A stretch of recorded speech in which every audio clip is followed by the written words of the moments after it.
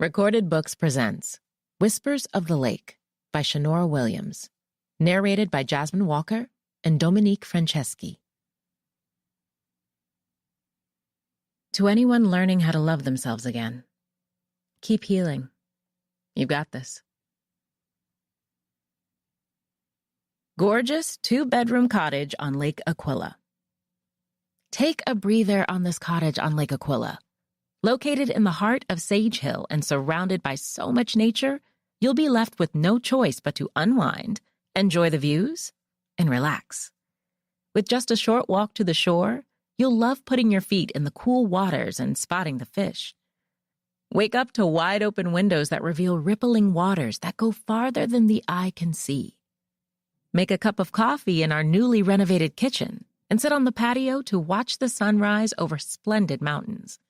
Take a hike on our trails to open up your mind, or use our speedboat for a quick ride across the lake.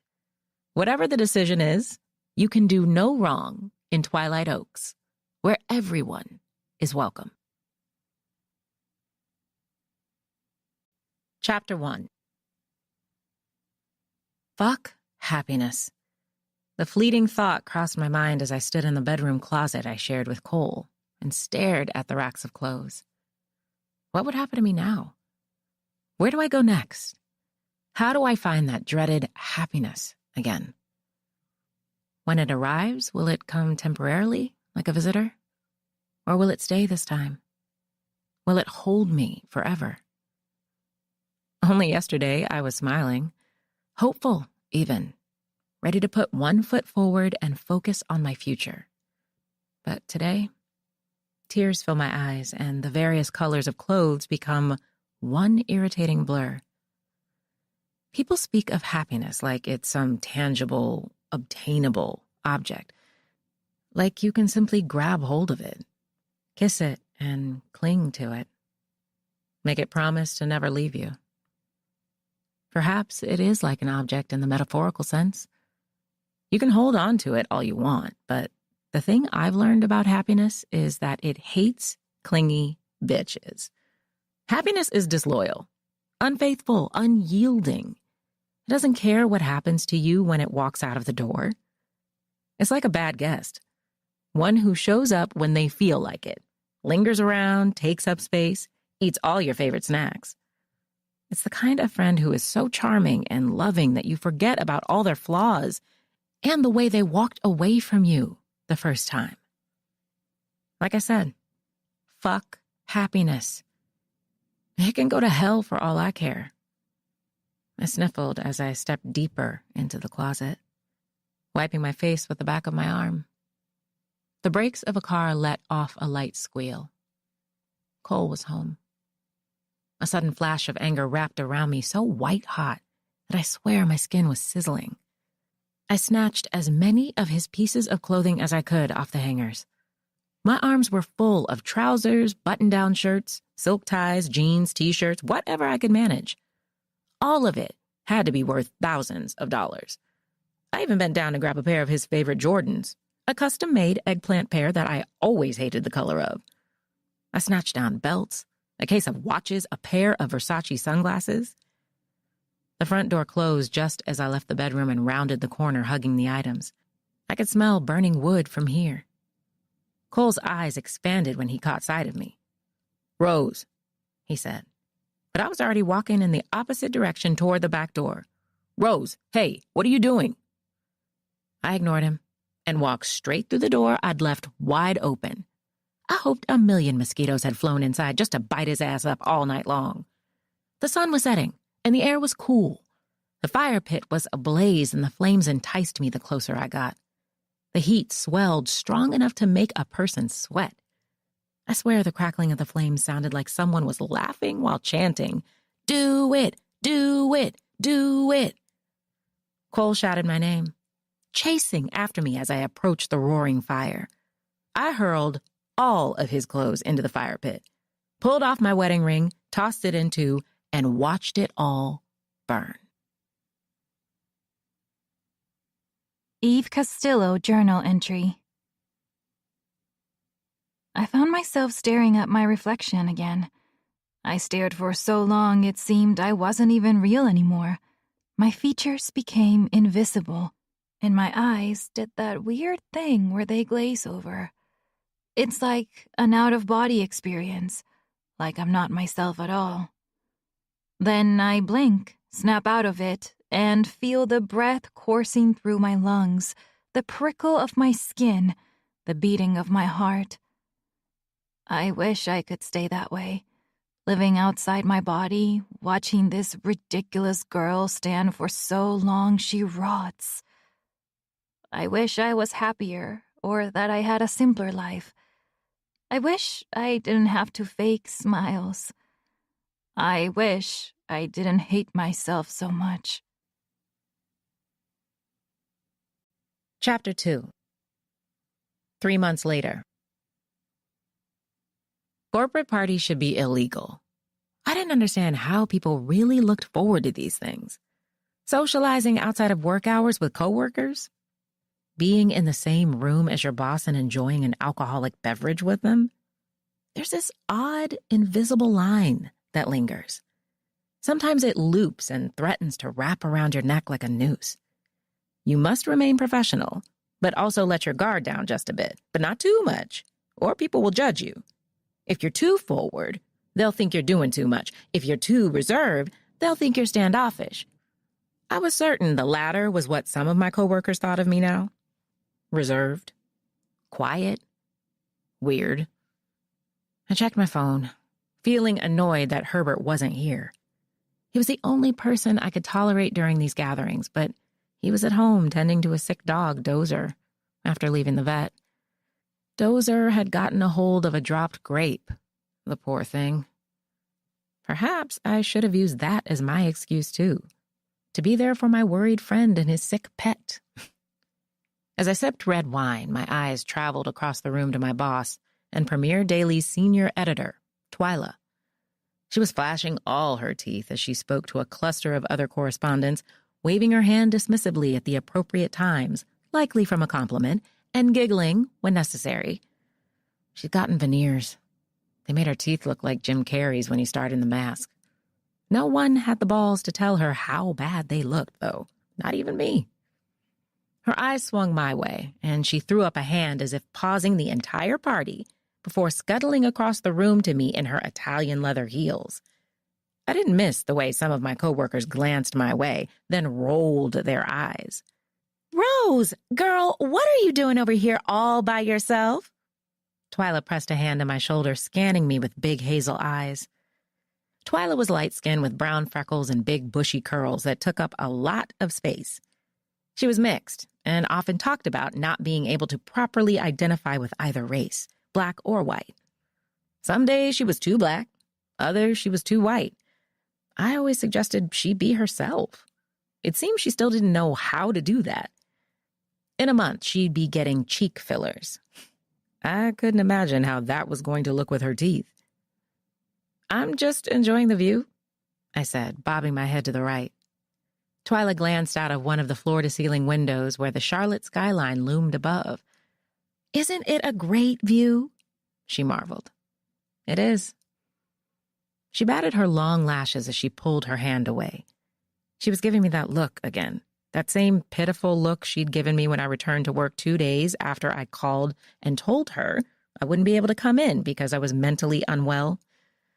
Somehow, probably because of Herbert, Twyla found out Cole had cheated.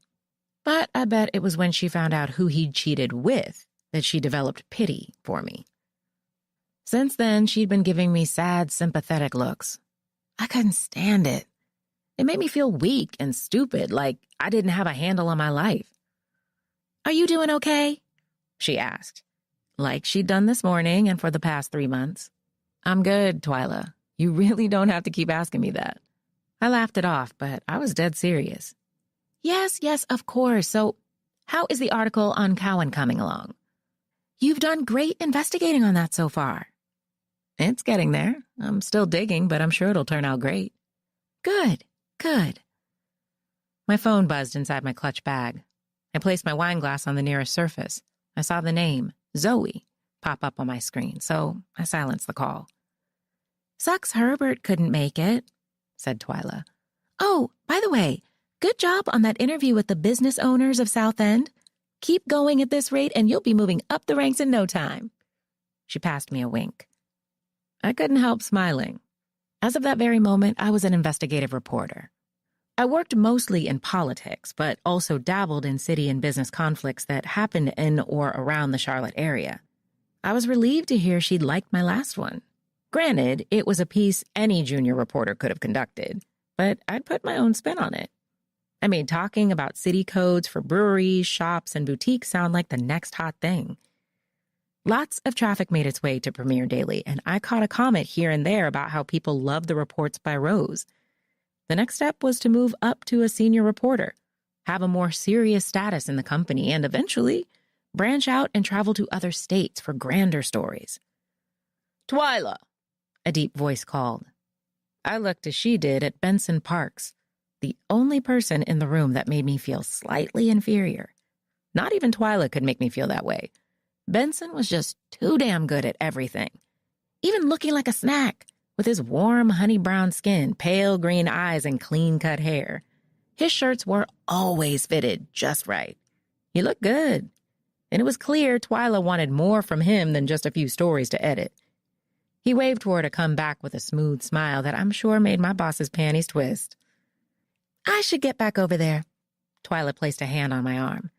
You know how the younger reporters get when they've had one too many. Benson was one of those younger reporters. I'd been reporting for 3 years more than he had, yet he was on the same level and vying for the same position I was. And they say misogyny is fading. Bullshit.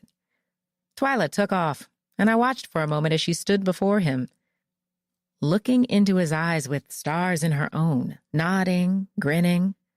My phone buzzed again. It was another call from Zoe.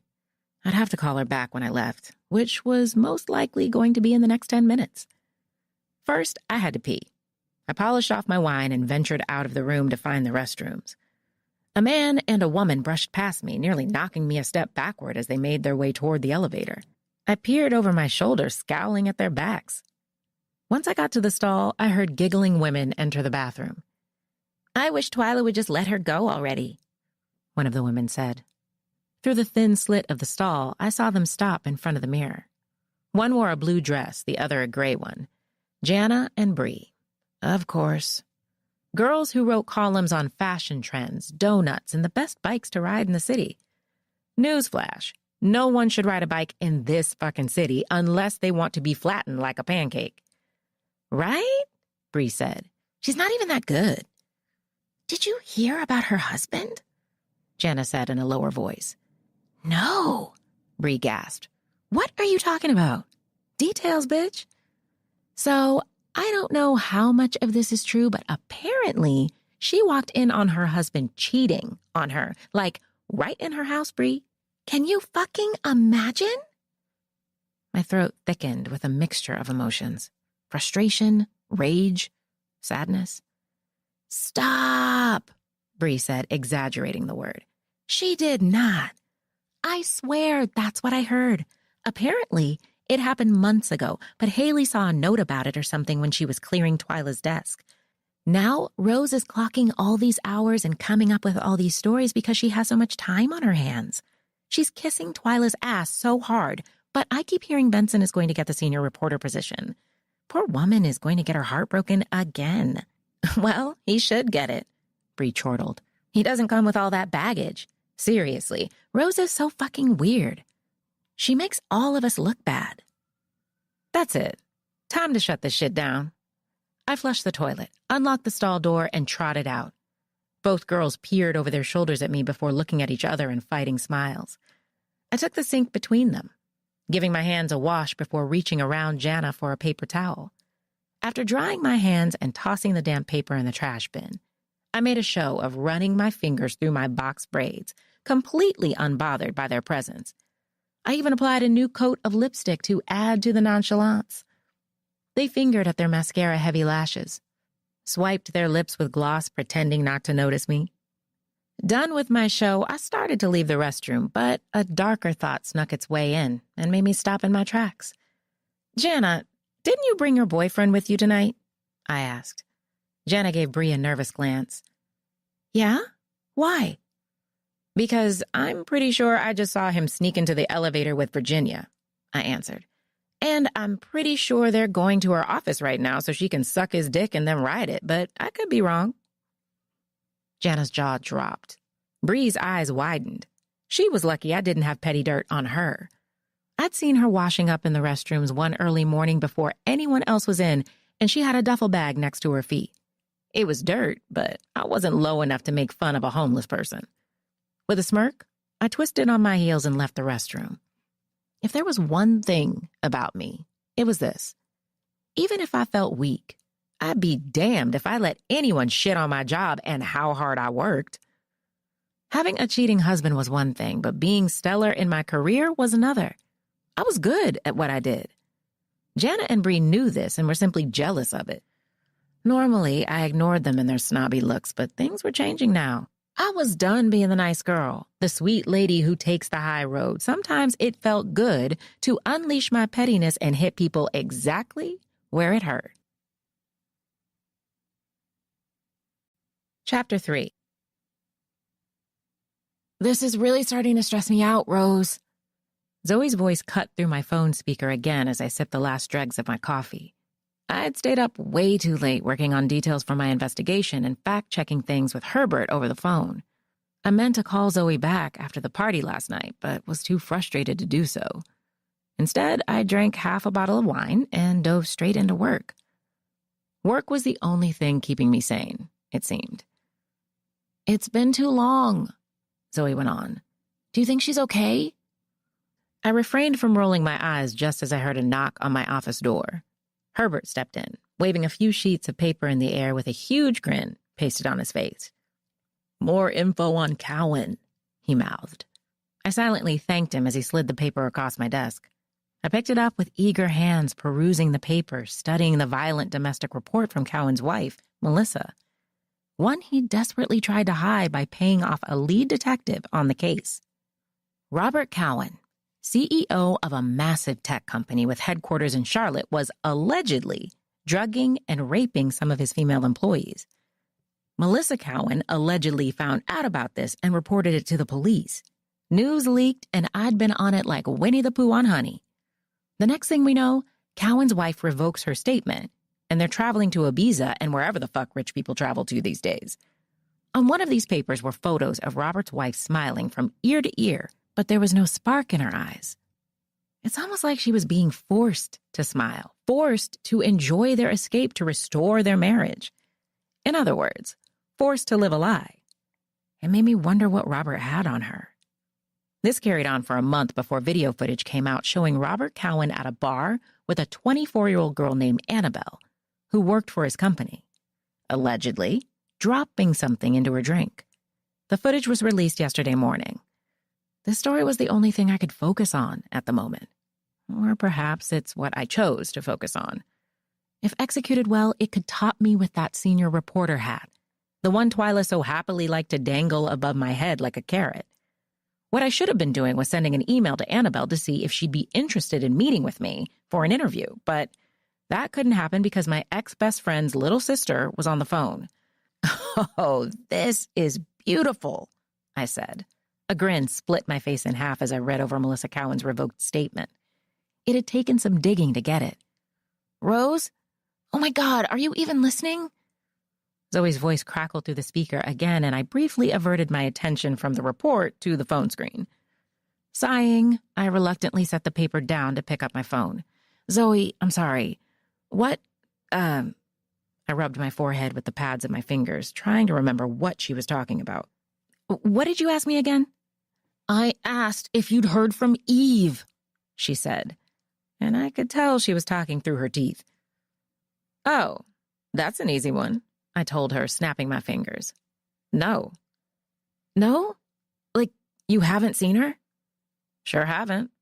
Well, when's the last time you talked to her?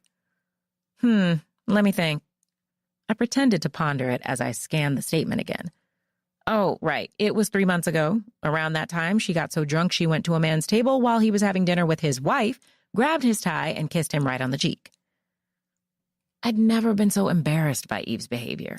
That said a lot because she did embarrassing stuff all the time, ever since we were 16 and the best of friends, actually. Now that we were 32, it still hadn't changed. I haven't heard from her in 3 days. Zoe ignored my statement. It's not like her to not answer my text or calls. She always calls me back if she misses one. Does she have some new boy toy you weren't aware of? I asked, inspecting my cuticles.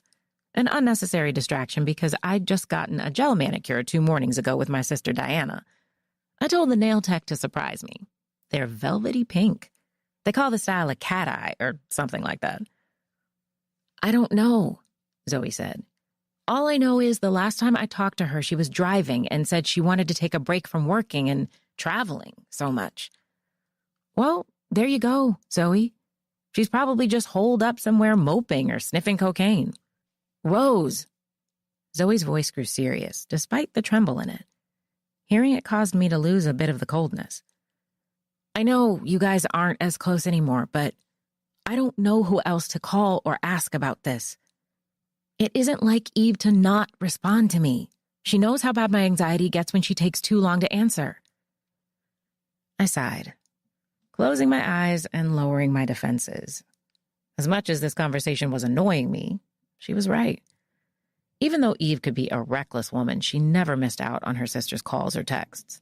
Zoe was all she had, the only family left. It was because of their parents that Zoe suffered bouts of anxiety and depression. Their parents were awful to them, and it wasn't until my dad, a social worker, intervened that their lives changed. They were immediately moved in with their grandmother. She and Zoe had been inseparable up until Zoe started college. Look, I'm sorry, Zoe, I murmured. I'll tell you what, I'll swing by Eve's place after work and see if she's around, okay? Zoe sniffled. Thank you, Rose. Yeah, don't mention it. I'll call you when I'm there. Okay. She sniffled again. Thanks. I have to go before I miss my next class, but please don't forget to call me. I won't, baby girl. Ew, Rose, I told you I hate that name. She laughed. I know. I smiled. Just want to hear you cheer up before letting you go. She giggled. Thanks. Talk later. As soon as the call was over, I drew in a deep breath and released it. Then I picked up my phone and scrolled through it until I found the name I hadn't tapped in months. Eve. I called, but it went straight to her voicemail. That in itself was unusual. Eve never turned her phone off, like, ever. She freaked out whenever she had to put her phone on airplane mode during a flight, which I always thought was dramatic, seeing as she was a travel vlogger, and since most airlines had free Wi-Fi. Airline Wi-Fi just doesn't hit the same, Rose, she said one time. So, what do you think? Herbert's head popped in through a gap in the door, a big smile on his face. It's crazy, right? I knew that motherfucker was guilty. He pushed the door open a bit and walked in, sitting in the chair on the other side of my desk. By the way, you look official up in here, sitting behind your big desk in your big comfy chair. I couldn't help laughing. You're moving up in the world, lady, he said. Well, I won't be moving up quick enough with Eve always doing something ridiculous. Oh, Lord, Herbert rolled his eyes. I swear that girl is always getting into hot water. He wasn't lying there. I stood and collected the statement as well as my laptop and a few folders. That was Zoe on the phone. I told her I'd check on Eve, see what's up with her. In the meantime, can you have Nico politely hack into Melissa Cowan's social media? I want to see if she might have DM'd some of her friends on there about her issues with Robert. Politely hack? Herbert busted out laughing. There is nothing polite about hacking a rich person's socials, and you know that's illegal, right? You probably shouldn't be saying that out loud. Well, it's a good thing Nico is good at covering his tracks, huh? I walked around the desk and wrapped one arm around his neck to give him an awkward sideways embrace. Call you when I'm home, and kiss Dozer for me. Eve Castillo journal entry. I woke up this morning feeling a little off. Like there's been a change, or that a change will come soon. That's the only way I can describe it. It doesn't feel good at all. There's this ache in my chest, like a thick knot is forming. When I swallow, it hurts. When I breathe, the pain intensifies. Some days I feel like I'm losing touch with reality. I do things and don't know why I do them. Rose says I need to see someone, that maybe something mental is at play and I need a diagnosis. I can't take meds like Zoe. I don't need them. If I take them, I'll be weak. Then who will Zoe look up to? God, it was so much easier when we lived with Abuela. I wish she was still here. I wish there was someone around who understood me the way she did. Chapter 4. Eve's car wasn't parked in the designated spot in front of her townhouse. I was currently parked there, staring at her front door. It was painted pale yellow with a wide glass arch at the top. Orchids were on either side of her small porch, wind chimes hanging from above. I sat for a moment, annoyed by the fact that I had to, once again, check on Eve to make sure she was okay. There was a reason I hadn't spoken to her in 3 months. Well, actually, there were many, but the primary one being that Eve was horribly irresponsible. She was also obnoxious, reckless, attention-seeking. For the longest time, I wanted to chalk her behavior up to her terrible childhood. Abuse from a parent is not okay. She required love, attention, affection. She never received that from her parents. Now she was out in this cruel world seeking love in all the wrong ways and places. For years, I tried being by her side, protecting her, loving her as a true friend should. But every single time she pushed my buttons until I'd simply had enough. There are friends you keep for life who feel similar to your heart. An organ you carry with you at all times. One you take care of and listen to. One who means so much to you. Then there are the friends who are like dead limbs. Sure, it'll hurt cutting the limb off, and yes, amputation will suck, but you'll find so much relief when you realize you don't have to carry such a heavy burden anymore. Eve was my dead limb. I dug through my purse and plucked out my keys. On one of the rings was a key to Eve's front door. She'd never asked for it back, which I found surprising because I'd asked for mine back immediately. Granted, I was no longer living in the house she had a key to by the time I asked, but it was the principle of the matter. As I killed the engine of my car, my phone buzzed in the cup holder. It was Cole calling. I ignored it, grabbing the door handle and climbing out. I knocked first, just in case Eve's car was in a shop getting repaired or something. I waited, noticing up close the dead plants on the porch, the empty hummingbird feeder. Strange. Eve always kept the feeder full. She loved the birds, the rapid flaps of their wings, their tiny chirps. She'd watch them from her living room window sometimes. When there was no answer, I stuck my key into the lock, twisted it, and walked in. Nothing was out of the ordinary. Eve's townhouse had 2 floors. On the first floor were the living room, kitchen, a bathroom, and laundry room. Upstairs, you'd find a landing and 2 bedrooms, one of which Zoe slept in when she was away from college. I walked along the hardwood floors, checking the dining table. A few pieces of mail were there, as well as a Victoria's Secret catalog. The living room was spotless. The kitchen, too. I checked upstairs in her bedroom. Her bed was neatly made, corners tucked, pillows fluffed. The desk in the corner had a laptop on top of it, as well as an old camera and a tripod. I stood next to the desk, searching for a planner of some sort. Eve was the type to buy planners, use them for 2 weeks max, then never use them again. There was one planner, but it was blank. Not even the dates were written in. I shifted my gaze to the laptop and flipped it open. A picture of Eve and Zoe was on the screen. The sisters looked very much alike. Deep, naturally tanned skin, voluminous curly auburn hair, pink lips that carried big smiles. Their heart-shaped faces, cat-like brown eyes, and button noses. The only thing that truly set their faces apart was Zoe's splatter of freckles on the apples of her cheeks and the bridge of her nose.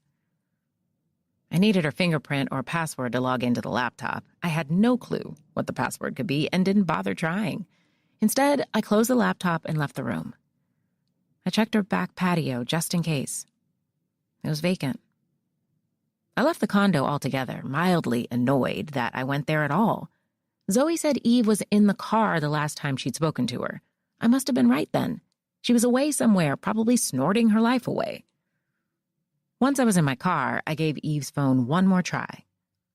When it went to voicemail, I left one.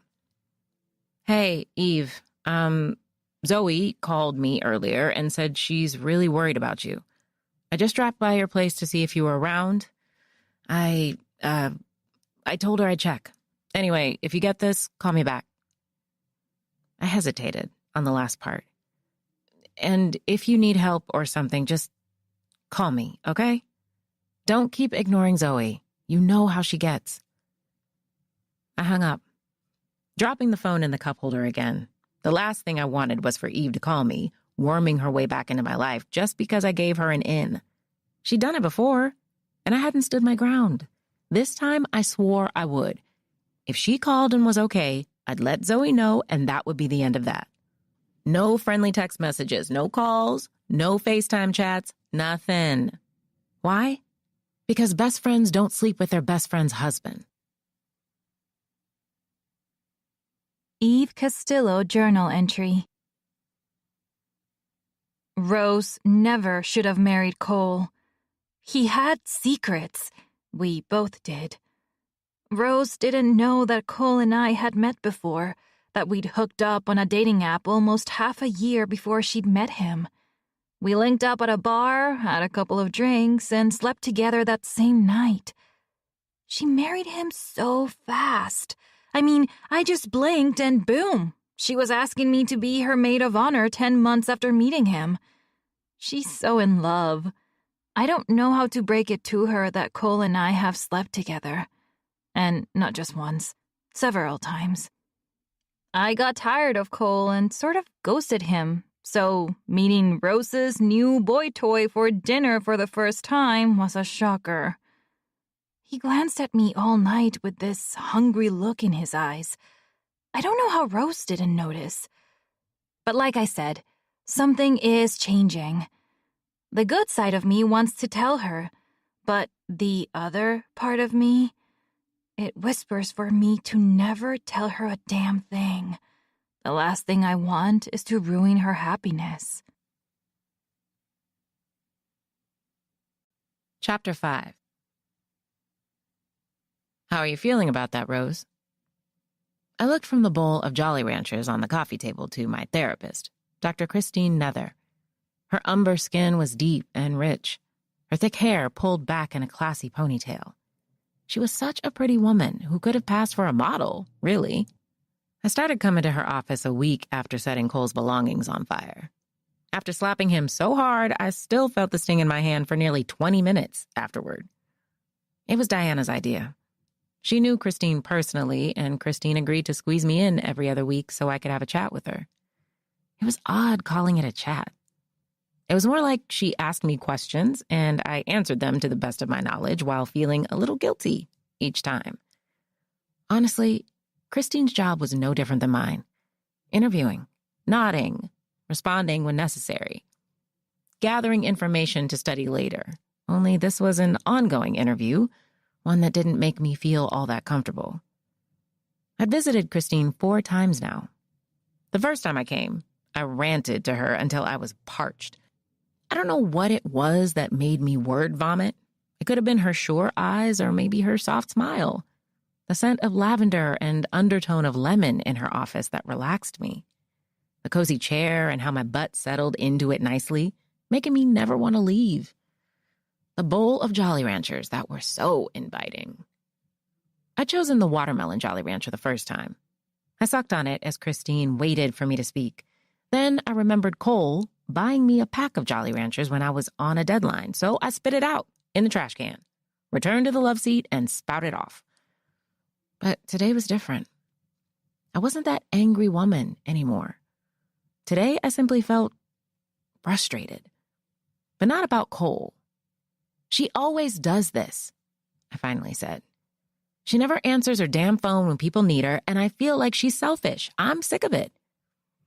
Have you considered that she might be tied up? Christine asked. Please, I scoffed. She always has her phone on her. Christine paused. If that's true, shouldn't that make you worried about her? Perhaps something has gone wrong. No, I don't care about her or what she's doing anymore. Christine didn't react, but she did stare at me like she was waiting for me to be honest with myself. I couldn't stand when she did that. The judging me without judging me thing. She was too good at her job. I don't care enough to figure it out, I said after a while. You know, Rose, she sighed, folding one leg over the other. It's hard to let friendships like the one you had with Eve go. It's okay to feel brokenhearted about that, too. You didn't just split apart from your husband. You also split from a long-term friend. That was a relationship you cultivated over many years. You don't simply stop caring about that person because they wronged you. I don't want to care, I told her, eyes burning. Great. The tears were on their way. I just don't get why I still bother checking on her or calling her or looking into anything she does when she practically ruined my life and any chance of happiness that I had. I get that. She paused. And you still haven't spoken to her since that night you caught her? No. She tried getting in touch with me for about a month, but I think she gave up when she realized I was never going to answer.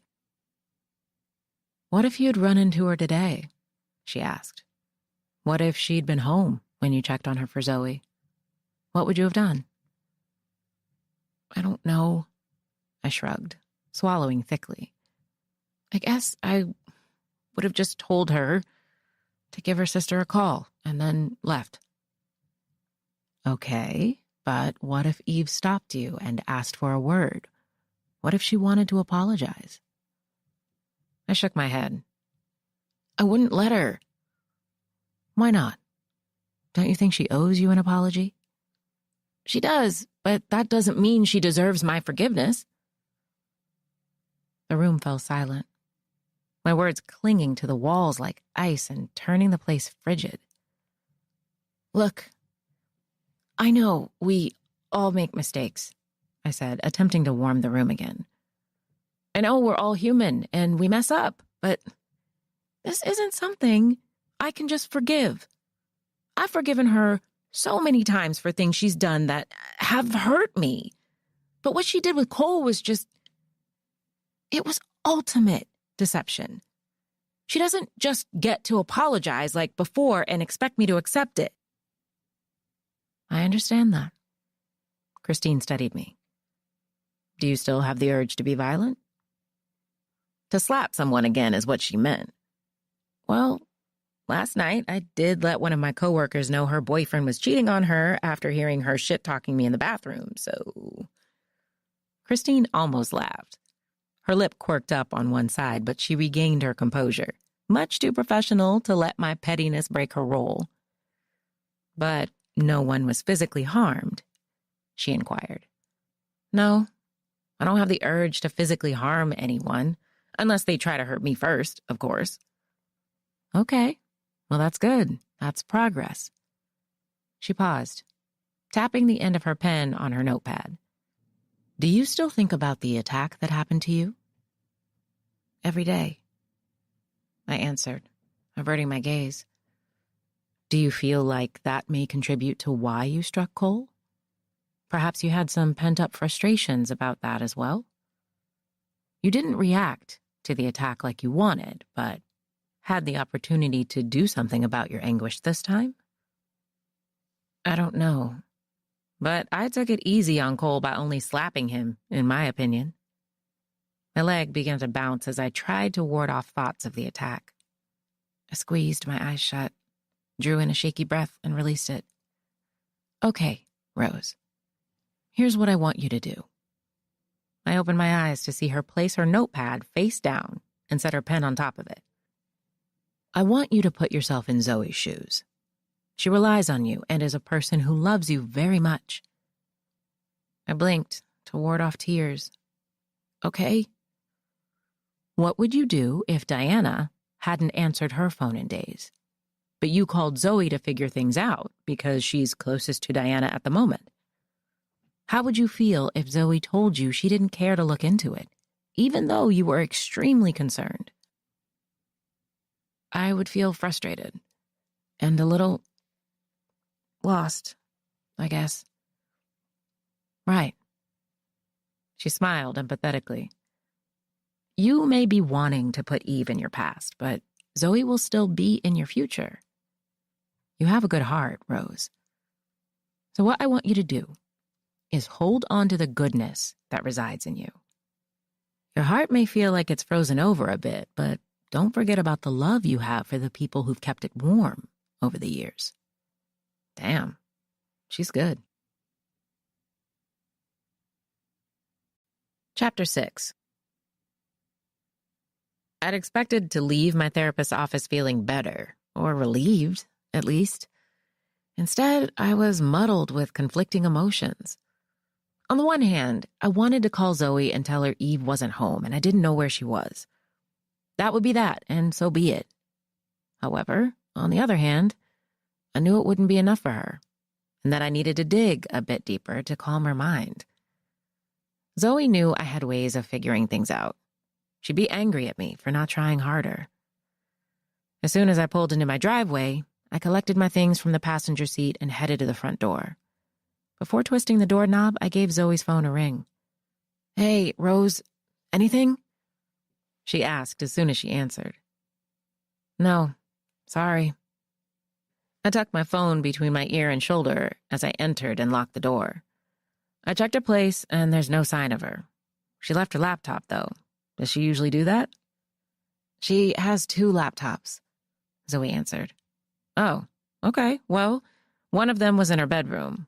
Other than that, it appears like what she told you. She's crashing somewhere else and taking some time for herself." Maybe. She was quiet a beat. It's not like her, Rose, you know? I know you guys are having your differences right now or whatever, but aren't you concerned too?" "Not really," I returned. "Eve does stuff like this all the time. It's not new, Zoe." She let out an exasperated sigh. "I feel like there's something going on between you and Eve that's much deeper than her kissing some stranger, and you aren't telling me." I set my purse down on the table, fighting the guilt swirling in my stomach. Why was I feeling guilty? I wasn't the one who committed the betrayal. Zoe had no idea what her sister had done with Cole, and Eve should have been glad I never told her. I don't know who else to turn to right now." Zoe's voice was thicker, on the verge of tears. There it was. The reason my guilt continued to manifest. I did still care about Eve. As much as I didn't want to accept it, Christine was right. Eve still felt important to me in some way. She'd been my best friend for 16 years. We'd experienced so much. I couldn't just write her off like she was nothing. My heart wasn't cold enough to do that. Not only that, but Zoe was like my little sister too. No matter what my status was with Eve, I would never neglect or abandon Zoe. She was one of the few people who kept my heart warm. She reminded me a lot of Diana, my baby sister, who often acted like the older sibling. "Well, if I hear anything, I'll let you know, okay?" I said. "Try not to worry yourself too much. I'm sure she's fine." Even I wasn't sure about that, but Zoe took the bait. "I'll try not to," she murmured. "I guess I'll go study now. Can I call you tomorrow if I still don't hear from her?" "Of course, Zoe. Call me anytime." "Okay. Thanks, Rose. I love you. Good night." "I love you too. Good night." When she hung up, I went to the kitchen, perusing the fridge for something to eat. I grabbed the leftover chicken salad and searched the pantry for crackers. As I did, there was a knock at my front door. I paused on opening the crackers, glancing at the sidelight windows. I could see the arm of someone's suit, the familiar shadow lingering behind them. With a burst of irritation, I walked to the door, unlocked it, and snatched it open to face Cole Howard, my cheating-ass husband.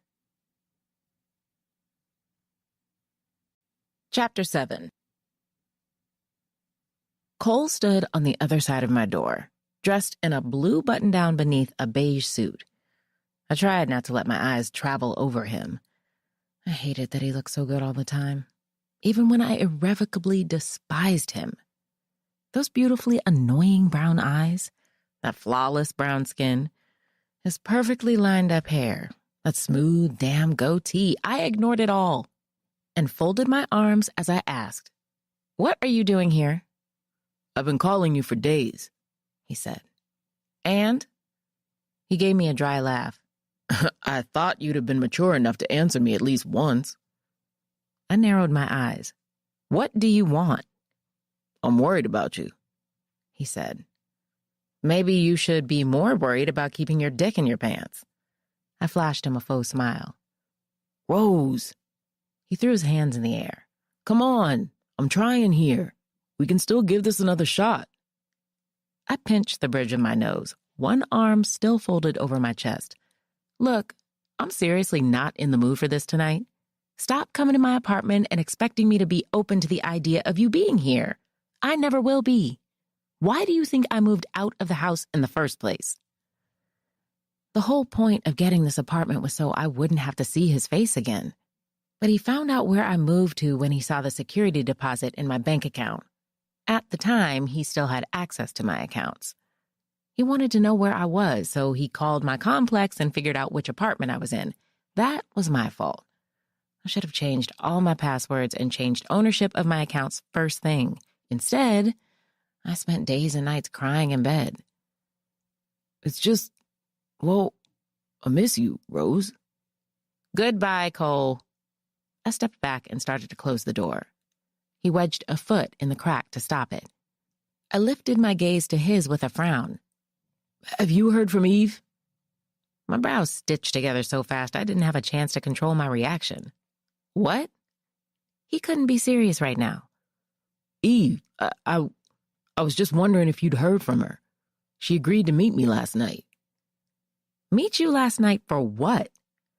"There's something I wanted to talk to her about. Just wanted to apologize for everything. But the main reason was so I could ask her if she knew any ways I could win you back. She knows you best, so I just figured, get the fuck away from my door, Cole." I couldn't stand here and listen to any more of his bullshit. He truly was an asshole. "But Rose, get away from my door, Cole." He flinched and had the nerve to look flabbergasted. Perhaps he was. I hardly ever raised my voice. I also didn't burn people's clothes and then slap the shit out of them before walking away. Yet here we were. This man brought a lot of ugly out of me. I swallowed my rage, closed my eyes to fight the burn, counted to 10 in my head like Christine suggested when I felt a violent urge coming, then sighed as I opened them again. "I don't need you trying to win me back," I told him in the calmest voice I could muster. "We are done. The divorce papers were sent to you weeks ago. I don't want this to get ugly, so please, just get off my doorstep, sign the damn papers, and leave me alone. I am never taking you back." He opened his mouth like he was going to speak. Before he could, I shut the door in his face and locked it. I stepped back far enough to see his shadow near one of the side windows. He lingered for a while, then sighed. After a few seconds, his shadow moved. Footsteps sounded, and he was gone. Fighting back tears, I returned to the kitchen and grabbed my leftover dinner. After pouring a glass of wine and taking a large gulp, I sat at the dining table and reached for my laptop. I needed to focus on this article and turn it into Twyla, but for the life of me, I couldn't concentrate. Not only because of Cole's random appearance, but also because of what he'd said about Eve. Why were they still in touch with each other? What made him think she had any power to salvage our marriage? If anything, this made their situation appear worse. For all I knew, they were still sleeping together. They were both idiots. I wanted to say that to Eve's face. I wanted to say that and a hell of a lot more, but I would never be able to arrange that if she didn't answer her damn phone. I ran my fingers over my forehead to smooth the frown lines before picking up my own phone.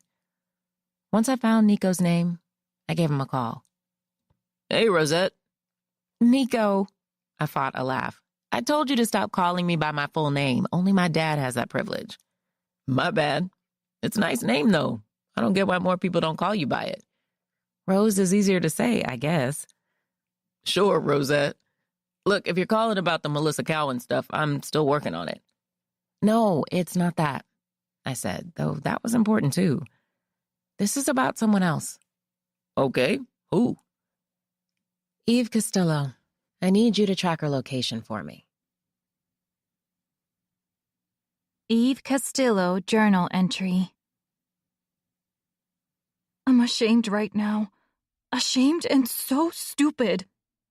I bought a peach cobbler, vanilla ice cream, and a bottle of wine. It's Wednesday, and Rose and I always meet for our movie nights and girl time on Wednesday.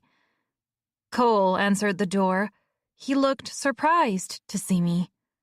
Rose is working late with Herbert, he'd said. She is? For some reason, my heart dropped. Did she text me this? I checked my phone, and sure enough, there was a text in there from Rose 20-ish minutes ago. I must have missed it while I was shopping for the food and wine. Oh my Godfrey, I feel so stupid. Cole flashed me a smile, and I tried not to react to it. Even though I'd ghosted him, I couldn't deny that Cole was attractive.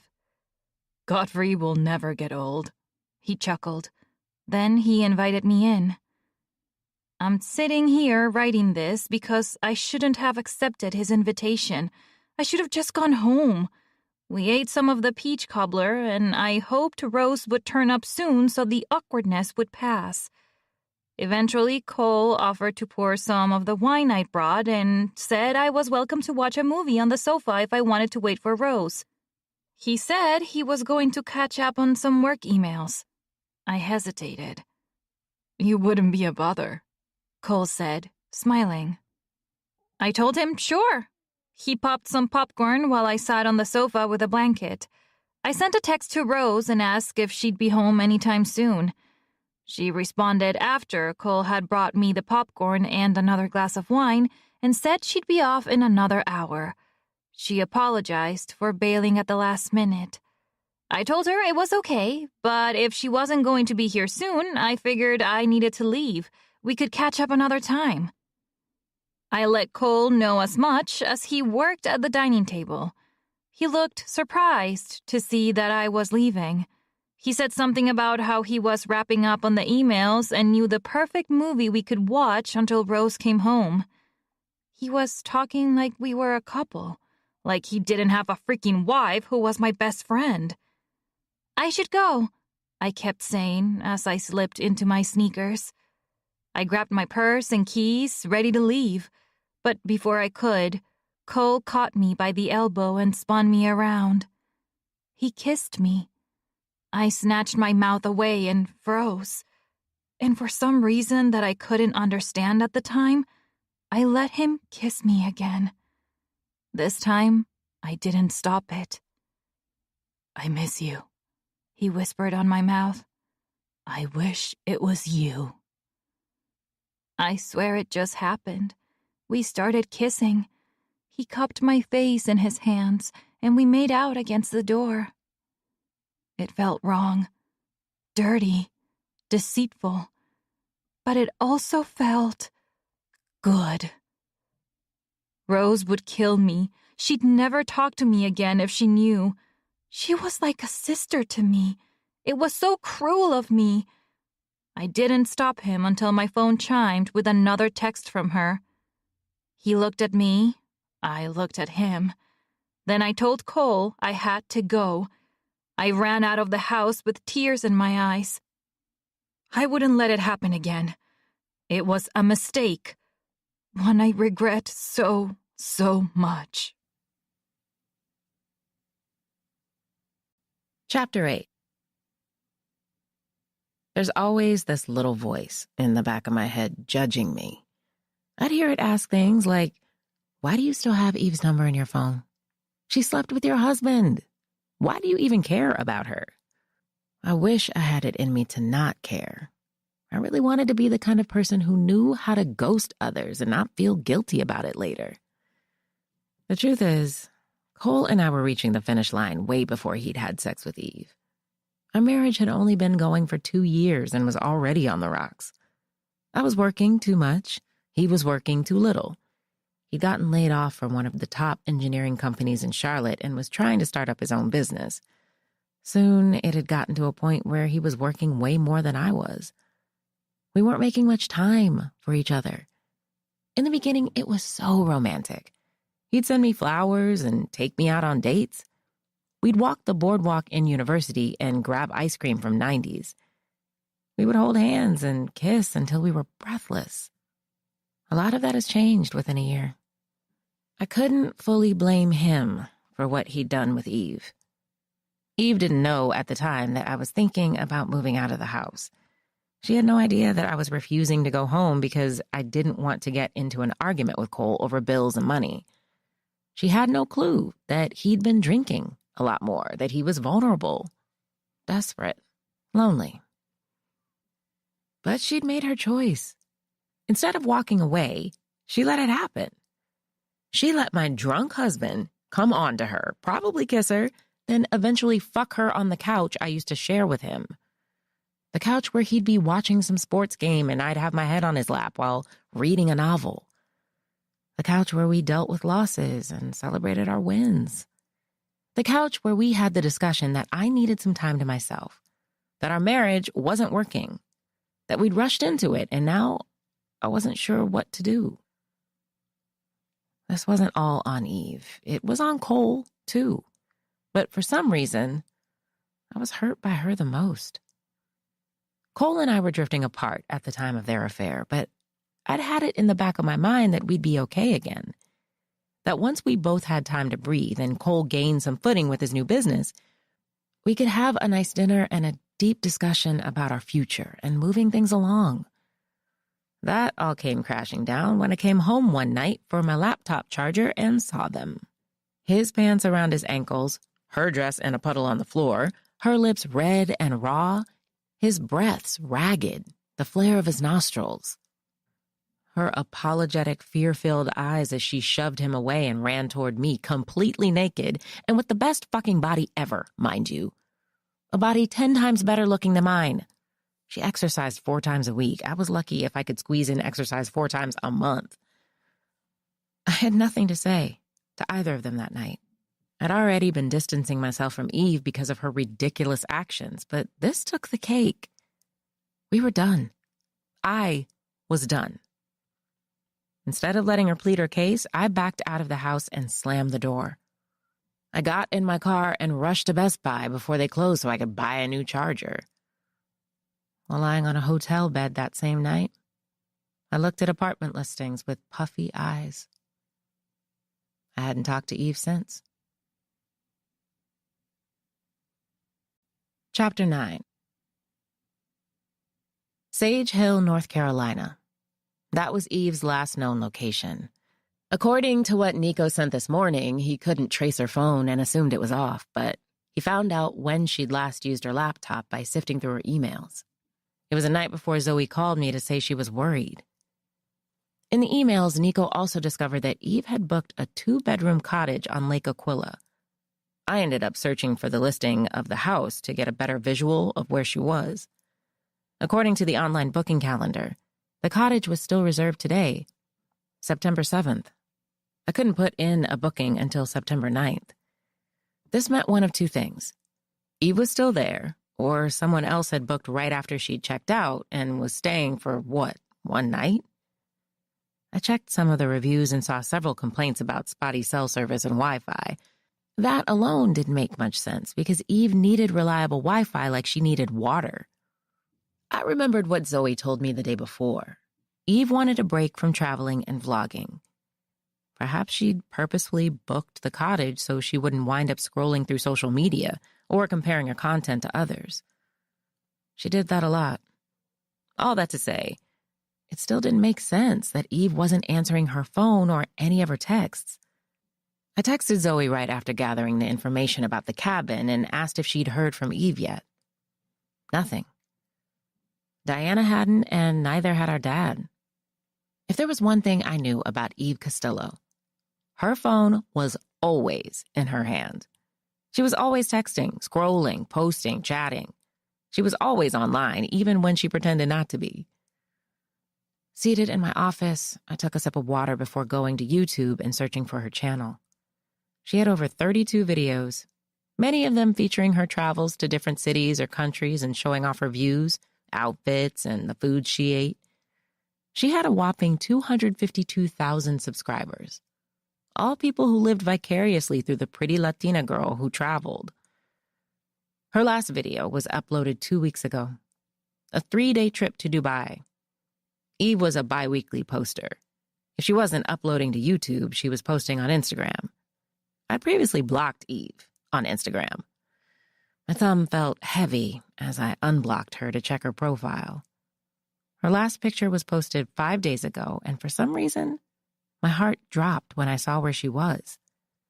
She was standing in front of the cottage from the listing, clearly on a dock, with a home in the distance at the top of a hill, its gold lights glowing behind her like halos.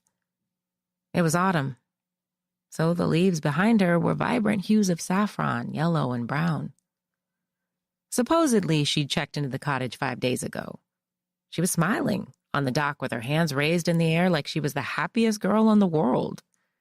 It annoyed me for a split second, thinking about how she might have been holed up in that marvelous home, ignoring everyone and doing God knows what. The annoyance passed the more I thought about who my ex-best friend truly was. I came to the solid conclusion that Eve was a woman who talked too much, shared too much, and wanted too much. A person like that doesn't just ignore the rest of the world. They don't shy away from attention, they embrace it. Eve may have been on a getaway to disconnect, but she would still be vocal about it somewhere. I went back to the listing and searched for the owner's number. When I found it, I typed it into my phone's keypad. As I brought the phone to my ear, I glanced out the window of my office that revealed the hallway and spotted Herbert, walking with 2 cups of coffee in hand. The phone rang as he set my cup down on the desk. "Thank you," I mouthed. "You know I got you." He mouthed back. Then he disappeared again. I took a sip of the coffee that was still warm and creamy. The ringing on the phone was replaced by a deep voice. "This is Alex," a man said. "Oh, hi, Alex. Alex Reed, right?" He hesitated before saying, "Yes." "Great. I was just calling about your listing for the gorgeous 2-bedroom lakefront cottage in Sage Hill." I read each word from the listing carefully. "All right. You interested in booking or what?" "Okay, rude asshole." "If so, you know you can just book online," he added sarcastically. "Yes, I'm well aware." I returned, clinging to politeness. "I was actually calling to see if you have someone staying in the cottage right now who goes by the name of Eve. Her last name is Costello." The line went dead silent. So quiet, I thought he'd hung up. "Hello?" I pulled the phone from my ear to check the screen. The digits were still ticking away as the call rolled on. "Mr. Reed?" "I don't know anyone by that name." "Oh, okay. I believe she booked your rental a few days ago, but I can't share our tenants' information with strangers over the phone. Look, I have to go. All of the info you need about the place can be found online." He hung up before I could squeeze another word in. "The hell?" I muttered. Right. So this Alex Reed was a stickler. I clicked on the profile link for Alex on the bottom of the listing page, and he only had 1 property under his name. And it was that cottage Eve booked. How would he not know her name if her stay was that fresh? Call it the investigator in me, but that feeling in my gut was heavier now. Sure, I could have been overreacting. For all I knew, Eve was doing all this just so I would talk to her again. She was pretending to run off and be sad, ignoring her own sister just so I'd reach out to her. She'd done something like this before. After an argument, she performed a disappearing act just to see if we cared enough to come looking for her. A part of me wanted to let it go. Eve would come back. She'd call Zoe. She'd tell her that she broke her phone or accidentally dropped it in the damn lake while trying to take a selfie. Whatever the case was, I was sure she was fine. She was fine. But that little voice in the back of my mind whispered otherwise. She can use her laptop to reach out to Zoe. Nope, spotty Wi-Fi, I thought. She could drive somewhere else to find service and check on her sister if she needs to. Not if she's high, I thought. Worst case scenario, she can bail on the trip and drive back home. Not if something happened to her. I drummed my fingers on the desk, telling myself over and over again she was fine. Just being Eve, reckless, inconsiderate, selfish Eve. Eventually, I couldn't lie to myself anymore. My coffee was cold by the time I looked up how many hours it'd take to drive to Sage Hill, along with more information on the small town. Then I booked a stay for Alex Reed's next available date, 2 days from now. Chapter 10. Concentrating at the office was futile. Too many thoughts about Eve. I had a piece to write, and I couldn't do that if my mind constantly resorted to what-ifs and maybes about her. I decided to go to a coffee shop and soak up the scent of ground coffee beans and baked pastries. After ordering an iced coffee with extra caramel, I found a corner, cracked my laptop open, and dove in. I was on a roll for a while, until I heard the door of the shop open with a chime. Quickly, I glanced up, but did a double take when I saw a familiar face. My fingers paused as I spotted Lincoln Fowler walking to the counter. His voice was gravelly and deep as he placed an order. He wore a white tank shirt and jeans. His short, dark hair appeared damp, like he'd recently showered. He'd shaved since I last saw him. The baby face didn't make him look innocent, though. He looked more like a sex offender. There was a tattoo on his forearm with the name Eve. He waited in the pickup area, scrolling through his phone with his back to me. I was glad he didn't bother looking around. I never particularly liked chatting with him. I stared at his tattoo a moment before flicking my gaze up to his face again. He now had his phone to his ear, with a scowl. I could hear him say, "I'm getting pissed off. Fucking call me back already." Then he slipped the phone into his pocket. The barista called his name. He snatched up his drink and slipped out of the shop. Confusion wrapped around me.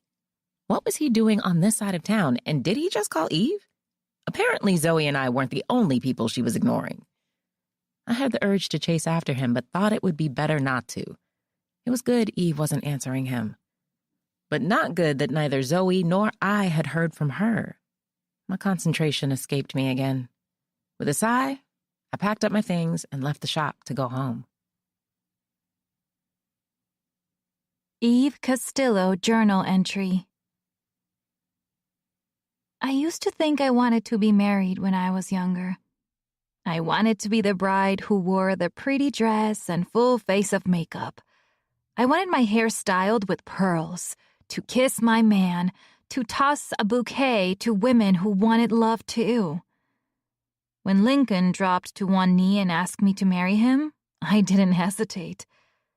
It didn't matter that he had a temper, that he was always checking my location, that he grabbed me too hard or shouted when he was upset.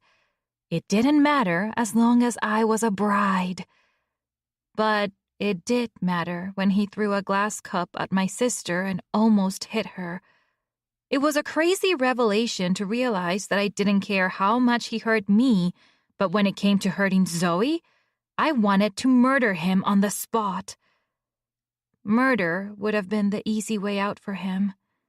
Instead, I called off the engagement, packed my shit, and left. There were two things Lincoln hated, being embarrassed and being alone. Perhaps the latter is why I'd stuck with him for so long, because I hated the loneliness too. I'm proud to say I haven't looked back. Is it bad that I miss him, though? I think about him every day. I try to distract myself, but nothing works. I even saw him eating at our favorite Chinese restaurant with some girl after we split up and found myself getting jealous. But I remembered Zoe. Her safety will always come first. Violence had been in our lives before, and it ruined me. I'd be damned if I allowed it in again to ruin her. Chapter 11. I don't understand why I even care. I stared at my reflection with an exasperated sigh, pulling my box braids into a bun. I picked up the tweezers and started plucking at my brows next. Pausing for a moment, I studied my features. The rich brown skin and light brown eyes. My small nose and full lips that I'd gotten from my mother. My lash extensions that I loved refilling every couple of weeks because they made me feel prettier and more feminine. I wondered what it was about me that Cole didn't think was enough. Of course, I wasn't the sexiest woman on earth, but I was still attractive. I didn't have a killer body, but I kept track of my calorie intake and hardly ever overindulged. I had nice D-cup breasts and full hips. A great butt, bigger than Eve's, for sure. So what was it that steered Cole away completely? I didn't think I had a horrible attitude. I was a generally nice person. Well, until you got on my bad side. I compromised with Cole all the time. I gave him what he needed whenever he needed it. Sure, our marriage was on the rocks, but I never rejected him. I never told him I was too tired or acted like he wasn't enough for me. He was enough. Until he wasn't. Sighing, I went back to plucking my brows before filling them in with my eyebrow pencil. As much as I hated to admit it, I thought about Eve every day. I couldn't help but wonder how she's holding up. If she cared all that much about what she did, if she regretted it at all. I think about how carefree she can be sometimes, and I envy that. I wish I was someone who didn't care, who let things roll off my back and proceeded to the next best thing. The sad part is that ever since the situation with Cole and Eve, I couldn't sleep properly at night anymore. Usually, I caught a maximum of 5 hours of sleep, and the rest was interrupted. I'd dream about the slap, the fire, the look of pure shock on his face. Sometimes I'd wake up sweating, panting, holding my chest. I would take melatonin, drink tea, even smoke CBD, all of which were temporary aids. All of this didn't help because I continued to wake every night, and my mind would go back to that vision of Cole and Eve in the living room. I couldn't stop seeing the shock written all over his face and the panic in Eve's eyes. And it could have been my mind playing tricks on me, but I didn't see any regret in Cole's eyes. All I saw was complete and utter shock, like he hated that he'd been caught in the act. I left the bathroom and started the coffee maker. As the pot filled, I peered out the kitchen window. The sun was rising, presenting me with a new day. And I was about to waste it searching for a betrayer of the worst kind. After pouring a cup, I added creamer, collected my things, and left the apartment. Once I'd typed in the address for the cottage on Aquila Lake in Sage Hill, I sent up a prayer and asked God to give me patience and strength. I was going to need it if I found Eve wandering around that lake house high off her ass. Eve Castillo journal entry. I try not to do drugs all the time. I mean, I smoke weed almost every night, but only because it helps me fall asleep. If I don't smoke, I lie in bed thinking about Ma and Pa. I think about how they used to lock me in the closet for hours, how they wouldn't feed me and Zoe for a whole day as punishment. Or worse, how Pa slapped me if I made a simple mistake, like spilling milk, literally, or having a stain on my clothes when I came home from school. Zoe thinks that made me OCD. I hate messes. I keep all of my things organized. I can't stand a cup on the counter or a sink full of dishes. It needs to be taken care of immediately, or I'll lose my mind. Trauma does that to a person, I guess. As far as snorting coke and stuff, it's sporadic. I started doing it more with Lincoln. We'd go to his apartment, do a few lines, drink, then fuck. I swear it was the best sex of my life. Sometimes when I travel, I take a Xanax. It keeps me calm. But I'm not a druggie. Rose would say that I am, but that's because she's Miss Perfect. Nothing affects her. I'm not an addict, and I think that counts for something. There are people in the world who have succumbed to their bad drug habits. I haven't. That's what sets me apart from the rest. I may be a little fucked up in the head, but no one would ever know it. I'm good at pretending, good at pleasing. I've had to be since I was a child. Why would I change that now? Chapter 12. I don't get why you're even bothering with this. Diana's voice filled my car as I put on the turn signal. I was 30 minutes away from Sage Hill. It was a 2.5-hour drive in total. Twyla wasn't pleased to hear that I was leaving. The story about Robert Cowan was huge and they needed a final piece for publication, stat. I told her I'd have it completed and ready to turn in by deadline. Since it was my turn to stay at the quaint cottage, it probably meant Eve was no longer there. However, she hadn't returned home either. I went back to Eve's place last night and her car still wasn't in the designated spot. Plus her townhome was vacant. I know, but Zoe is stressed out and her stress is stressing me out, I said. All right, tongue twister, Diana laughed. I mean, you said it yourself, Rose. Eve is spontaneous. Honestly, sis, I'm surprised your friendship with her lasted as long as it did. Yeah, me too, I muttered. Diana was the only person I could turn to about my issue with Eve and Cole. How's Daddy? He's good. Want to talk to him? Please, I said. There was some rustling, then my daddy's voice filled the car. Rosette, hey. His voice was deep but friendly. Daddy was always fun, even when her mom died. It had been 18 years since my mother passed away in a fire. As tragic as it was, my father kept his chin up and his eyes bright. I recall him grieving deeply for about 4 days before finally pulling himself together. To this day, I don't know how he did it. Perhaps it was taking a toll on him now, bottling all that emotion in for so long. Arthritis was eating away at different parts of his body. Sciatica was destroying his back. He had to retire from social work because his body couldn't handle the physical demands of the job anymore. Now, he gives piano lessons and makes pretty decent money from it. Hi, Daddy. How you holding up? I asked. Better than ever now that Diana done made her good chicken, he chuckled. It better not be fried chicken, I playfully scolded. Uh-oh. I couldn't help laughing as he did. Daddy, I told you to watch what you eat now. More greens, fruits, veggies. That's what the doctor said. I know, but one leg won't hurt. I guess not. Sounds like you're driving. You traveling for another story? You could say that. I glanced at the rearview mirror. It was midday. The sun was starting to set. The closer I got to Sage Hill, the more my ears began to clog from the elevation. I flexed my jaw to make them pop. What's this I hear about Eve not answering her phone? He asked. It's probably nothing. Just Eve being Eve. How so? She's not answering our calls or texts. Me and Zoe have been trying to get in touch with her for a few days. You sure she's okay?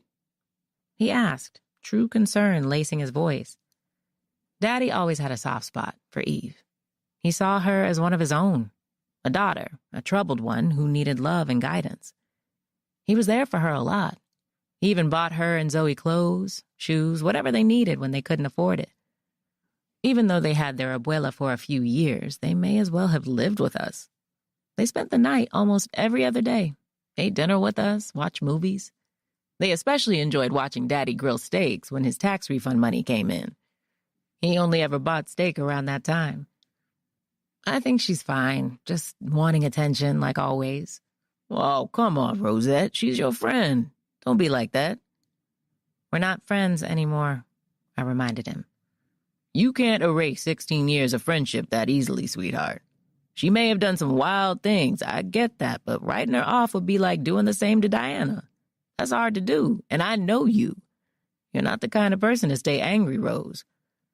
You'll find it in your heart to forgive her for whatever she did, but you can't do that if she ain't okay. I know, I murmured. I'll let you know when I talk to her. A siren blared and my eyes shifted to the rearview mirror again. Blue and red lights sparked behind me and my heart dropped a notch. Seriously? I muttered. What happened? Daddy inquired. It's nothing. I'll call you guys later, okay? Okay, drive safe, he said. I will. I love you. I pulled the car to the side of the road. The cop parked behind me and I sighed, shutting off my engine.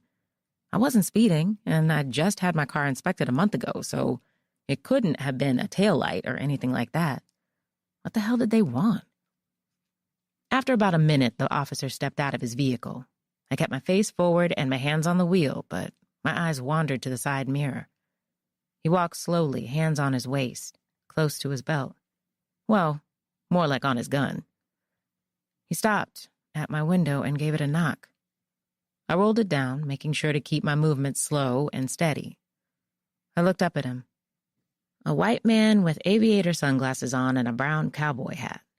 His mustache was thick and seemed to cover his whole upper lip. His uniform was tan.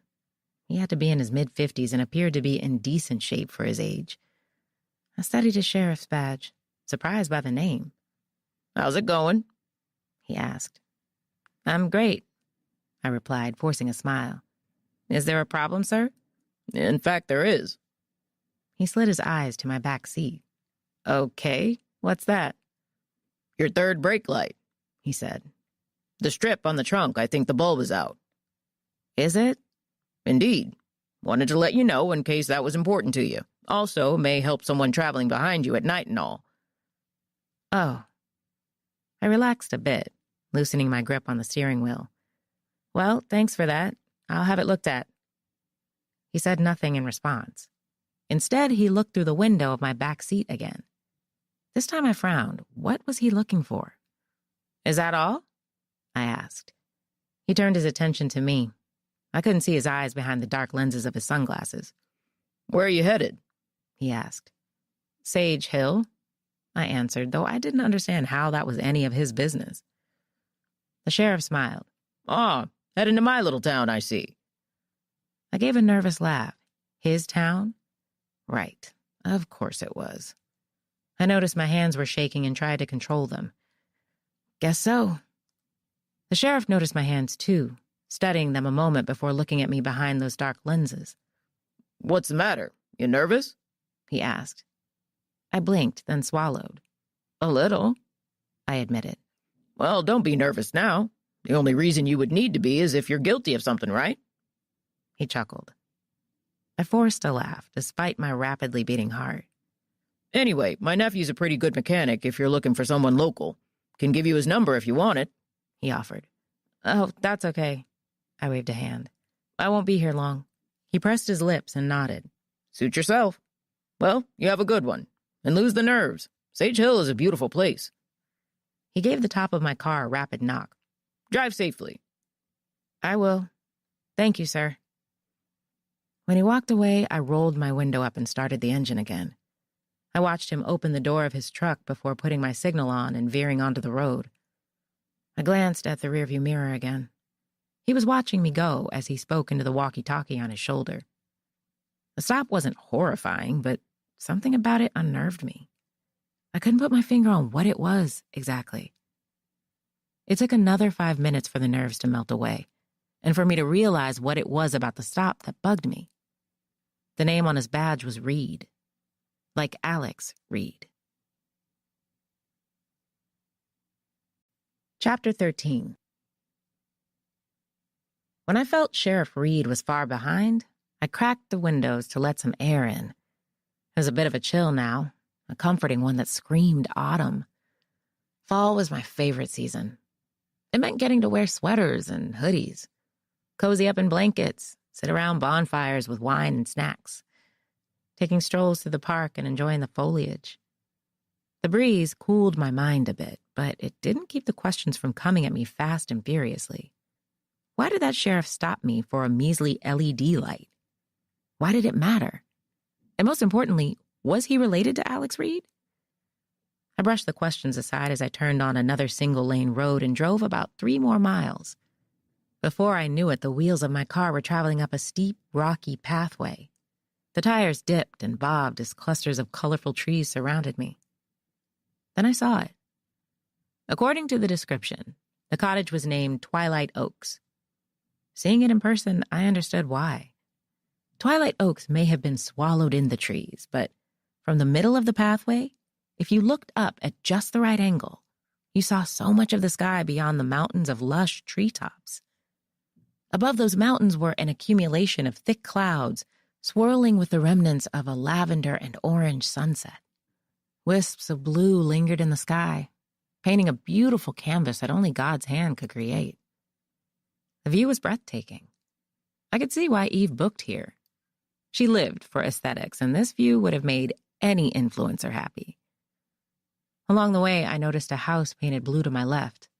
It was deeper within the trees, sconces glowing gold on the porch. As I drove by, I spotted a person standing on the left-hand side looking in my direction. I was going too fast to take in the detail of them, but it was good to know there were neighbors around. Once parked, I climbed out of the car and opened the back door to collect my overnight bag. The air smelled earthy and sweet at the same time, like a mixture of maple syrup and briny water. I focused on the cottage again while shutting the door. Up close, I could tell its age, at least 40 years old with some recent renovations. The gray paint and white shutters looked like new additions. One part of the house, the face of it, was made of stone. The wood porch and stoop glistened as if it had recently been rinsed off. Not a splinter or crack in sight. Planted flowers were surrounded by dark mulch, and a footpath led to the back of the house. Alex Reed certainly took care of his home. The front of the house had trees hovering in every direction like parents cradling a baby. They towered so high, I had to tip my head back to see the tops of them. At the door, I typed in the provided code from my confirmation email on the lock and gained access. The interior was cozy. Suede sofas, wooden walls, a stone fireplace. Throw blankets and a basket in the corner. The kitchen had wooden countertops, a butcher block island, and stainless steel pots and pans hanging from a built-in shelf above the island. The age of the house revealed itself again as I walked deeper into the house, hearing the creaking and moaning fill the silence. Setting my things down near the four-top table, I soaked in all the details before venturing toward the rooms. The smaller room had a full-size bed and TV. One window to the right of the bed with the curtains parted. The master bedroom is simple. Kind of tight, but tolerable for someone planning a short stay. The king-size bed was too big for the room. On either side of the bed, nightstands were wedged in the corners and topped with lamps. Random paintings of lakes were attached to the wall, all looking like they'd been picked from a thrift shop. A sliding door was in the room. I pushed the curtain aside, and it revealed a cluster of tree trunks. In between the trunks, I spotted dark, rippling water. Right. Now to look for signs of Eve. I checked the closet. Empty. The bathroom was spotless. Nothing but a bottle of hand soap and complimentary shampoo.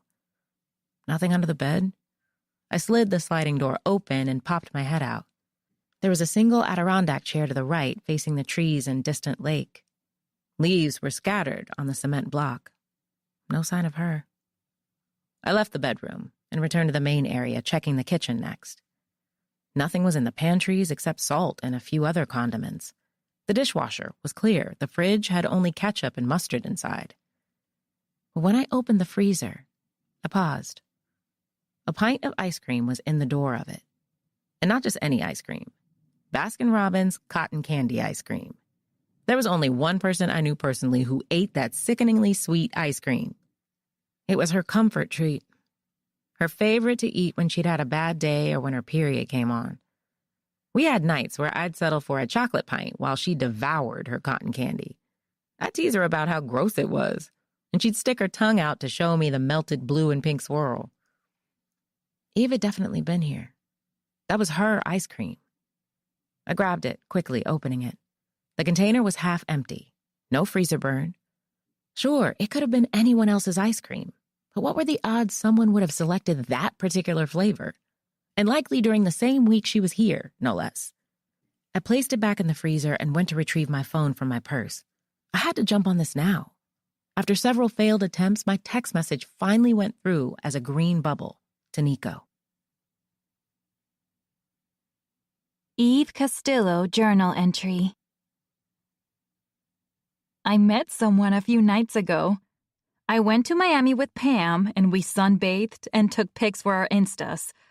Pam is kind of annoying, but she has a big following and a lot of connections, so I deal with her.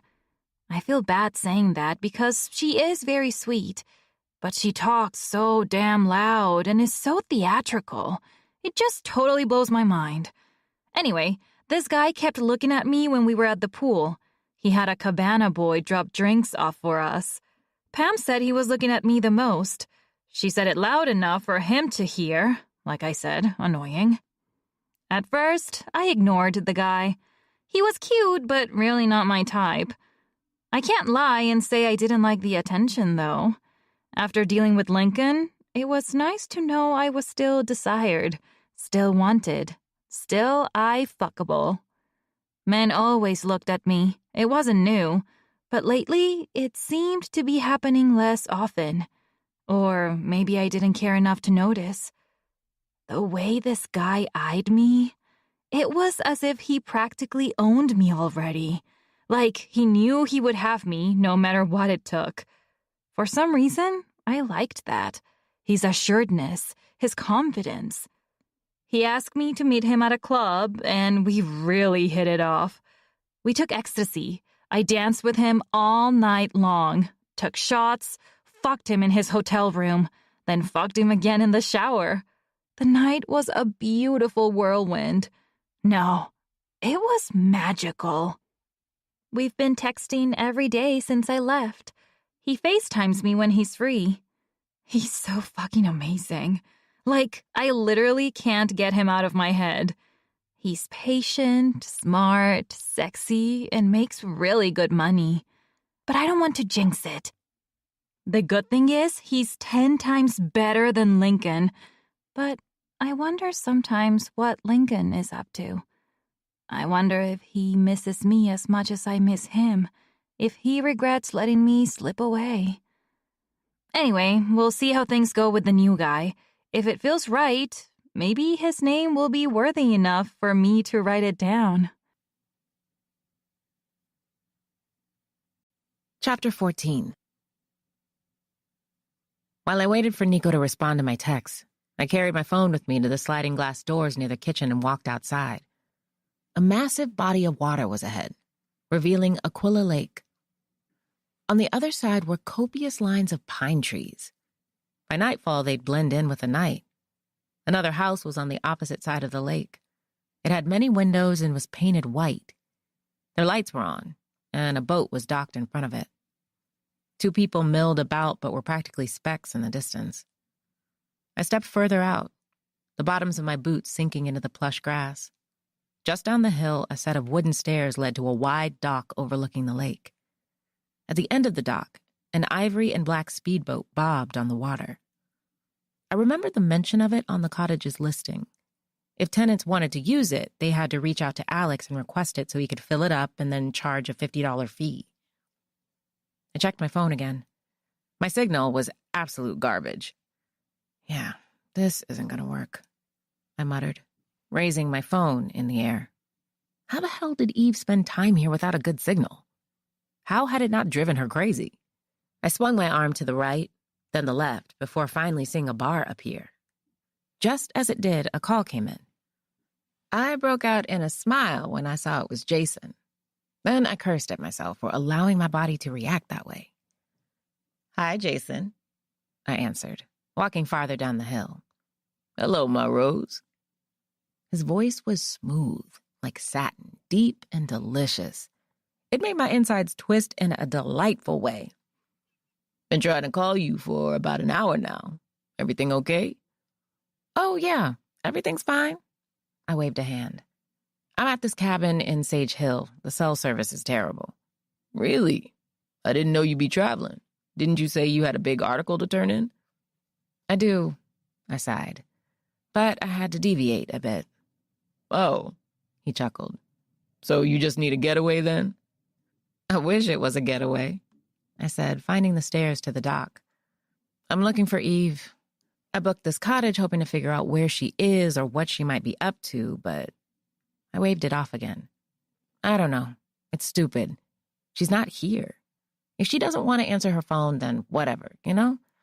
I shouldn't be putting so much effort into finding a grown woman. Yeah, he said before going quiet. For a second, I thought I'd turned him away with my mini rant. But that's not like you. Forgetting about your friends. That isn't the Rose I know. You've only known me for a couple of months. I laughed, feeling heat coil in my belly. I cleared my throat, forcing my body to rinse the feeling away. The last time I felt like this was when I met Cole. Now look at us. They've been an amazing couple of months, though, Jason said. What can I say? I laughed again. I was hoping to see you today. Sit at the end of your couch and rub your feet while you bang out some words on your keyboard. Maybe even bang you afterwards. I threw my head back to laugh. Smooth, Jason, real smooth. You know me. I caged my bottom lip between my teeth, studying the lake. I was going to spend the next 2 nights here, alone. If Eve wasn't here, there was no point in staying in Twilight Oaks by myself. Plenty of space, lots of counters, a plush bed, and it would probably help to be in a quiet place to get my article written up. Why don't you join me? I suggested, my heart beating faster. Sage Hill is only 2 hours away. There's lots of room in the place I'm renting. I'm having some groceries delivered. I let the sentence fall short, waiting to see what he'd say. That was the thing with Jason. We weren't supposed to get too serious. We'd agreed early on that sex was the focus. It would be the thing we sought each other out for to scratch that itch. He'd just gotten out of a toxic relationship a year prior and, well, we knew my situation. Committing to anyone else was not in the cards for us at the moment. However, a cozy cottage on a lake, just the 2 of us, sounded extremely romantic. Like, next level romantic. I wouldn't have blamed him for making an excuse. But to my surprise, he said, Sure. Shoot me the address. Once again, I grinned as I felt that naughty tug in my belly. Chapter 15. I met Jason Daniels on a rainy night in his bar called The Drop. I decided to do a casual piece for my boss on the best places to stop for a drink while in Charlotte, and his bar was number 3 on the list. That night, he served me the best cocktails to taste test. I didn't miss the way his eyes connected with mine as he poured the liquor, or the way he licked his bottom lip and held my gaze as he mixed everything together. The way he teased and joked, shooting his game, was flattering. That same night, he led me to his office to conduct the interview in a quieter space. Before I knew it, my knees were parted and he was between my thighs, his tongue colliding with mine, and my fingers threading through his dreads. I like to blame it on the drinks, but truth of the matter is, I wanted him. Pure and simple. Jason was unlike any man I'd ever met. He could be greedy, but not selfish. Dominant, but never overdid it. He made my toes curl the first time we had sex in an uptown hotel, and things hadn't been the same since. To put it simply, being separated from a cheating husband wasn't so intolerable with a snack like Jason around. How we acted in that hotel the first night was exactly how we were now. My ass planted on the dining table, panties removed, his boxers lowered so he could bury himself deeper inside me. As soon as I swung the door open when he arrived, he cupped my face in his large hands and kissed me. Passionately. Thoroughly. And with our lips still locked, he shut the door and picked me up to place me on the dining table. I mentally apologized to Alex Reed and any other person who had to eat at that table because we didn't care about the mess we made or what might get broken in the process. Damn, I missed you. Jason breathed in the crook of my neck. We panted raggedly, both of us having reached our peak. I smiled, unsure what to say to that. If I expressed how much I missed him, that would take things a step further. I did miss him, but saying it out loud was risky considering how fragile my trust was. Not that I didn't trust Jason in a sense. He seemed like an honest man, In fact, the first night we slept together, we'd lain naked under the sheets afterward, discussing personal tidbits about our lives. When my emotions had gotten the best of me, I had told him about my separation and how I'd found my husband cheating on me with my best friend in our house. Then I got on the topic of losing my mom when I was 14 because of a fire, and that's what truly bonded us. The loss of our mothers. He'd lost his mom in 2009 to cancer. When he pulled himself free and stepped back, I climbed off the table and picked my panties and leggings up from the floor. "So, are you going to stay both nights or just tonight?" I asked, side-eyeing him. "Just tonight." He slipped into his boxers as I tugged my panties up. "Wish I could stick around both nights, but the bar needs me. Big corporate party tomorrow. They rented out the whole place and I have to make sure they don't destroy my shit." I laughed. I get that. He smiled down at me with those warm brown almond eyes. His hair was freshly tapered at the edges, his dreadlocks bound in 2 strands with rubber bands on the ends. His skin was light brown, the hair above his lips lined precisely. Curling a muscled arm around me, he reeled me close and kissed me. I kissed him back, moaning softly. "I should shower," I said when our lips parted. "Can I join?" I laughed behind the next kiss. "If you want." Our mouths drifted apart, but his hovered above mine. He smirked. "I'll let you have a moment," he murmured. "I'll make us something to eat while you shower. That cool?" "I would love that." I stood on my toes and kissed him once more before pulling away and going for my bag. I didn't order much, though, just a few things. "All good." He pulled his basketball shorts on. "I'll work with what you got." I drifted around the corner as he made his way to the kitchen, digging through the groceries still bagged on the counter. Still shirtless. Damn, that man was fine. Once I was in the bathroom, I took everything I needed out of my toiletry pack. I was grateful for the clean folded towels on the rack built into the wall. As I stuffed my braids into a shower cap, I stood in front of the mirror and my eyes shifted up. I hadn't realized it before, but there was a rectangular window just above the shower. I twisted back around, not liking that at all. I hated bathrooms with windows. Not that anyone could see through a window that high or with opaque glass unless they were 10 or 11 feet tall, but still, it was a principle. Ignoring it, I undressed and stood beneath the stream. As the minutes passed, I kept thinking about the ice cream in the freezer. Where was Eve now? Had she returned to Charlotte? Was she staying at some other friend's house that I didn't know? Or was she with Cole? Had he been lying about not seeing her? That could have been a possibility. Cole could have stopped by and pretended to be concerned about her whereabouts so I wouldn't figure out they were together. No, that was stupid. She wouldn't go that low. Would she? Something slammed into the glass above the shower. I screamed, clutching myself as if that would save me from whatever was trying to break in. "Rose?" Jason's deep, concerned voice carried all the way to the bathroom. He barged in, peering around with wide eyes. "What happened?" he asked. "I think something hit the window." My voice shook as I pointed up. Suds clung to my chest and water poured over my shoulder. "The window, you sure?" he asked, a frown taking hold of his features. "Yes! It sounded like someone hit it or threw something at it. Shit, I need to get out." I turned around and rinsed the suds away. Hold on, let me see what it is." Jason left before I could speak again. I swallowed hard, shutting off the shower and reaching for a towel on the rack. I wrapped the towel around my body and left the bedroom to get to the living room. The front door was cracked open, so I stuffed my feet into my shoes and walked out. It was pitch black outside now. Minus the porch lights and solar lights planted into the ground to reveal a trail to the cottage, there was hardly any visibility. Just trees, darkness, noisy cicadas, and croaking frogs. "Jason?" I called out. "Over here." I followed his voice to the right side of the cottage and spotted him and the rectangular window belonging to the bathroom illuminated with light. A sconce attached to the house was pitched next to the window with insects swarming around it. Something dark was flapping around at Jason's feet. "What is that?" I asked. "A bat," he said, frowning down at it. "That's what hit the window?" I breathed a sigh of relief as Jason stepped back. Yeah, looks like it.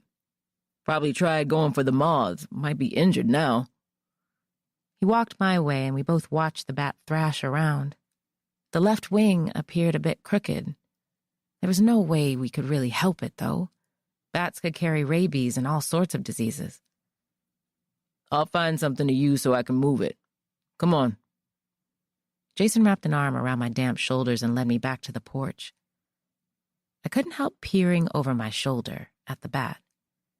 The way it thrashed, squeaked, begging for help, begging for more out of life. Just like Eve, the voice in the back of my head whispered. Eve Castillo journal entry. I'm feeling too emotional today. For some reason, I can't stop thinking about a situation that happened when I was younger. I ran away from Abuela's and went straight to Rose's house. I burst into her room and had a panic attack out of nowhere. It was the first of many to come. She asked me what was wrong, what had happened, but I couldn't give her an explanation. I remember feeling so overwhelmed. Something had triggered me. After calming down, I realized what it was. That morning, Abuela told me my mom was being let out of prison early. When she told me over breakfast, I shrugged it off and told myself I didn't care. But I think I glossed over my emotions. I swallowed it down and pretended it didn't matter. The truth is that throughout the whole school day, I kept picturing my mom showing up to the building and dragging me out of the classroom by my hair right in front of my peers. I pictured her yelling at me, berating me, slapping me, mocking me, blaming me for her problems. Then I wondered if my dad would get out too. Would he find me? Punch me in the stomach again? Lock me in a room? Force me to get into the trunk of a car? Starve me for hours? That's all I could wonder when I got home after school. As I thought about it all, I only wanted to be comforted by Rose. I wanted to hear from her that I would be okay. Then I wanted to hear from Rose's dad, Ben, that they would never hurt me again. My parents lost custody of me and Zoe. They couldn't just show up and take us away, and if they did show their face, the police would be called.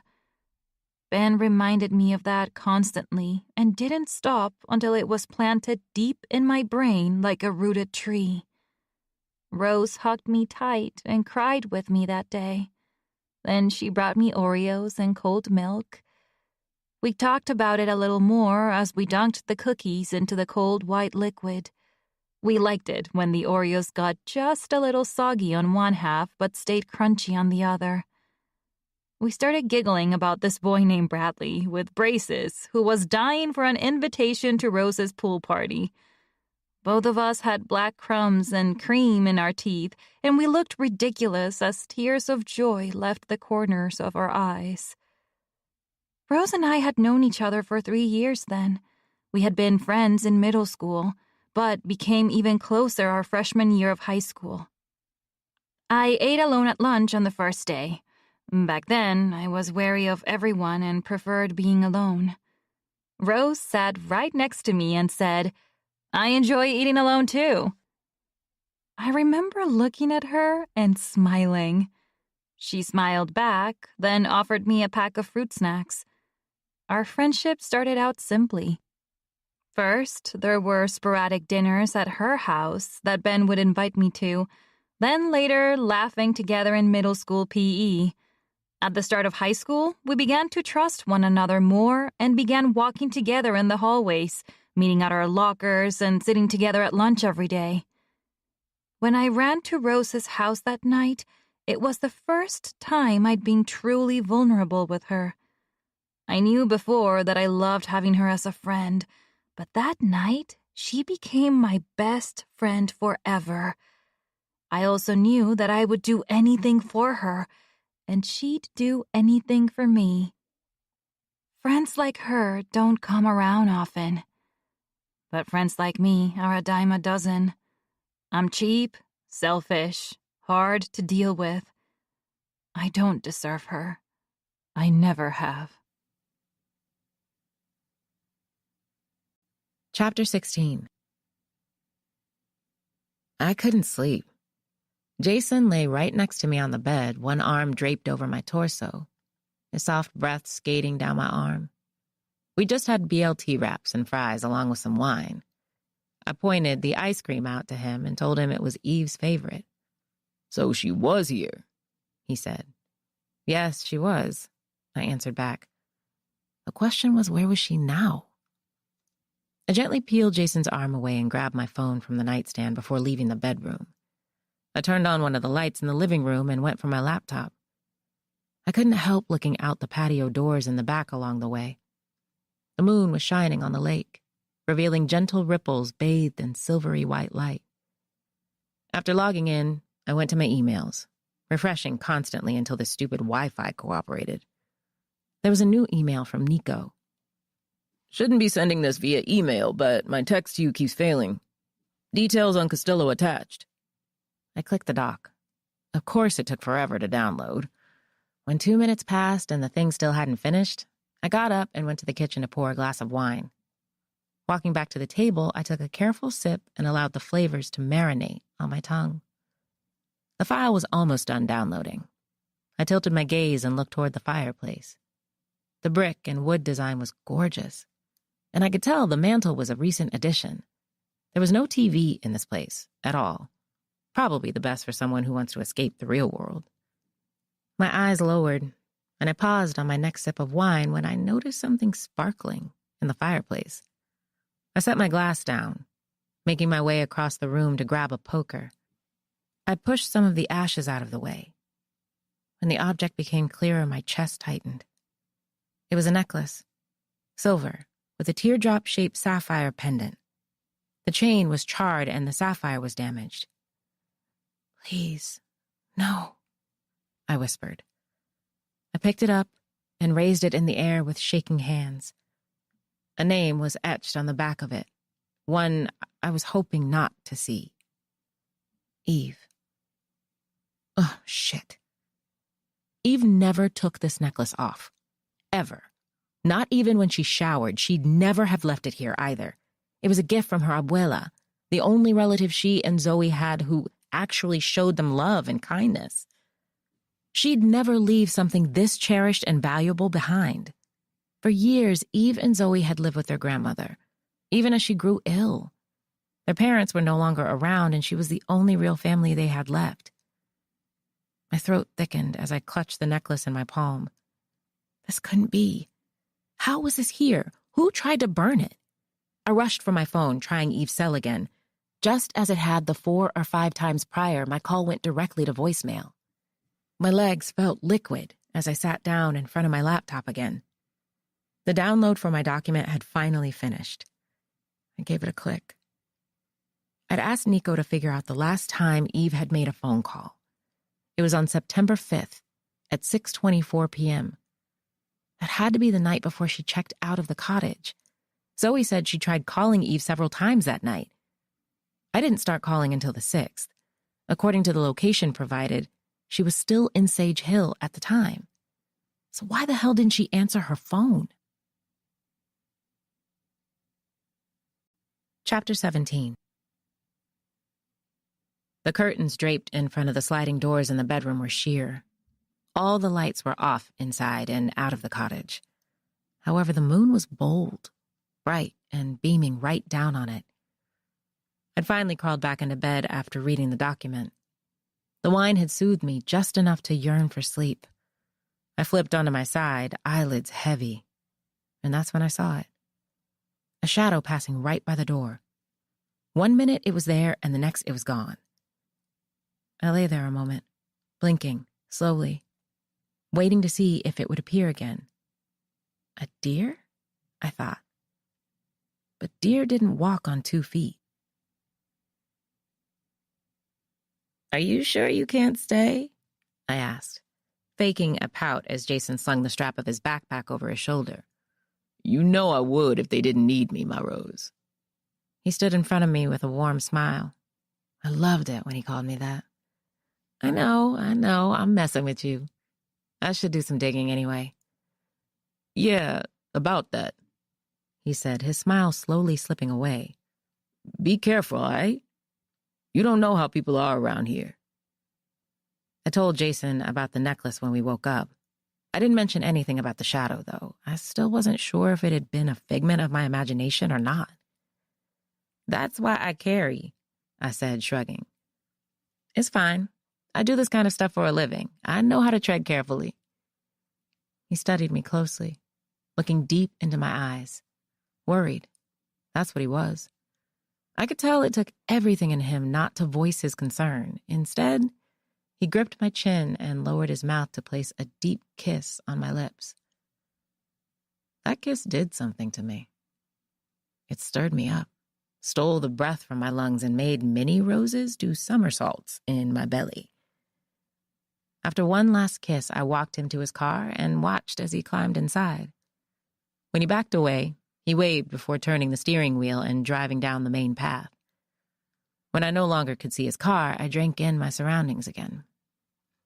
I listened to the wind ruffle the trees and the soft trickling of the lake in the distance.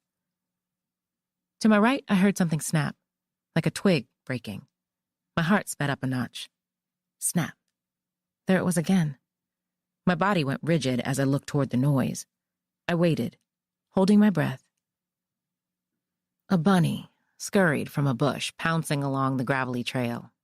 Good Lord, Rose. I huffed a laugh, relief sinking in. Get it together. I shook the creeps away and headed inside again to collect my purse and keys.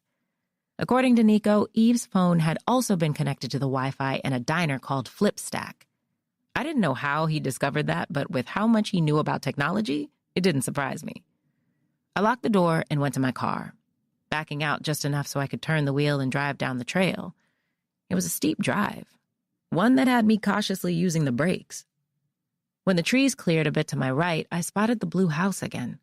In broad daylight, I could see the shutters were painted black and 4 rocking chairs were on the porch. A large and burly man was in the front yard with an axe. He had deep brown skin and a thick neck. He swung the axe down and split a chunk of wood. Then his eyes snapped my way as I passed. I waved. He didn't wave back, just frowned. Okay, I mumbled, releasing the brakes a bit so the car would move faster. When I finally made it to flatter ground, I made a right and followed the GPS instructions to Flipstack. It was just like any other diner in a small town with neon red signs, red and white paint, wide windows revealing patrons hovering over cups of steaming coffee and food. I parked before unlocking my phone and sharing my location with Nico. At this point, Eve's disappearance was starting to feel like some of the other crime cases I'd investigated. Not that I thought she was dead or anything, but something was clearly going on with her, and I needed to get to the bottom of it. Finding her special necklace in the fireplace proved as much. The aroma of coffee and pancake batter wrapped around me as soon as I walked inside the diner. A blast of AC also hit me, and I fought a shiver. Seeing as it was 50 degrees out, the cold air wasn't necessary. Security cameras were pitched in 2 corners at the far end of the diner. It was a relief seeing them, but that feeling didn't last long. A lot of times, security cameras were only for show, and they didn't actually record anything. I spotted a heavy-chested Latina woman behind the counter in an all-black uniform with a red apron. She eyed me as she ran someone's credit card, chomping hard on a piece of gum. Her name badge read Luisa. The word manager was typed above it. I made my way to the bar, sitting about 2 seats away from where she stood on the opposite side. She glanced at me again before pursing her lips and pulling out a menu. Flapjacks are on special today, she said, sliding the menu my way. 3 for $4, 10 for $6. Oh, thank you. I smiled while trying to figure out who in their right mind would order 10 pancakes for just themselves. I'll just pick a coffee for now, if you don't mind. Sure, honey. She had a monotone voice, yet somehow it was comforting. Let me just take care of the gentleman over there. She plucked a receipt from the till, then wandered around the counter to reach a man seated in a middle booth. She handed him his credit card back with a warm smile. When she was behind the counter again, she poured my coffee, slid it across, then placed a bowl of creamer packets next to it. You must be new around here, she said, setting a glass container of sugar down in front of me, too. I am just visiting. Perfect season for a visit. Nice car you got. She gestured toward the windows, likely at my Mercedes. It was a 2006 CLS 500. It had formerly belonged to my mother. She'd bought it the same year she died. Thanks. You don't strike me as a flapjack kind of girl, Louisa said, her eyes narrowing a bit as she chomped on her gum again. What you really in here for? I figured this was the best time to bring it up. Cut straight to the chase. You got me, I laughed, glancing at the man frying an egg behind her. I'm actually looking for someone. I dug into my bag for my wallet, pulling out an old photo of me and Eve. Both of us were 26 years old, fresh-faced, young, and hopeful. We'd taken the picture at a photo booth in the mall. For some odd reason, I'd never removed it. I slid the photo toward Louisa and pointed at Eve.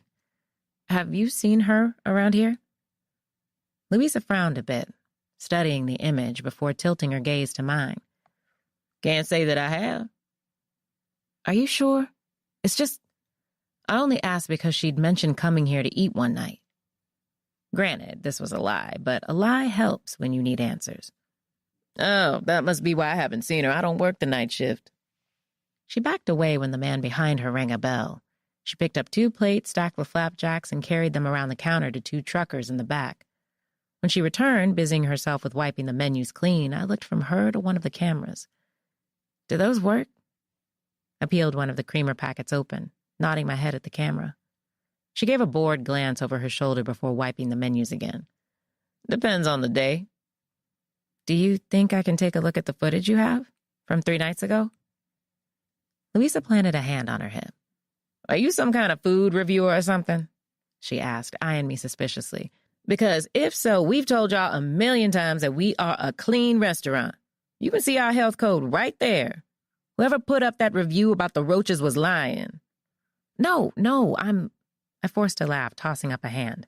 The truckers looked our way. The last thing I needed was attention on me. I'm not a food reviewer. I'm just worried about my friend and hoping to get a lead on where she might be. Oh. Louisa softened a bit, chewing slowly as she mulled that over.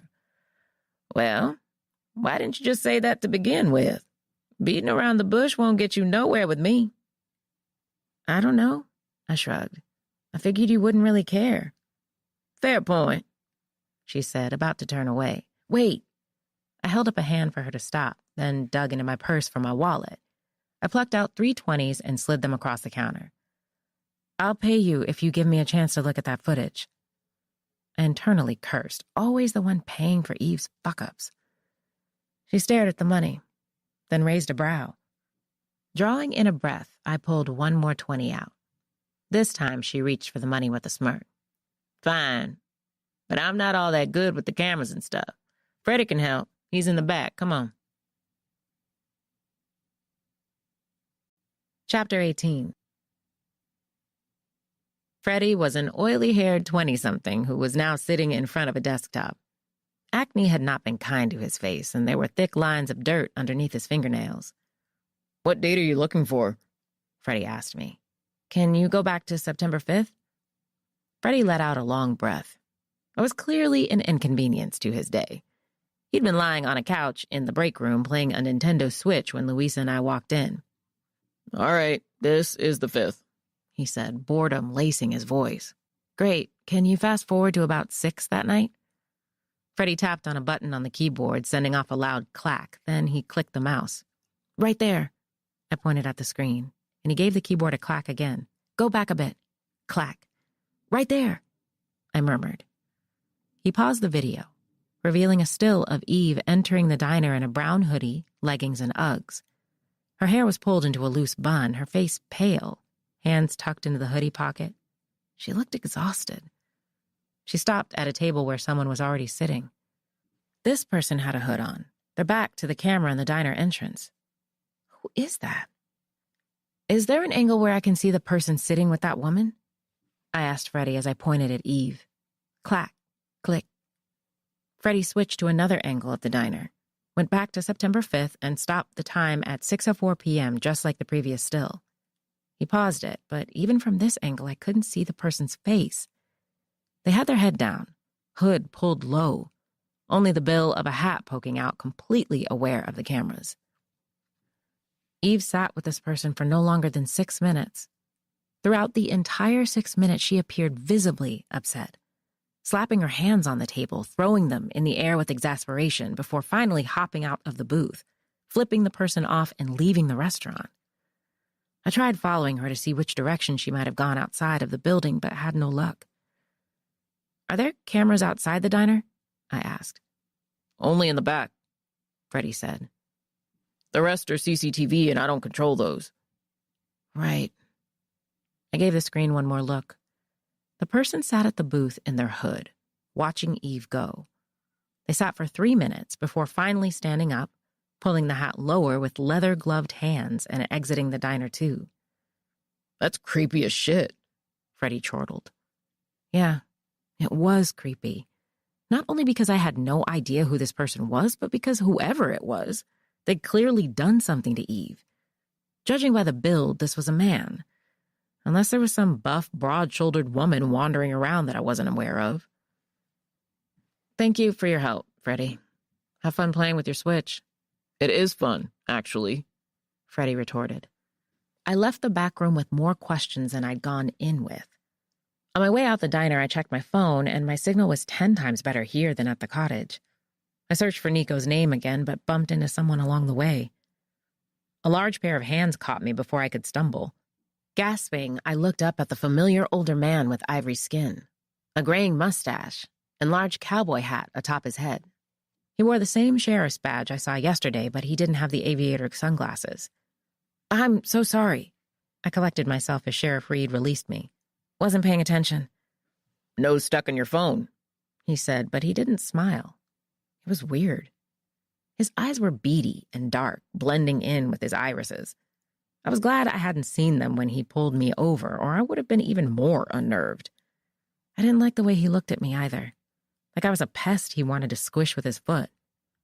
"Yeah," I said before walking away and hurrying to my car. Once inside, I locked the doors and watched the sheriff make his way inside the diner, stopping at the counter in front of Louisa. She poured him a coffee as he said or asked something. Then she spoke. Sheriff Reed looked back at me with narrowed eyes as Louisa mouthed away, waving her hands in pure nonchalance. When he held up a finger at her and marched toward the exit, I started my engine, put the car in gear, and drove out of the parking lot. Eve Castillo journal entry. I was supposed to meet Rose for a movie last night. I wanted to vent to her about how this new guy had upset me. I bought my favorite ice cream, and she asked me to grab butter pecan for her. When I got to her place, Cole said she'd left really quick because Ben had called her. His arthritis was getting worse, so I understood why she left, but I wish she'd told me in advance.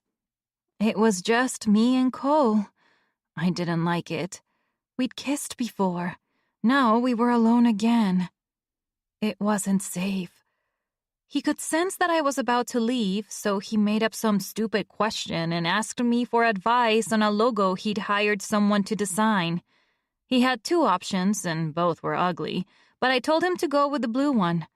He could tell I was upset about something, so he asked me about it, but I shrugged it off. I sent Rose a text and told her I would catch her another time. She replied quickly and begged me not to leave, said it shouldn't take her too long to get back. She wanted to vent to me too, most likely about Cole. She'd been hinting at how they were having issues and were arguing a lot more. But then Cole came up to me. He wrapped his arms around me from behind and reeled me backwards. I asked him what the hell he was doing, and he started kissing my neck. I don't know how he managed it, but somehow he'd guided me to the couch. He took off all my clothes, and I just let him. He kept saying we needed to finish what we'd started, and that's when I knew I had to end this. I told him to get off. He didn't. He just held on tighter and kept kissing me, even when I tried pushing him off. He continued spreading my legs so he could make it easier for himself to enter me. I was triggered. I realize that now. And when I'm triggered, I have a tendency to freeze. For some reason, while this was happening, I thought about my dad and how sometimes I had to just take the beating so it would end sooner. Don't fight back. Just let it happen. Let him get it out so he can move on and leave you alone. It was called being in survival mode. That's what my mother always said. I remember just letting it happen. Letting Cole suck on my nipples and moan as he rolled his tongue around my piercings. Letting him palm my breasts as he grunted in the crook of my neck. He kept saying how much he missed being inside me, how he wished I was in Rose's place. I was glad he had a condom on because he came fast. Then Rose came home and she saw us together. I don't know what to do. She won't answer me. It's been hours and I can't sleep because I feel horrible. I need to explain to her what really happened and tell her I never wanted that with Cole. I think because the act was forbidden, Cole wanted me more. He knew he'd never be able to have me again with Rose in the picture, and he couldn't live with that. He also knew he'd never leave Rose for someone like me. To him, I was forbidden fruit, and despite the issues it would bring, he wanted to devour me. Now I understand why my parents named me after the first woman who sinned. Chapter 19. Eve had officially been MIA for 4 days with no new YouTube uploads or Instagram posts. As a travel influencer, this was highly unlike her. I scrolled through her Instagram as I sat on the sofa in Twilight Oaks, trying to find a clue as to where she might be or what she could be doing. It was all to no avail, and eventually, I gave up and finished eating my dinner. Going to the diner was a bust, and after seeing Sheriff Reed there, I wasn't sure I wanted to visit again anytime soon. My phone buzzed on the counter while I was washing my dishes. Zoe was calling. Again. She'd called twice in less than an hour. I groaned. It wasn't that I didn't want to speak with her. I just wasn't sure what to tell her. I was also worried that it would slip out that I definitely thought Eve was missing and in some kind of trouble. The last thing I needed was for her to overthink and panic. "Hi, Zoe," I finally answered. "So, I'm at Eve's apartment," she said, ignoring my greeting. I sat back down on the couch. "Why aren't you at school?" "Because my sister is missing and no one else seems to be doing a damn thing about it." "That's not true. I found out Eve was staying in a cottage in Sage Hill. Did she mention this place to you?" "No, never," Zoe answered. "Well, there's a cottage here on Aquila Lake that she booked for 4 nights. I'm sitting in it right now." "You are?" she gasped. "Is she there? Did you find her?" "No, but there are signs she was here. I found her favorite ice cream in the freezer and her necklace." I couldn't tell her it was in the fireplace, burned, likely meant to be destroyed. "The one Abuela gave to her?" asked Zoe. "Yes," I sighed. "That one." "Rose, she never takes that off." "I know. She'd have died with it on." I smashed my lips together. It was not the time to be talking as if Eve was already dead, or to reveal that, after inspecting the necklace a bit more, the chain was broken, as if it had been snatched off her neck. "I see her old laptop," Zoe said, as distant clicks of a keyboard sounded off. "I know her password. She used this laptop as backup, but all of her uploads and files sync to this one. If she's uploaded anything new, I can see it here. See if maybe she's active but ignoring us." "You can try," I murmured. I seriously doubted that was the case. The line went quiet for a few seconds. I peered around the cottage, from the portrait of a fish on the wall to the refrigerator in the kitchen. The tall walls and wide windows covered by curtains that blocked out a foggy view of the lake. Last I checked, it was drizzling outside. Oh, wait. Zoe's voice filled the silence again. I'm in her emails. It says she booked a flight to Thailand on the night of September 8th. Wait, yesterday? I mulled the information over. That's random. She wouldn't book a trip abroad and not tell me. Sage Hill or whatever is one thing, but Thailand? Yeah. Now my worries were increasing. First the Brooklyn necklace, then the hooded stranger she met at the diner. Now a booked trip thousands of miles away from home? Eve would have bragged about a trip like that, if not to us, then to her followers. Zoe let out a defeated breath. Something's happened to her, Rose. I can feel it in my gut. I hate to even consider this, but what if she went hiking and she's hurt, or she's been kidnapped? I frowned. Why would anyone want to kidnap her? Well, she used to tell me about this fan she had online. She was a super fan, you know? Eventually, it got to a point where she started showing up at Eve's gym and then to her chiropractic appointments the same day. She followed Eve in her car once, and that's when Eve filed a restraining order. Wait. I raised a hand and closed my eyes for a second. When was this? Like last year sometime, I think. Back when we were still somewhat friends. Why was I never informed about this? It was around the time you were in New York. Remember you went for like a month in July? Around then, I think. It slipped my mind, I guess. As for Eve, well, there's a lot she didn't tell you. Probably because she was worried you'd judge her. I scoffed. I don't judge people. You criticized her all the time, Rose. Polite criticism and judging are two very different things. I only did it because I wanted her to take care of herself and stop doing dumb shit all the time. I criticized sometimes because I cared. I guess. Zoe paused. It does get frustrating looking after her. I never understood why she couldn't just be normal, you know? Live a regular life, focus on herself, not live a life that alters everyone else's. Because your sister is self-centered, attention-seeking, and obnoxious, I wanted to say. Anyway, I'll keep digging around, see what I can find. Zoe went on. Okay. When she hung up, something she said hit me again.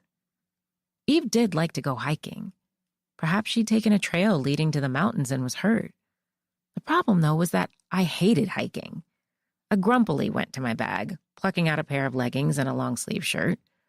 After grabbing my phone and gun from my purse, I left the cottage and took the trail to the right of the house. There was an easy footpath to follow. According to the welcome binder, this particular trail led to a 4-mile hike that gave you the sweetest view of the mountains. The air was cooler now, and I was swallowed in mist. The smell of rain was powerful. A downpour was on the way. The deeper I walked into the forest, the stronger the scent of wet bark and leaves became. Really got me out here hiking, I grumbled, swinging my arms faster, my gun knocking against my hip. A fork in the path appeared.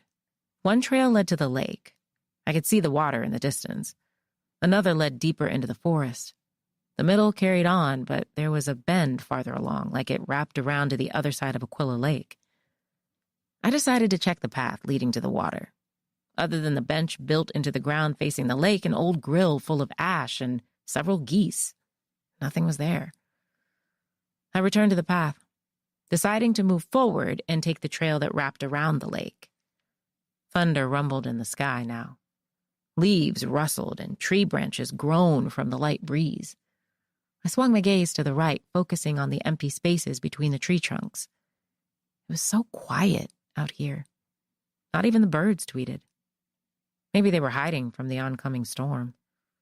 The rustling of leaves grew louder, then again, maybe it wasn't the leaves. Footsteps. I hitched a breath, spinning around and facing a vacant path. Tree branches hovered inches above, the dirt stamped with my own tracks. No one was there. My fingers twitched for my gun anyway. I paused, letting my heart settle while breathing in deep. I wasn't some extreme gun lover. In fact, I hated them, until I was attacked one night after work. I'd left late, and a man was standing in the lobby. He was in front of the desk with his back to me. I thought he was an employee or our hired security. As it turned out, he was never meant to be in there. He was a squatter. The man heard me coming and turned around, ripped my purse out of my hands, then shoved me to the floor. A woman appeared right next to him and punched me square in the face before kicking me in the ribs. They stole everything of value I had on me. The security guard on duty had run off to the bathroom. No one could figure out how they'd gotten into the building. Many assumed they snuck in during business hours somehow and just waited for the right opportunity to strike. I was shaken after the attack. My eye was swollen and blackened for days. My rib had been fractured. My confidence was gone with all of my valuables. After the assault, I had to go to therapy to deal with the trauma. There were moments I never wanted to leave home. Others where I wanted to sink into the floor and be swallowed whole. How could two people do that? Attack a defenseless woman for no reason. Ruin her in the short span of 30 seconds, because that's all it took for them to do a psychological number on me. 30 seconds. I'd read a lot of forums about what happened after people were attacked.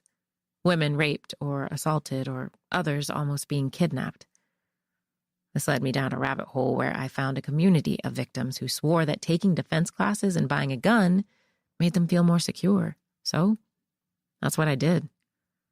I started with the classes, learned how to fight, then eventually I walked into a gun store and bought one. That quiet community was correct. I felt much better walking around this world knowing I could protect myself no matter where I was. Regaining a bit of confidence, I started up my walk again. I was being really paranoid. Attacks like that didn't happen often. My community reminded us of that, every chance it could. I was just at the wrong place at the wrong time. It could have happened to anyone. Relief sunk in when I reached a clearing in the forest. Off to the right was a view of the lake again. I took the right, hurrying toward the nearest bench and sitting. I glanced over my shoulder just to be sure no one was following me. No one was. I faced forward, closed my eyes, and drew in a breath. Inhale, exhale. Just like my therapist had taught me. When I felt well enough, my eyelids fluttered open. There was a dock nearby. I hadn't noticed it before in my haste, but someone was sitting on the edge of it. The mist was thicker, so the person looked more like a dark blob in the distance. I frowned as they looked my way. The mist made it difficult to see them clearly. I stood up and stepped closer to make sure my mind wasn't playing tricks on me. Slowly, their details became visible. The figure was wearing an all-black t-shirt, jeans, and had short hair. "Hey!" the person called out, pulling their legs up and rising to a stand. I stumbled backwards as they walked in my direction. Chapter 20. Once again, my fingers twitched, ready to grab hold of my gun, but grabbing it was unnecessary. It was only a girl. Her skin was deep brown, and she had a buzz cut. She wore glasses and looked so thin it seemed she was malnourished. Her feet were bare and wet as she approached me with a wide smile. She couldn't have been any older than 16 or 17. "Hey! Oh, sorry!" She glanced at the gun holster attached to my hip, throwing her hands up. I didn't mean to scare you." She shifted on her feet like she was ready to bolt. Clearly, I was the dangerous one to her. "That's all right." I forced a smile at her and cocked my hip left a bit, so the gun wasn't as threatening. She forced a smile back at me, glancing at the gun again. "You know, it's smart to carry these days. You just never know sometimes. I want one when I'm older." I pressed my lips together. She focused on the lake again. "It probably looks weird that I'm just sitting out here while it's all gloomy looking. Like the start of a horror movie or something, right?" She giggled.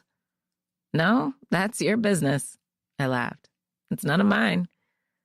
"I've never seen you around here before. Are you renting the cottage?" she asked. "Twilight Oaks?" I nodded. "I am."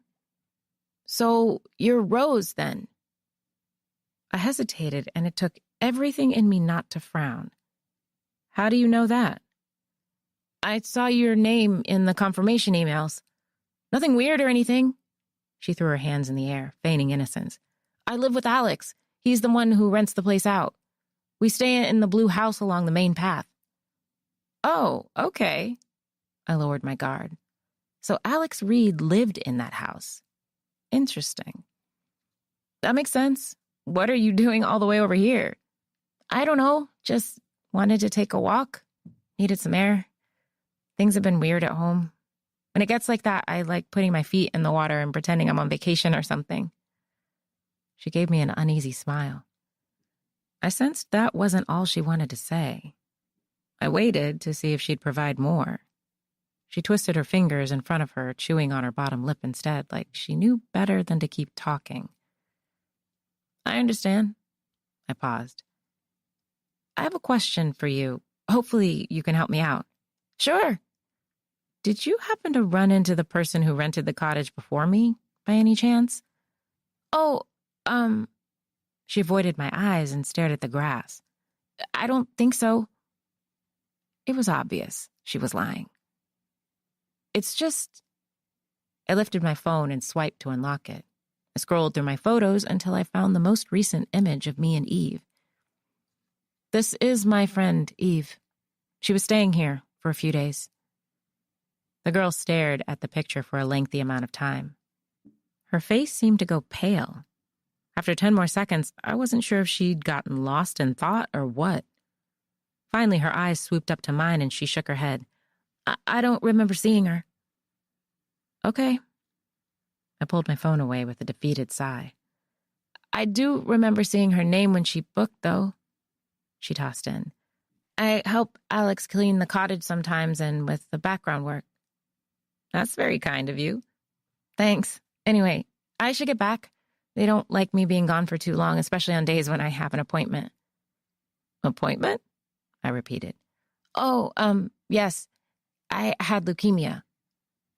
Oh, I'm so sorry, I murmured. But I'm in remission now, so yay. You shouldn't be sorry. It's not your fault it happened, she chimed, as bubbly as ever. I guess God just hates me. I gasped. No, don't say that. He doesn't hate you. Then why would he allow me or anyone else to be diagnosed with a disease that can end a life at any given moment? She stared at me with her deep brown eyes, tears accumulating at the rims. I wanted to hug her. She looked like she needed a hug, but I didn't know her, so I kept still. She sniffed, blinked the tears away. I'm Rory, by the way. Another one of her smiles appeared, despite the sheen in her eyes. I would shake your hand, but my immune system sucks ass right now. Poor baby, smiling through the heartache. It's nice to meet you, Rory. Hey, maybe while you're here, I can bring you some of my brownies. My brothers love them. Is it okay to bring some tonight? Yeah, of course. That's really nice of you. And a perk for me. If she swung by, I could ask her more questions. I could get her to spill the truth. She had to know something about Eve. She had to have seen her at least once. Great. I can't wait for you to taste them. See you soon. I smiled at her as she twisted around to walk off. She drifted away, swallowed in mist. I couldn't help thinking how odd the encounter was to begin with. What was a girl who'd been sick with cancer doing outside alone? I tilted my gaze and noticed the house across from the cottage was several yards away now.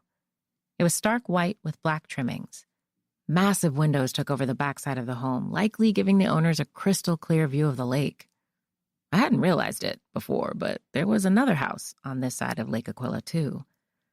It was deeper within the trees, making it much harder to see from a distance. There weren't any lights on inside that one.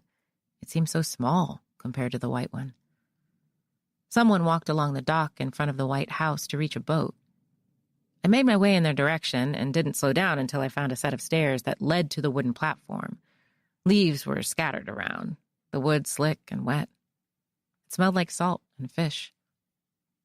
As I moseyed along, I found where the fishy scent was coming from. An open cooler with 4 fish lay across ice. Fresh catch? A man was on the boat, bent over and searching for something. Hi, excuse me. I called, keeping a safe distance.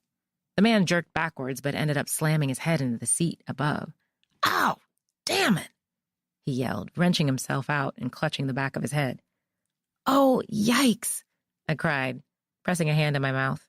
He scowled as he looked my way, then his face relaxed as curiosity stole its place. I'm so sorry, I didn't mean to scare you. I held out both hands as if apologizing with them. Are you okay? Yeah, I'm fine. The man stood. He was a few inches taller than me, light brown skin, hazel eyes, and neatly cut hair. He wore a button-down polo shirt and jeans with a pair of Sperry's. I wanted to say he was in his late 40s or so. Who are you? He asked, still rubbing his head. I'm Rose Gibson. I smiled wider as he gave me a funny look. Sorry, just, going through a stupid divorce and still getting used to not using his name. He stepped off the boat with a nod. I understand that. Marriage is tricky sometimes. Yeah, it is. I glanced over my shoulder at his house. Up close, I could see more of the details. The table on the patio, sliding doors, fancy pendant lights in the kitchen. A slide and swing set was off to the left, along with a sand pit. My eyes swooped right to the darker house tucked deeper within the trees. The lights were now on in one of the downstairs windows. If I wasn't mistaken, the curtain shifted, like someone had been watching but let them drop when I looked. So, what can I help you with? The man asked, wiping his hands on his pants. Right. I whipped out my phone again and turned the screen his way. I'm just going around the neighborhood and hoping someone can help me. Have you seen this woman? He studied Eve's picture, looking down his nose at it. No, can't say that I have. Why? Who is she? Her name's Eve. I lowered my arm. She stayed in the cottage across the lake from here. Oh, the rental? He asked, then scoffed. What? I gave a wary laugh. Nothing. It's just the boys who own that rental don't like them. Why not? The man peered over his shoulder like someone was around who could hear. Long story. Would you like something to drink? He asked. I'll have to bring it outside. My daughter is napping right now. Sure. That would be nice. Water, please. Of course. I'm Eddie, by the way. Be right back. Chapter 21. I sipped from the glass of cold water as Eddie sat down with a mug of coffee. I get wary about visitors, he confessed, especially around here. Why is that? I asked. I don't know. He waved a dismissive hand. This town has great views, but the people here are just weird. I'm telling you, they all just stare at you. Look at you like you're an alien if they haven't seen you before. I could understand that, especially after that random run-in with Rory and bumping into Sheriff Reed. Well, if it helps, I'm only here temporarily. I'm actually staying in the cottage we just spoke about, the one those guys own. Oh, right. Yeah, the Reeds. He made a noise of disapproval, sipping again. He said their name like it was a disease. They're too quiet for me. And not a good quiet, you know? They ain't neighbors who respect the peace, like the Abbotts over there. He pointed to the dark house a few yards away. The Abbotts are pretty good people. Well, Mrs. Abbott is. Haven't talked to Mr. Abbott much, but he seems like a decent man. But the Reeds have that eerie quiet going on, like they're hiding something. I always catch them on this side of the lake looking at my house. I don't understand why they do it, like they own the whole damn area or something. You should have seen them when we had the place built. They were pissed about all the noise, which I understand, but it still wasn't any of their business. Plus, the Abbotts said they catch them sometimes, too, just milling around, looking at their house. If either of our houses are ever robbed, we'll know who did it. I'll tell you that much. Have you ever spoken to the Reeds personally? I asked. Just once. To the one named Damien, and I wouldn't exactly call it a conversation. He's a strange one. I shifted in my seat. How do you mean? Dunno. There's just something off about that kid. He has that look in his eyes, the kind you see and are immediately skeptical of. Get this, I saw him fishing one day. Figured I'd say hello. We just built the house, and I wanted to get to know the lands. I approached him, waved, and asked how he was doing, and he just stared at me. Eddie narrowed his eyes, focusing on the lake. For a while, I thought something might have been wrong with him. Maybe he was deaf or mute, but he's not. Oh, wow. Yeah, that is strange. I waved at one of them earlier, and they stared at me too, didn't bother waving back. Eddie sipped before saying, "It was probably Damien then." So when did you officially move here? Well, we bought the land about 3 years ago and had the house built last year. We moved in around April, so a couple of months now. I sipped again. And do you like it here? I do. It's quiet. Like I said, the people can be a little weird, but we just have things delivered or order groceries for pickup if we don't want to be bothered. That sounds really nice. I'd probably be doing the same. I laughed. See? He tipped his mug my way. You get it. I looked up as a bird squawked. Have you ever met the owner of the rental? Alex, I think. Haven't met him, no, Eddie answered. But I hear he's civilized enough. His uncle is a sheriff, James Reed. I see his face plastered all over the town. The people love him. Yeah, I've met the sheriff. Twice, actually. He pulled me over when I was on the way here.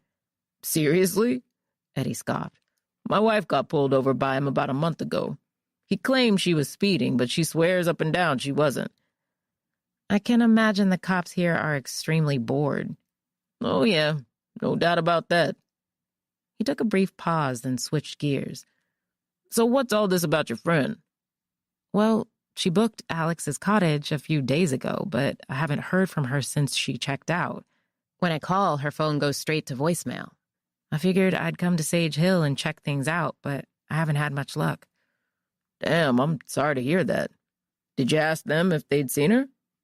He asked, gesturing across the lake. Not yet. I don't want to alarm too many people. I swallowed hard while shaking my head. The thing is, Eve is the kind of friend who is spontaneous. I don't want to assume she's missing or anything if she just booked a trip to Hawaii or something. I laughed. Eddie laughed too. Hawaii sounds like a dream right about now. Right? So, who knows, you know? Only thing is, it's not like her to not be in touch.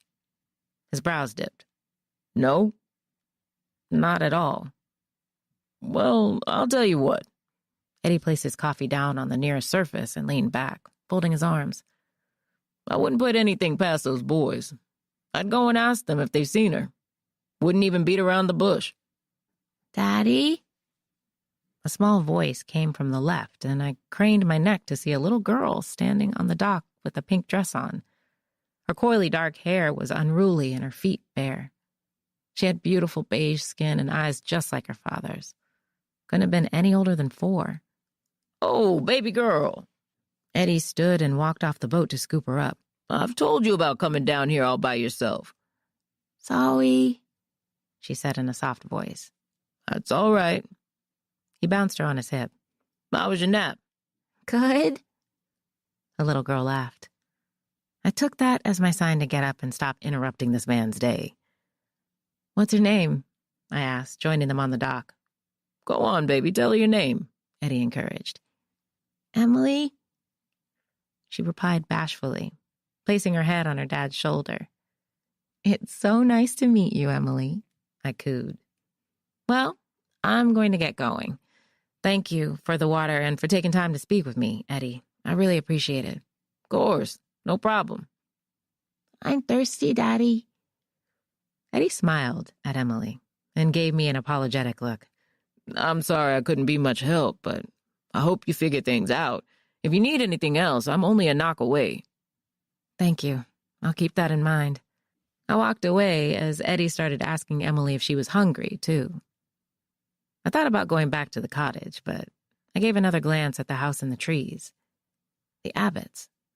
Though I doubted they'd be of more help than Eddie was, I walked in the direction of their home anyway. Eve Castillo journal entry. I've been having weird dreams. Last night, I dreamt I was underwater. For some reason, I'm not in my own body. I can see myself. all of me. I'm underwater and my leg is caught on something and I can't free myself from it. I look up where the sun is shining. I see people splashing around.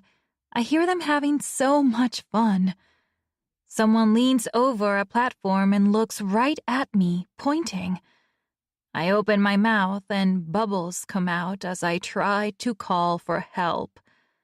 I try to swim up, but whatever is wrapped around my ankle is holding on tighter and dragging me down. Then I panic because I can't breathe. I flap my arms, wanting to reach the surface, but I never do. I've had this dream 2 nights in a row. I can't help wondering if it means my life has become too much, or that I've become too much.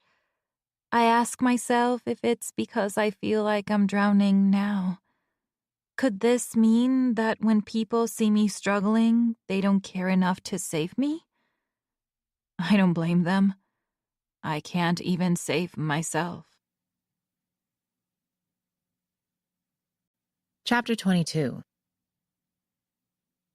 The Abbotts had a lovely home, made of wood with cream shutters and a metal roof. It was hard not to notice how well kept it was.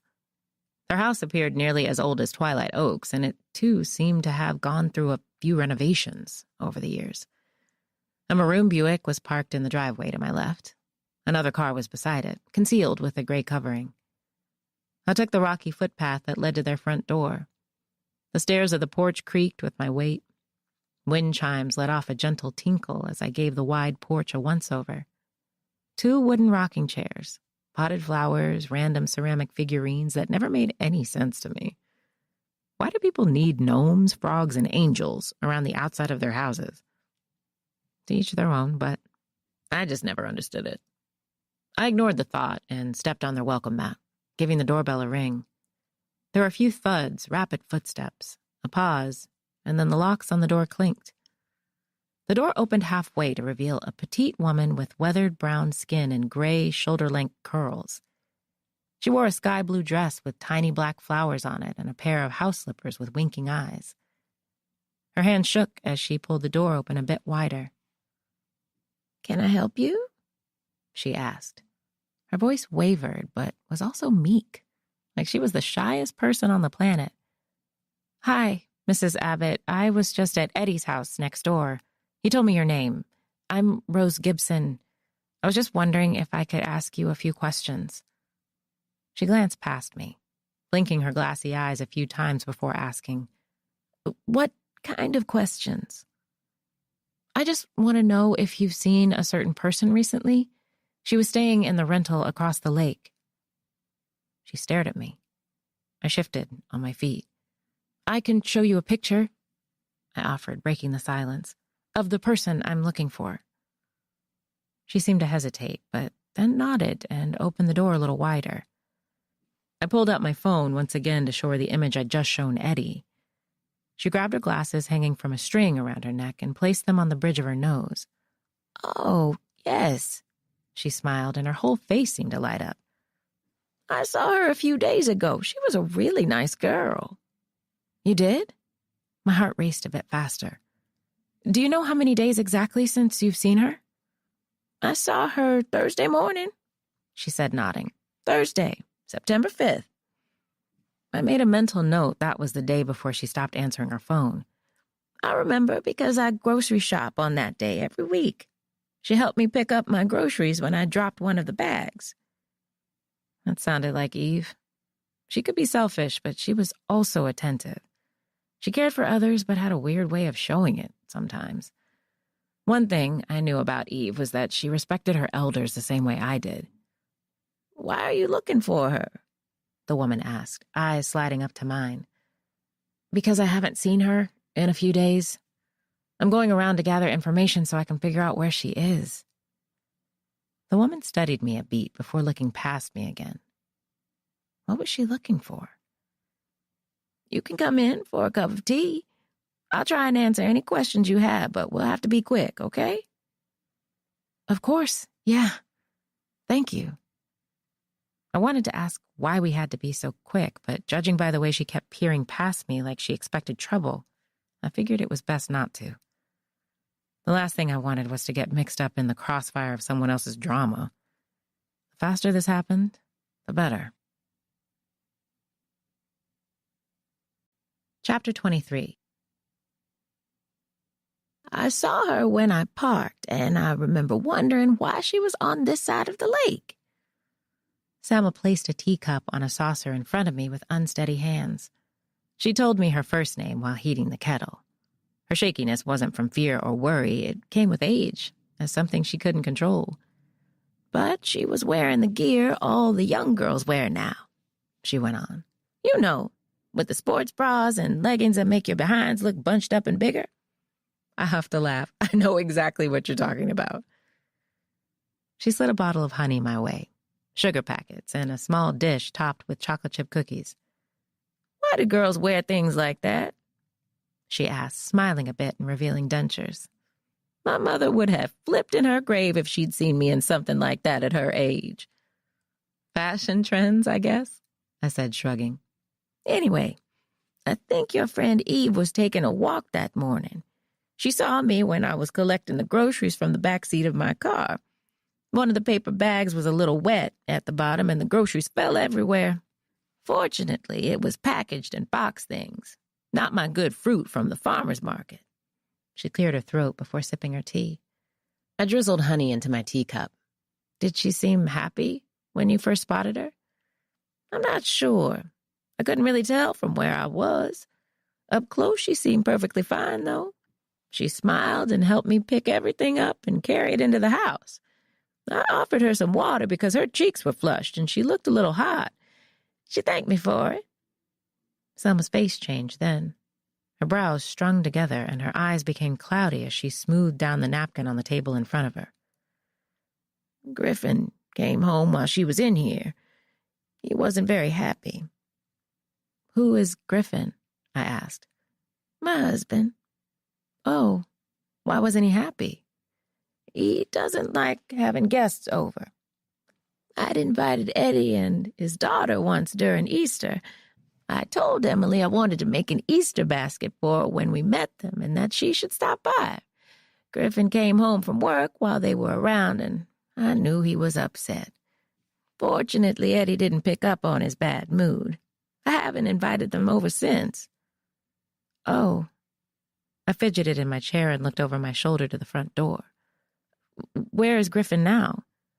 He's at work. He'll likely be off in an hour or so. It was none of my business, and I didn't want to ask, but does he hurt you?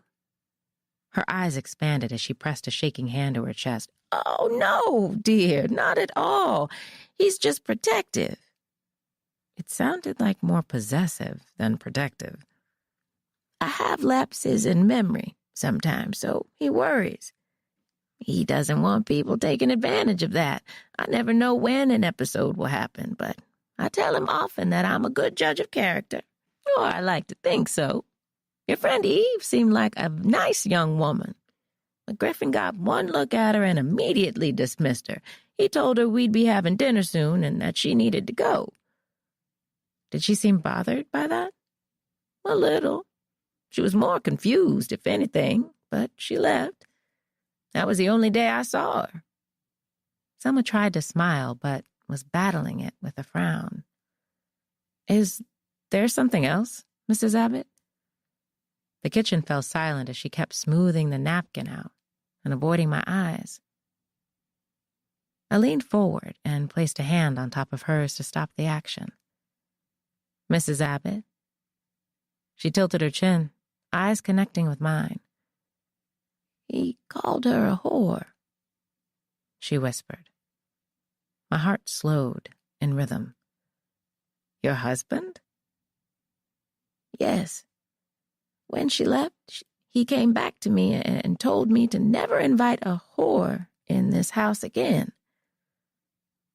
Good grief. Griffin sounded like a straight-up asshole. I'd have never called Eve that. It was too harsh a term, but she did have a high body count. She took sex wherever she could get it. It worried me how often she gave herself away to random men she knew nothing about. men who could have carried sexually transmitted diseases. On the same day I saw her, I was sitting on the back porch knitting. It was getting darker, had to be around dusk, but I heard a scream or a screech of some sort across the way. Across the lake? I asked, my chest tightening. Yes, but I thought it was just kids being kids, you know? Lots of young kids rent that cottage out and make use of the lake. I don't think so. Eve was supposedly by herself. I studied the tea that I still hadn't taken a drink of. Was Griffin home with you? Yes. She bobbed her head. He heard it too. When he did, he insisted that we needed to get in the house. So he was spooked by the scream? Somewhat. I was too, but only when I saw him locking all the doors and windows.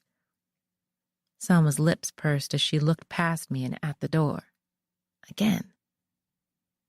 When I think about it now, the scream didn't sound like a joyous one. It sounded fearful. And it was definitely coming from a woman.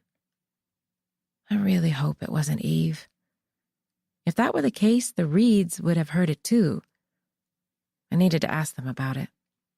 Maybe something had happened. Perhaps Eve had hurt herself. There was a possibility she could have slipped and fell into the lake, and now her body was in there somewhere. My heart thumped harder as I thought about all the horrible things that could have happened to her.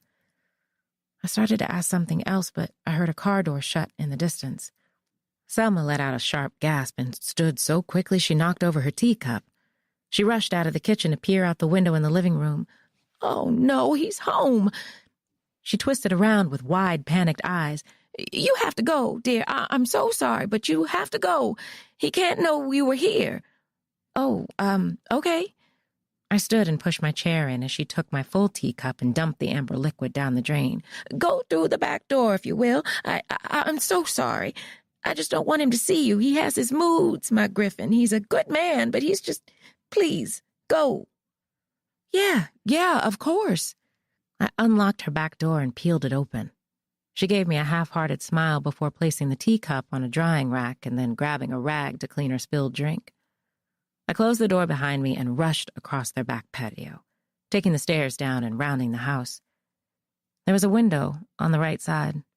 From there, I could see a man entering the house. I paused and hid behind a tree to see the man who was likely tormenting his wife. He was tall, broad-shouldered with a slight pot-belly. He snatched off his hat and tossed it on the table. A tool bag hung from a strap on his shoulder, and he had a plastic bag in his left hand. It looked like a case of beer was inside it. He peered around the space before walking deeper into the house. One of their windows must have been open because I heard a deep voice ask, "Why is the back door unlocked?" I could hear Selma providing a response, but it wasn't clear enough. The man spoke again after a brief pause. "I don't like this dress on you, Selm. You know that. Go on and change. Then hurry up and get lunch started. Getting hungry." I took that as my cue to get the fuck up out of there. I ventured through the woods and didn't slow down, even as I passed Eddie's house. I power walked my way ahead, relieved when the side of Twilight Oaks appeared. I wish I could say that talk with Selma brought me relief. Instead, it left me feeling even more confused and afraid. Chapter 24. Rose, come. I walked along the grass barefoot, the cool dampness on my soles. The sky was hazy, a thick layer of fog hovering over the lake. From here, the water appeared black, like it had swallowed all the shadows around it. Behind me, Twilight Oaks was pitch black. No lights on, inside or out. Cobwebs clung to the exterior. The flowers were dead. The floorboards creaked quietly. Bats with crooked wings flapped around it. "Keep walking. You're close," a voice whispered. I walked faster, making my way down the hill. Someone appeared, standing on the edge of the platform dock. She was facing the water, her curly hair flowing down her back. She wore all white and had her arms out like she was trying to keep her balance. "Eve!"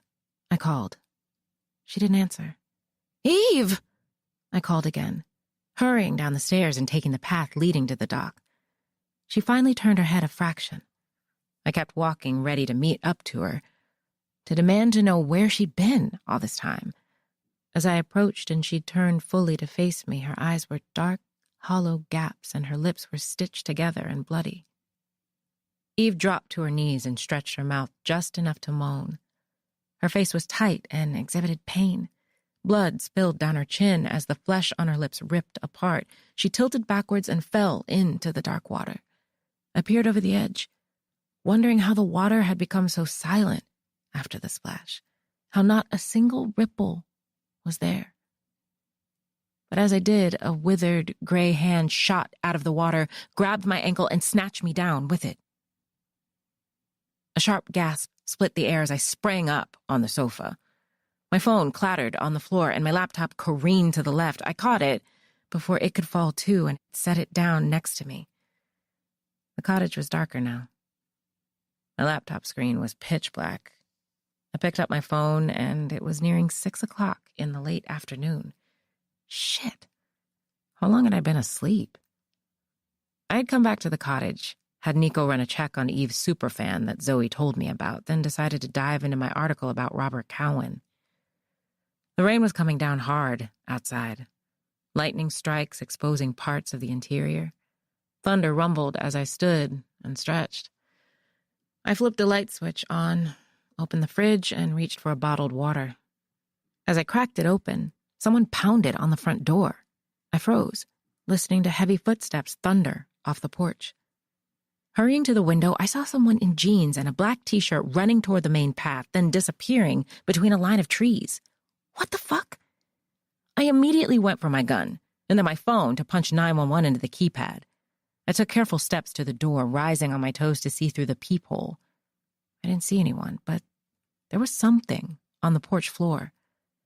With my hand holding the phone, I managed to twist the doorknob. The door creaked on its hinges, and a strong gust of damp wind sprayed me. I peered through the crack with my gun raised as I studied the surroundings. When I caught no one, I looked down. My breath hitched as I stared at the object. I yanked the door open wider before lowering to a squat in utter disbelief. It was an oversized beige Michael Kors bag. And not just any bag. "Eve's," I whispered. Chapter 25. Eve's purse contained her wallet, a camera, an older model iPhone that she used for backup, and worst of all, her passport. How could she travel to Thailand without a passport? Or even her ID, which was still tucked away in her wallet? There was no more denying it now. Eve was in trouble. The biggest question, though, was who the hell left it on the porch? Who was the person that had just run away? I tucked everything back into the purse and went for my gun again, clipping the holster to my waist before tossing on a cardigan to cover it. Outside, the rain had finally settled to a light drizzle. Water dripped from the copious number of leaves, landing in fat drops on my head and shoulders as I walked.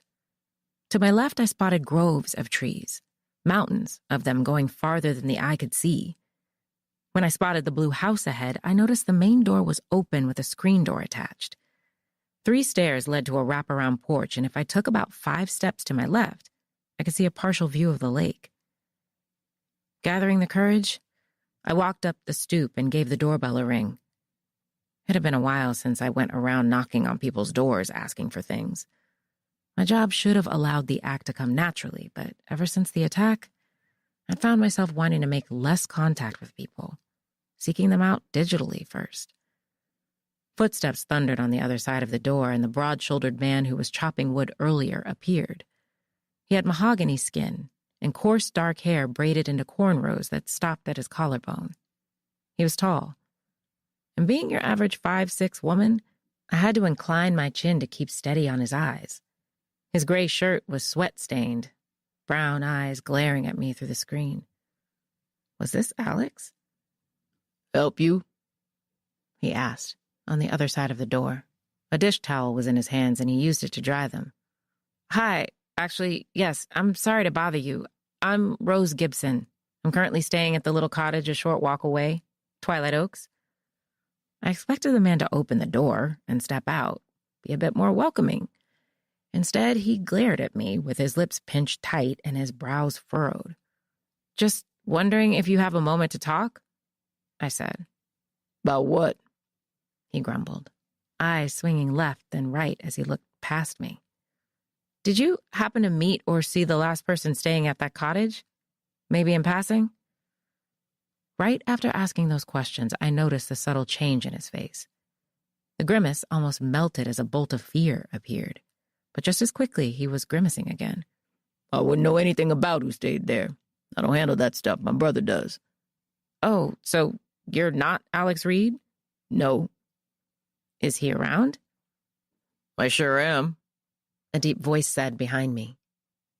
I twisted around, spotting another man in a white tee that had black stains on it and faded jeans.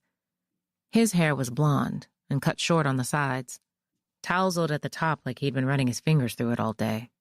He was lean, tall, but not as tall as the guy on the other side of the door. Hi, I greeted as he joined me on the porch. I'm Rose Gibson. I'm currently staying in Twilight. I know who you are.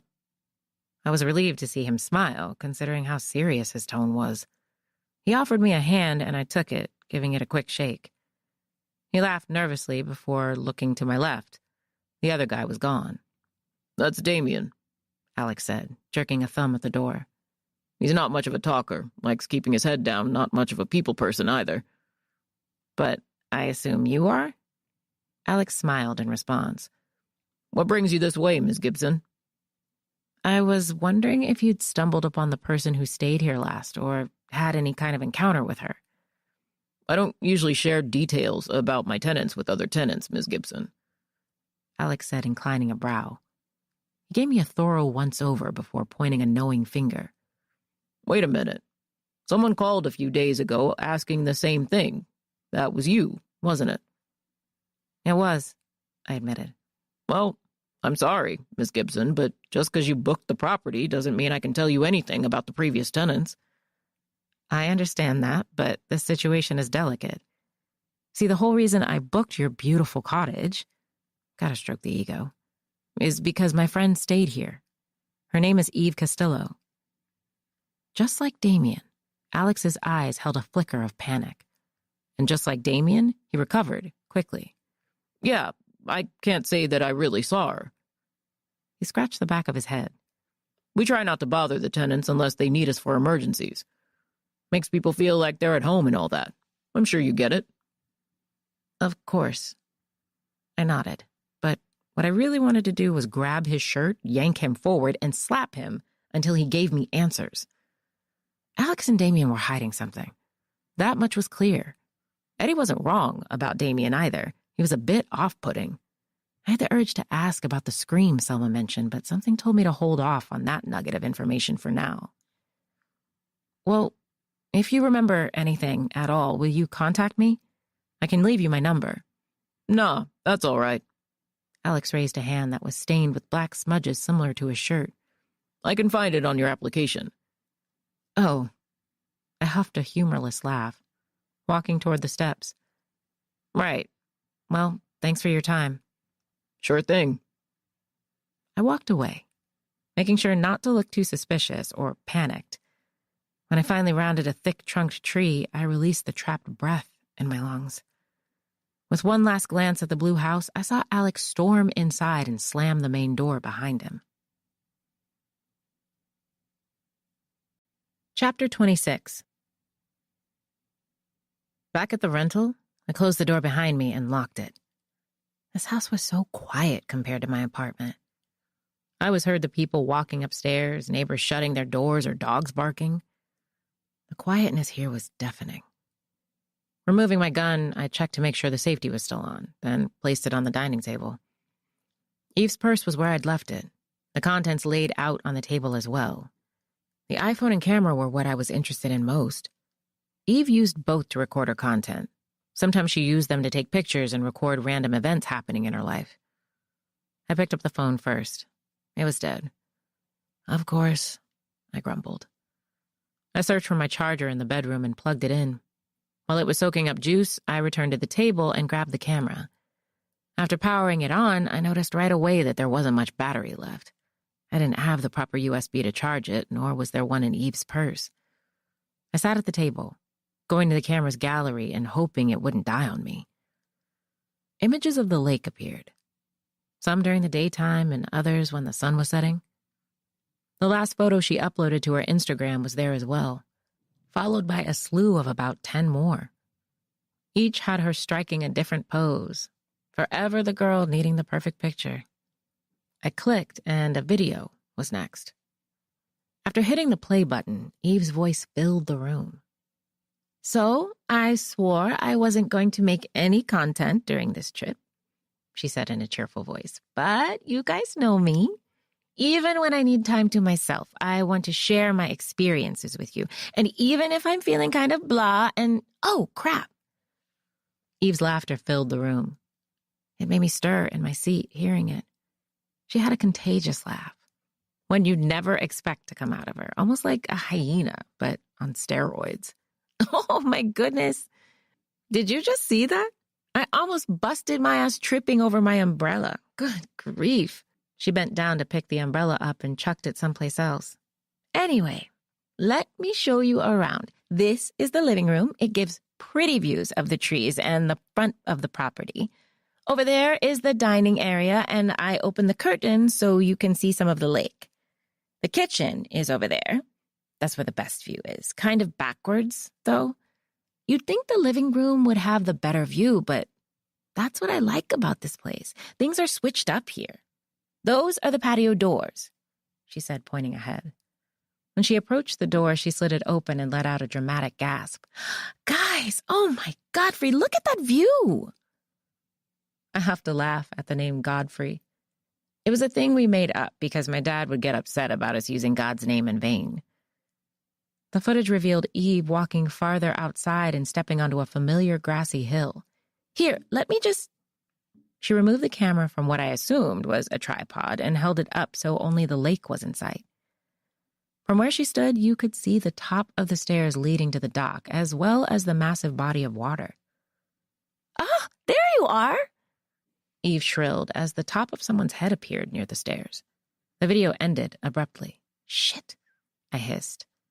I rewound the video to study the top of the person's head. It was hard to tell who they were.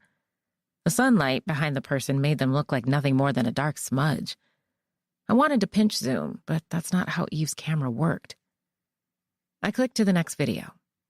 This was one of her get ready with me videos. She didn't talk, but I admit it was awkward seeing live footage of her getting ready. I saw videos like this all the time online, but it's different when there's music, editing, and the video is sped up twice the regular speed. The timestamp showed it was 7:21 in the morning on September 3rd. She was setting up the camera at first, staging it just right. Then she climbed back into bed and pulled the covers on top of herself. She sprang up and faked a yawn as she twisted her legs to hang off the side of the bed. Her arms stretched above her head before she stood, wearing shorts and an oversized t-shirt. I groaned. This was painfully awkward to watch. There was noise in the background as she made the bed, then rushed to the camera again to pick it up from the stand. She held the camera, tossing an outfit on the bed for all to see. Then the video ended. I clicked the next one. In this one, the camera was set up behind her and she was washing her face, brushing her teeth, going through her whole morning routine, but not without intentionally raising a bottle of face moisturizer for the camera, likely from a company that had paid her to feature it. The video ended there. I clicked to the next one and pressed play. She was fully dressed and standing in front of the floor-length mirror in the hallway while holding the camera. "Here's my outfit," she said. "What do you think? Let me know in the comments." After a few more poses, she carried the camera with her and rounded a corner.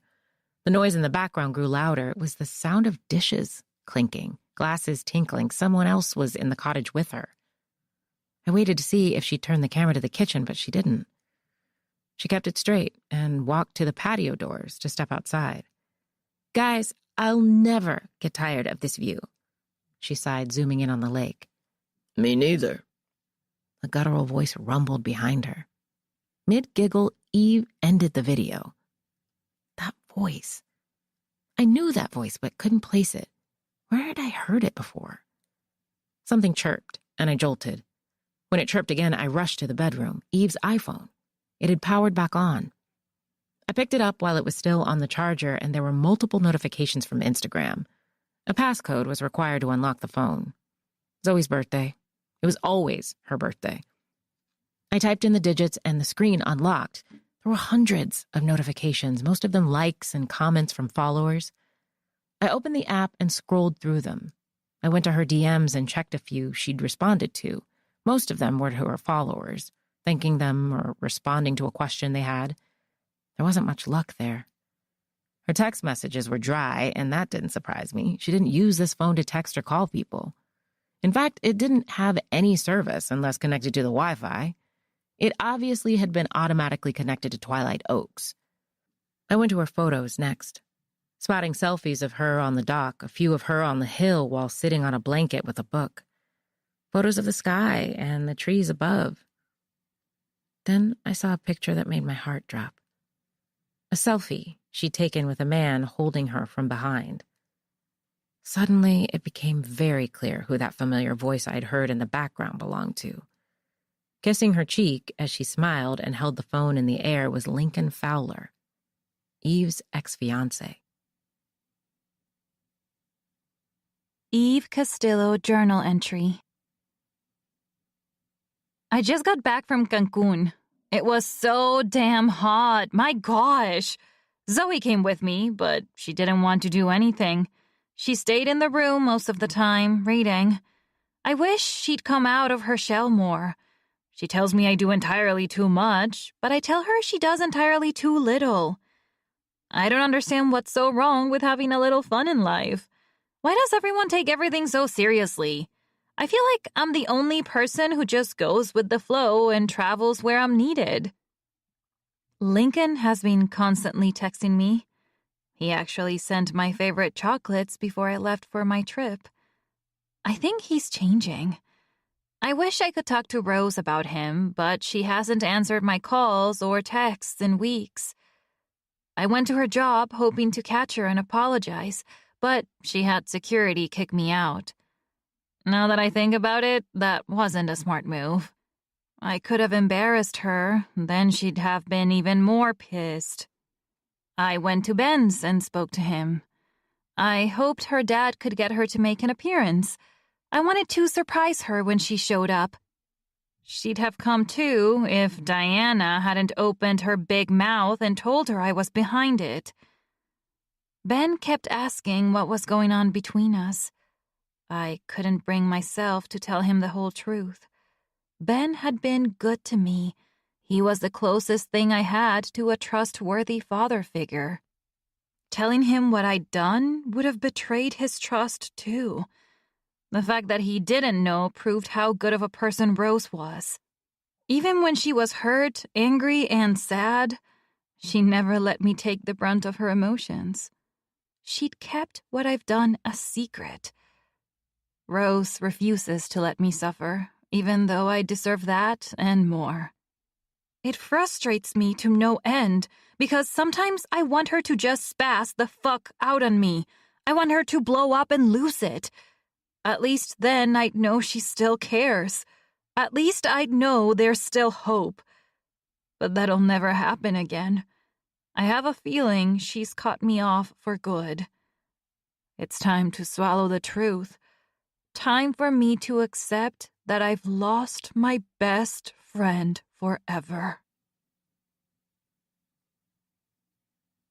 Chapter 27. Hey, Herbert, have you spoken to Nico today? Not at the moment, Herbert answered. Why? I held my phone to my ear as I sat in my car. I was parked next to Flipstack. This place had the best cell service in all of Sage Hill that I could find so far. It's too bad that I had to drive 6 minutes just to use it. I glanced at Eve's purse and her belongings on the passenger seat. I need him to look into something for me, but he isn't answering. It's important. Okay, don't worry, Rose. He's probably sleeping or something. You know he's a night owl. That was true. Nico had once been in the military. After a bad accident that he doesn't like talking about, he was honorably discharged but left with a minor case of PTSD. He stayed home most of the time. He hardly ever left his chair or all those monitors in his room unless he needed food or some other human necessity. I hadn't heard from him since he gave me the update on Eve's stalkerish superfan. That was a dead end. Turns out that fan of hers moved to New Mexico shortly after Eve filed the restraining order. From what Nico could find, the woman was married and currently 7 months pregnant. I seriously doubted a pregnant woman was behind this. I relaxed a bit, knowing Herbert was right about Nico. I needed to get a grip. "Is everything okay?" Herbert asked. Honestly, no. I closed my eyes when I felt the burn behind them. It's Eve. "What about Eve? What happened?" "I think she's in trouble, like deep trouble, Herbert. I found her purse with some of her stuff in it. Zoe said she saw an email that indicated Eve booked a flight to Thailand, but her passport is still in the purse. No one has seen her for the past 4 days. She's missing, and I think someone kidnapped her. Or killed her," a voice whispered in the back of my mind. The nightmare I had before waking up on the couch came to mind. The sunken eyes, stitched, bloody lips, the hand grabbing my ankle and dragging me into the water with it. "Whoa, are you sure?" Herbert asked. "You know how Eve is. How do you know she's not just being Eve?" "This time is different. I can feel it. Something is off about all this." I drew in a breath to combat my tears. I booked the cottage she stayed in last, and there's a weird vibe in this town. I glanced at the diner, spotting a waitress moving through the aisle holding plates in both hands. And about an hour and a half ago, someone knocked on the door, then ran away. That's how I found Eve's purse. They left it there. "What?" Herbert shrieked. "Why haven't you called the police?" "I was going to, but when I thought about it, it struck me that this person isn't trying to hurt me. I think they're trying to help or warn me. Why else would they give me her purse? This is evidence." "Well, why wouldn't they just speak to you like a normal person?" "Probably because they don't want to be involved." My mind reverted to Rory. The absent stare she gave when she saw the picture of Eve on my phone. The way her face grew pale. The fact that she was so clearly lying. Was she covering for Alex and Damien? Had they been holding on to Eve's belongings all this time? If so, why would she sneak it to me? What did she want me to know? "This is a mess, Rose." Herbert's voice pulled me back to the present. "You can't possibly think something happened to Eve. I swear she's always stressing you out." "I don't know." I bit my bottom lip. I looked through her camera. She took pictures. One showed her with Lincoln. "The guy who gave her about 5 black eyes, is she fucking crazy?" If anyone is behind it, it's probably him. That's why I need Nico. I need to know where Lincoln is now. I know he does all our searching stuff, but he can do other stuff too. "Yeah, but he hasn't done that other stuff in a while," Herbert countered. "I need him for this." He sighed. "Okay, I guess. If I hear from him before you do, I'll let him know. So what are you going to do now? You don't plan on staying there, do you? Need I remind you about your deadline? Twyla needs that article on Cowan soon. She's been sniffing around my desk all day." I know. But I can't leave until I know what's going on." I went to the search engine on my phone, typed something in, then started my car and drove out of the diner's parking lot. In the meantime, I'm going to the police station. I need to put in a missing persons report for Eve. Eve Castillo journal entry. I can only write this here because if I tell anyone, they'll judge me. I went to a festival to see the fireworks uptown with Lincoln for the 4th of July. I expected to be scared. I mean, I was nervous to see him after so much time apart, but he looked great. He was dressed well. His eyes were softer. He held my hand and wrapped his arm around my shoulders.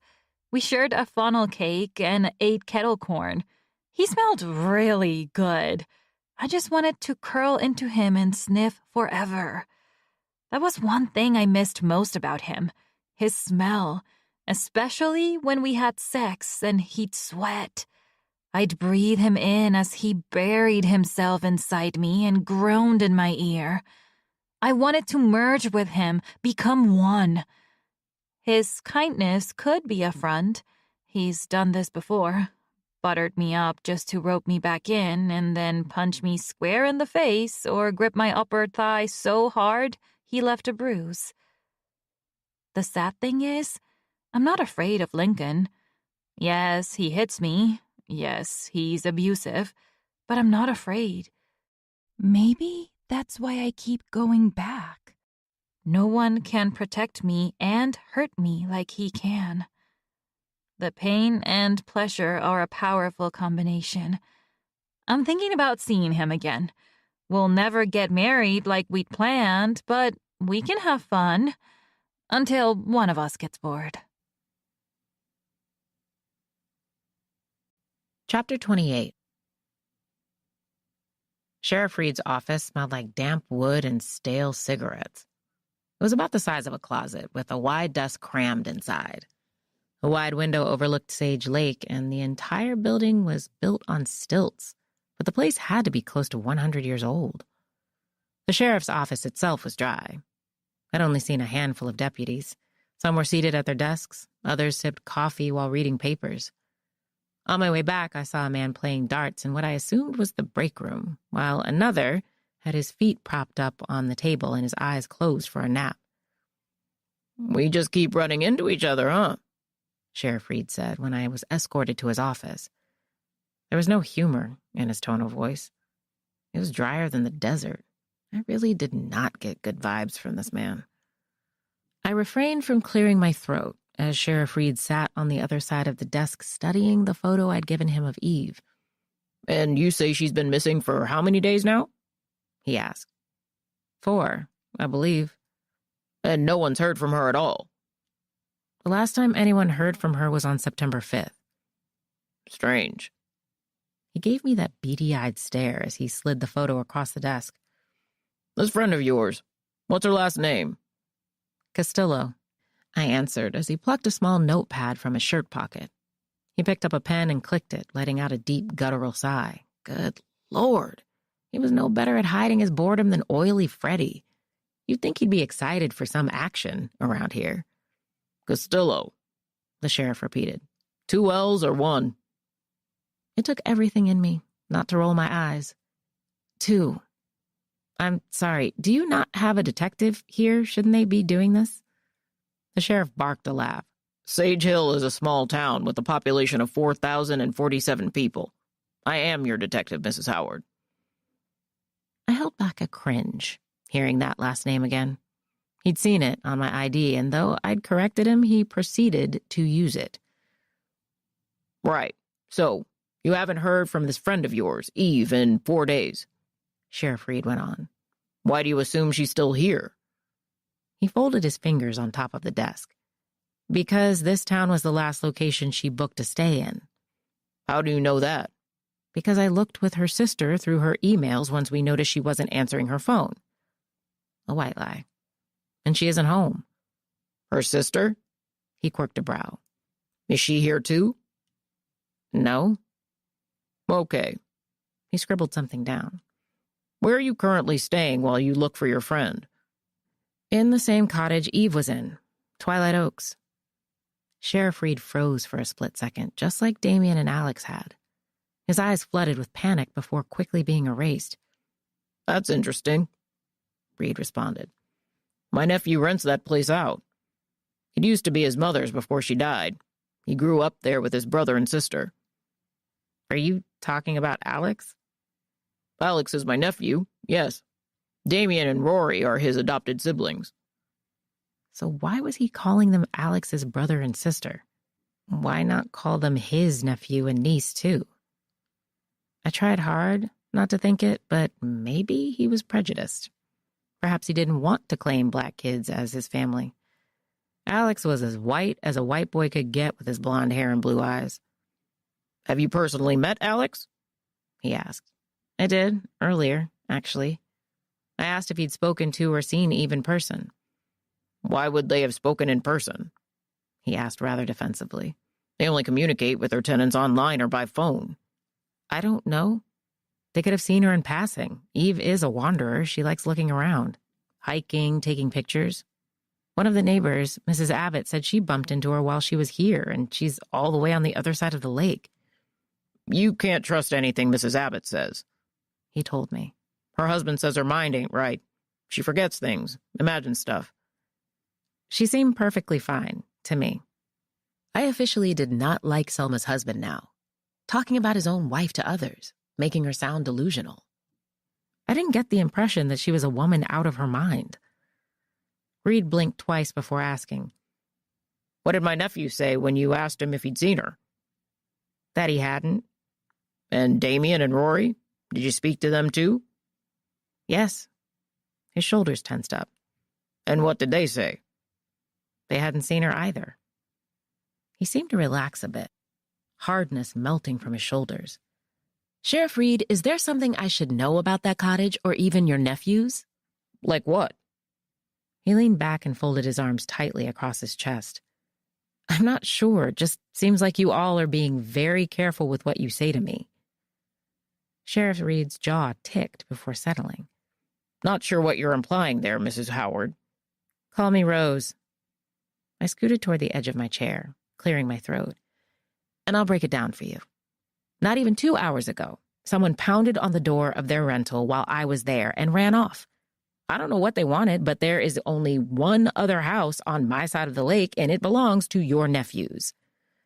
I made sure to put emphasis on the S. The sheriff's throat bobbed. He dropped his arms to pick up his pen and notepad. Did someone threaten you? No. I wasn't about to tell him I'd been given Eve's purse or that I suspected it was Rory who left it. Did you catch a description of the person? He asked, pen still in hand, ready to scribble. I didn't. He sighed and dropped the pen. It was best to shift the focus before he became too frustrated. The thing is, Eve was engaged once to a guy named Lincoln Fowler. I found out he was staying in the cottage with her. So, how do you know she hasn't just run off with him? She wouldn't. He abused her, constantly. Reed pressed his lips, glancing at his notepad. Why not write that down? I see. He grabbed the mouse to his desktop and sighed. I'll file the missing persons report, but I've got to tell you, this Eve Castillo sounds like she doesn't want to be found. Yeah, well, you don't really know Eve. My attitude was on full display, and I wanted him to know it. He was taking the situation much too lightly. No, Sheriff Reed said, cutting a glance at me. I don't. And I doubt anyone else around here does either. What is that supposed to mean? I almost asked him. That wouldn't have made things easier, though, so I smashed my lips together and remained quiet.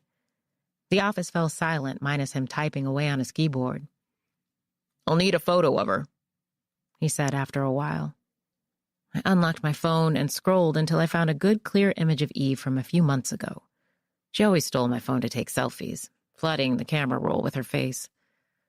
So you'll always see me pop up in your memories, she'd say. It was cute before, seeing her pop up. Now it irritated me. Despite it, I couldn't find the gumption to delete them all. I can email a single portrait to you. Sheriff Reed plucked a business card from a tray and slid it to me. Email address is on there. Once the photo was sent, Sheriff Reed took 5 or so more minutes before releasing the mouse and standing. The report is in, and I have your number. I'll let you know if anything comes up. Thanks, I murmured. He escorted me out of his office and through the building, but not without offering me a coffee. I declined. When I stepped outside, the mist was thick. The fog was back. Thunder rumbled in the sky, a bolt of lightning flashing in the distance. The storm was continuing. Drive safely now, Sheriff Reed called after me. I forced a smile at him before hurrying to my car just as droplets of rain began to descend. Before leaving the parking lot, I spotted Sheriff Reed still standing by the door.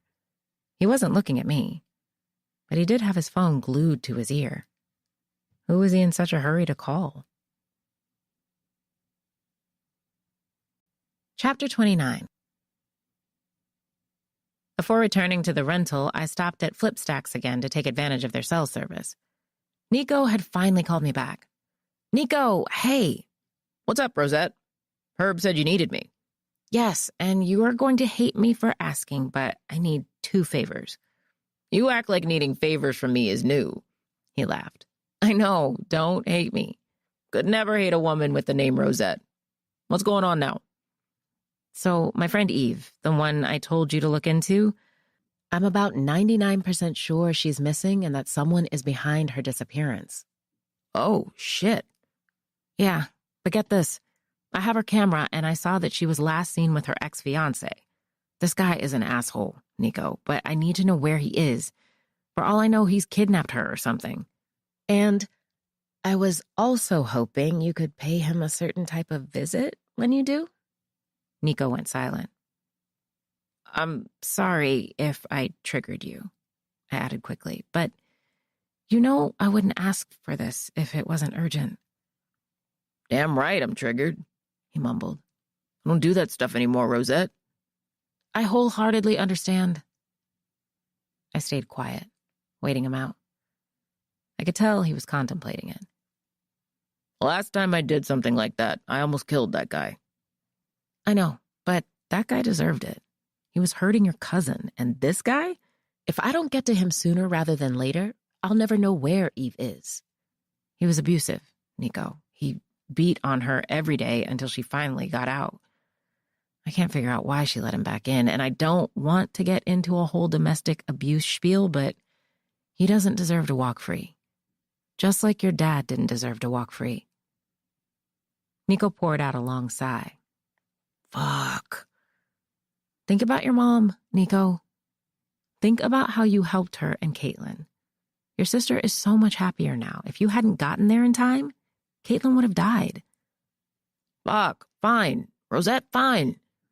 I released a sigh of relief. Thank you, Nico. Don't thank me, he grumbled. Always striking where it hurts. You're too good at that shit. He sighed again. I bet Nico hated that Herbert had told me all about his past. If I do this, it'll be the last time I ever do it. Understand? Yep, I understand. Trust me, I'll never ask you for something like this again. He huffed, and I heard him tapping away on his keyboard. What's the fucker's name? Lincoln Fowler. Okay, on it. Thank you so much. Call me when you find out where he is. I want free Chipotle for a month, he grumbled. I busted out laughing. You do this for me, and I'll buy you Chipotle for a year. Chapter 30. When I parked in front of Twilight Oaks and stepped out of the car, my phone vibrated in my hand. A text from Diana came across. Zoe just told me you guys still haven't heard from Eve. What's going on with her? I walked into the cottage, locked the door, then texted her back. No one has heard from her. Just filed a missing persons report. Not like her to just disappear. Not only that, but I found her backup iPhone. She has recent pics with Lincoln. I tapped send, but the message failed to go through. Oh, come on. This wasn't going to work. If I didn't have service, how was I going to hear from Nico? Or even Sheriff Reed if he discovered something? I went to the patio doors and slid them open to walk along the top of the hill and hold my phone in the muggy air. Now that the rain had passed, for now, it was humid. When I hit send again, it took a few seconds, but the text went through. Then Cole's name appeared on the screen. I swear I was going to punch that man in the throat just one good time so he'd leave me alone. What do you want, Cole? I answered with a snap. I just got off the phone with Herbert. Why were you talking to Herbert? I was trying to figure out where you were. Wanted you to know in person that I signed the papers. Was I supposed to clap and sing his praises? He told me you're in some place called Sage Hill and that you're looking for Eve. I was going to throat punch Herbert, too. Why does it matter? I asked, exasperated. Did you find her? Again, why does it matter? I'm just asking. Are you pretending you don't know where she is? I asked. Is she with you? Because I swear to God, if she is and I'm doing all of this, I will... No, Rose, what? Cole's voice raised a notch. Why the hell would I be with her? I don't know where she is. I was going to say that I don't think you should be in that town alone. I looked into it and it seems kind of bigoted. I should drive there, right? Someone needs to look out for you. I inhaled, then exhaled. Was he really trying to use this as a way to get on my good side again? Or to win me back, as he put it? I don't need you looking out for me. I'll worry about you, Rose. Look, I have to go. Rose, he called. Bye, Cole. Rose? He called again. The call failed. I stood there a moment, crossing my arms and staring at the lake. The flashbacks punched me right in the gut. Cole with his pants around his ankles. Eve completely naked, Cole's face dropping. Eve's hands going up, begging me to wait before she'd even spoken. Eve running toward me, pleading. A slam of the door. It took everything in me not to cry. I was so conflicted as of this moment. I wanted to hate Eve for what she'd done. I shouldn't have been at this damn cottage looking for her. I shouldn't have cared about her at all. Maybe it was a good thing she was missing. Then she wouldn't ruin anyone else's life. That was a foul thought, though. She shouldn't have been missing. Her safety was still important. Jason had been right before. It was impossible for me not to care about her. This was a person who'd been in my life for almost 2 decades, a person I shared so many of my secrets with, things about my husband that I'd never voiced to anyone else, things about my childhood that only she knew. You can't just write something like that off in the span of 3 months. A text rolled in from Cole. Be safe, Rose. Please. He was pathetic. Both of them were. Snap. I gasped. Twisting around to face a line of trees, there it was again, just like this morning. This time the snap was louder, and it damn sure didn't belong to a rabbit. I stepped back, keeping watch of the area, then a foot stepped out. A black and white Converse followed by another. Jeans.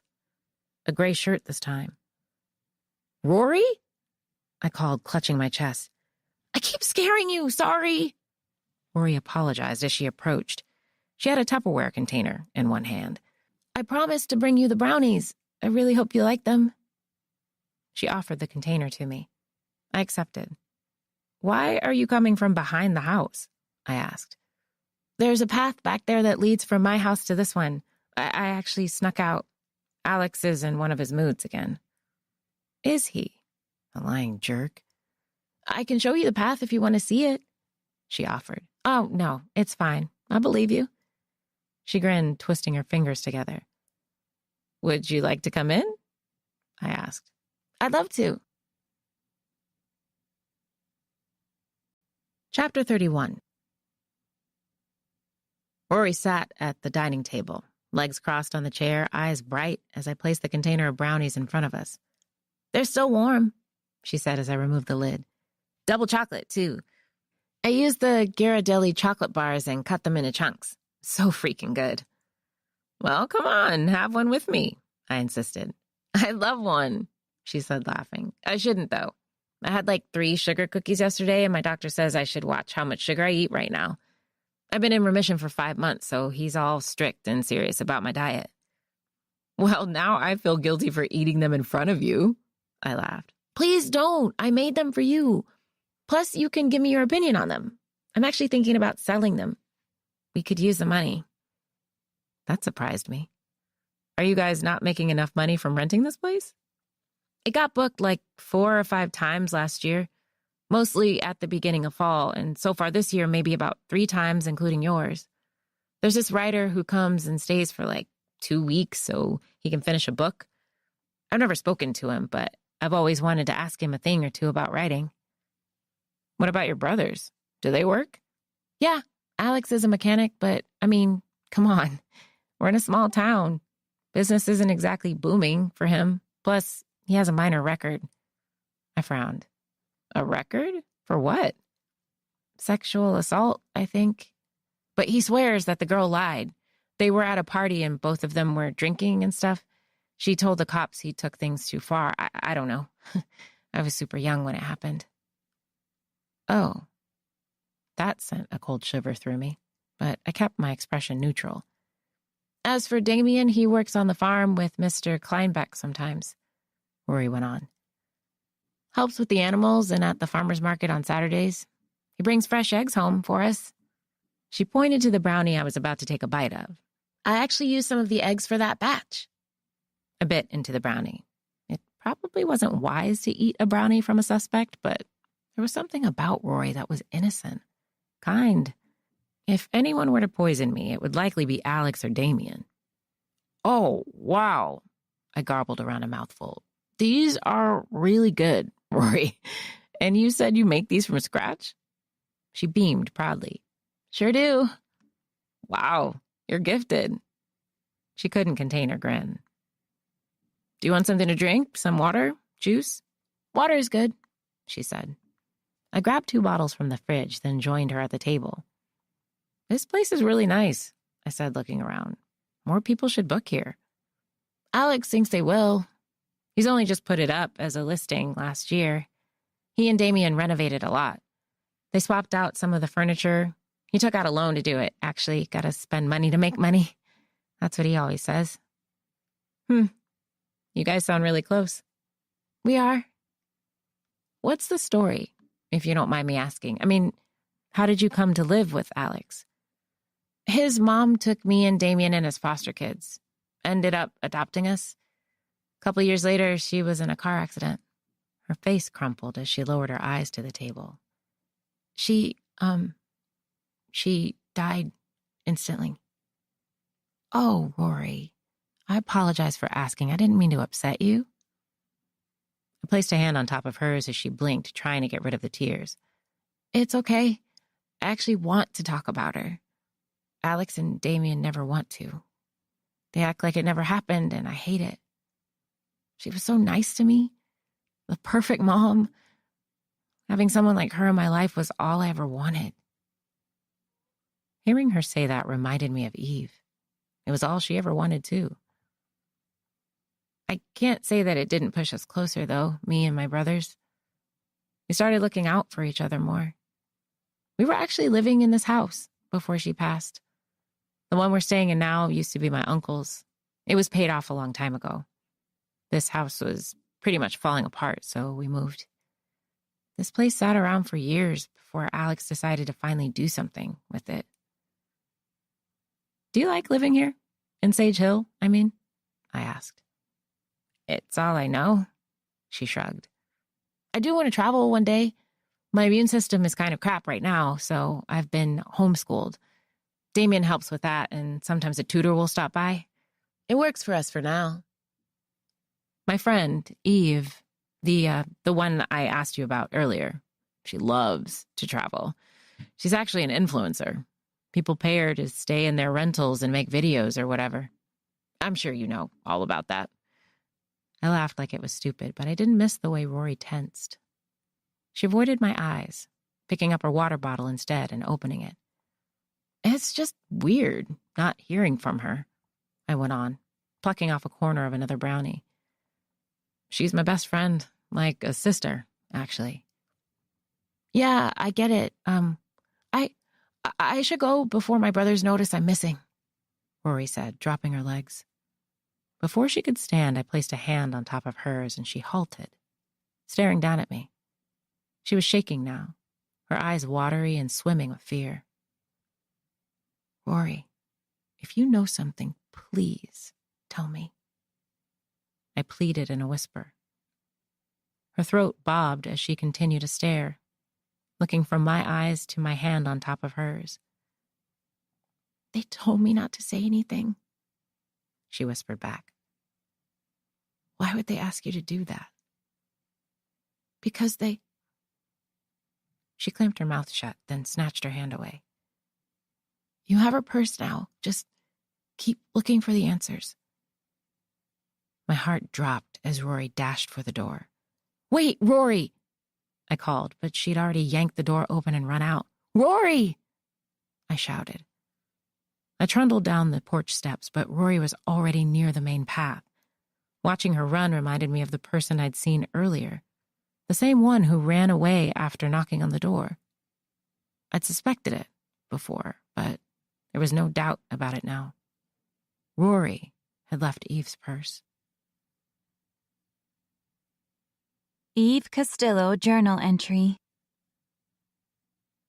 Victor called earlier. I was at the gym, so I ignored his first call. He called again when I got home. I almost paid no attention to it, but a part of me wanted to hear what he had to say. He said he missed me, that he wants to meet up. I'm not sure I want to. Me and Lincoln are on better terms now. Besides, the last time I spoke with Victor, he made me feel like shit. He can be so toxic. But he promised to make it up to me. Am I dumb for considering it? I feel like I should reject him, but we have such good sex. And when he's in a good mood, he really is kind. I might meet him for lunch just to hear him grovel. Who knows what'll happen after that? Chapter 32. I dug around in one of the kitchen drawers until I came across a flashlight, then hurried out the front door. I clicked it on, swinging the beaming light forward, and went in the direction Rory had come from when she first arrived. The path within the woods was easy to find. I walked rapidly while trying to keep my breaths and heart steady. The water of the lake trickled and damp leaves swished. Heavy branches groaned and twigs snapped beneath my feet, but I didn't slow until I spotted the lights on the Reed's house. "What the hell is wrong with you?" A deep voice growled. I clicked the flashlight off and rushed behind a tree. Peering around the corner, I saw Rory standing next to a set of stairs on the side of the house. The stairs led to a side door, probably the one she'd snuck out of to get to me. She stood next to an unlit fire pit, quivering as Damien glowered at her. "We told you not to go over there, Ro. You aren't supposed to be talking to her." I didn't tell her anything," Rory exclaimed. "It's not about that. Damn it, Rory. You never fucking think." Damien whirled around and stormed off. Rory sniffled. Then she turned her head and let out a startled gasp. For some reason, my heart dropped when I spotted a silhouette standing in front of the side door. "Alex," Rory breathed. "Where is the bag, Rory?" His voice sent a chill down my spine. It was eerily calm. What bag?" Rory asked. "You know what fucking bag." She flinched as he stormed down the stairs. He gripped her upper arm and wrangled her close to him. "The bag the girl had," he snarled. Rory was still shaking, whimpering. I don't know where it is." "It was in my room, and now it's gone, so where is it?" Rory didn't respond, and her silence clearly pissed him off. He gripped her arm harder, and she cried out as he started dragging her toward the door. "Let her go, Alex." Damien appeared again, chest puffed up as he glared at Alex's back. "Don't hold her like that. She's fucking lying, Damien." Alex shot back. "Who else was in the house to take that girl's bag? I'm sure it wasn't you, was it?" He released Rory and practically shoved her away so he could walk in Damien's direction. It was strange to see a person as large as Damien shrink at Alex's approach. Damien had way more muscle and could have taken him down easily. "She's recovering," Damien said in an even voice. "Her body is still weak. You can't just grab her like that. She's not too weak to talk to the fucking tenants." Alex spat. Damien looked from Alex to Rory, but Rory was scurrying into the house. Alex stepped closer, getting in Damien's face. His chin dropped to avoid his brother's eyes. "You can defend her all you want," Alex said, "but I'm not going to prison because both of you want to act like fucking idiots." To prison? What would cause him to go to prison? I shifted, trying to hear what more he was saying, and a branch snapped. Both men looked in my direction. Shit. I hid behind the tree again, lowering to a squat. They couldn't see me here. It was too dark. I peeked around the edge of the tree, then cut my mouth to refrain from gasping. Someone stood at the edge of the woods, peering into the darkness. They were only a few steps away. I wasn't sure which brother it was, but I could hear him breathing. My heart drummed an uneven beat. If he walked any closer, he'd catch me. "Just get in the fucking house," Alex snapped. His voice was distant. I took another peek, and the men were rounding the house to reach the front porch. Once they were out of sight, I made a dash for it back to the rental. Without the flashlight on, it was tricky sticking to the trail. I got caught in a few branches and nearly tripped over roots, but eventually I found the cottage lights. I made it back to the front door, breathing raggedly as I shot up the porch. Once inside, I slammed and locked the door. I stood there for a moment, panting as I replayed the situation with the Reeds in my head. I'm not going to prison because both of you want to act like fucking idiots. What did Alex mean by that? Go to prison? For what? He'd obviously taken Eve's purse, but why would he do that unless he had something to hide? I pressed my forehead to the door and squeezed my eyes shut. What did they do to Eve? Chapter 33. The smartest thing for me to do was call the police. Any sane person would have done it, but the sheriff was the Reed's uncle. There was no way in hell he was going to believe me enough to investigate them. I had no proof that they'd done anything to Eve other than having her purse, which was an easy out. Eve's purse could have been anywhere. They could easily lie and say they'd never seen it. The charred necklace was also an easy out. Eve could have been distraught and tossed it in the fireplace out of anger. They'd probably not find any fingerprints on it other than mine now. I stood in the bedroom with all the curtains closed as I paced back and forth. It wasn't safe to stay in this house anymore, not when they could access it so easily. What did that family even have to do with Eve? I had no clue who those men were. I'd never seen them before, not a day in my life. Eve knew a lot of people, but I had reason to believe she didn't know the Reeds before her visit to Aquila Lake. Her camera was still on the bed. I picked it up and powered it on again. The battery was at an even lower percentage. I turned it off, tucked it into my overnight bag, then started packing up all my shit. I'd be damned if I stuck around just to go missing too. I carried everything with me to the living room where my purse and keys were. After double-checking that I had everything, including my gun, I left the cottage and jumped into the car. Screw cleaning up and emptying the trash as a courtesy, they could do it themselves. I turned the key fob to start the car, but the unexpected happened. My engine stalled. I tried again. The engine sputtered. What? No, come on! I tried once more to no avail. A knock sounded on my window and I shrieked. Oh, shit, sorry. Alex took a large step back with his hands raised. I didn't mean to scare you. My hand shook as I blew out of breath. It's fine. What, why are you here? What? He cupped his ear.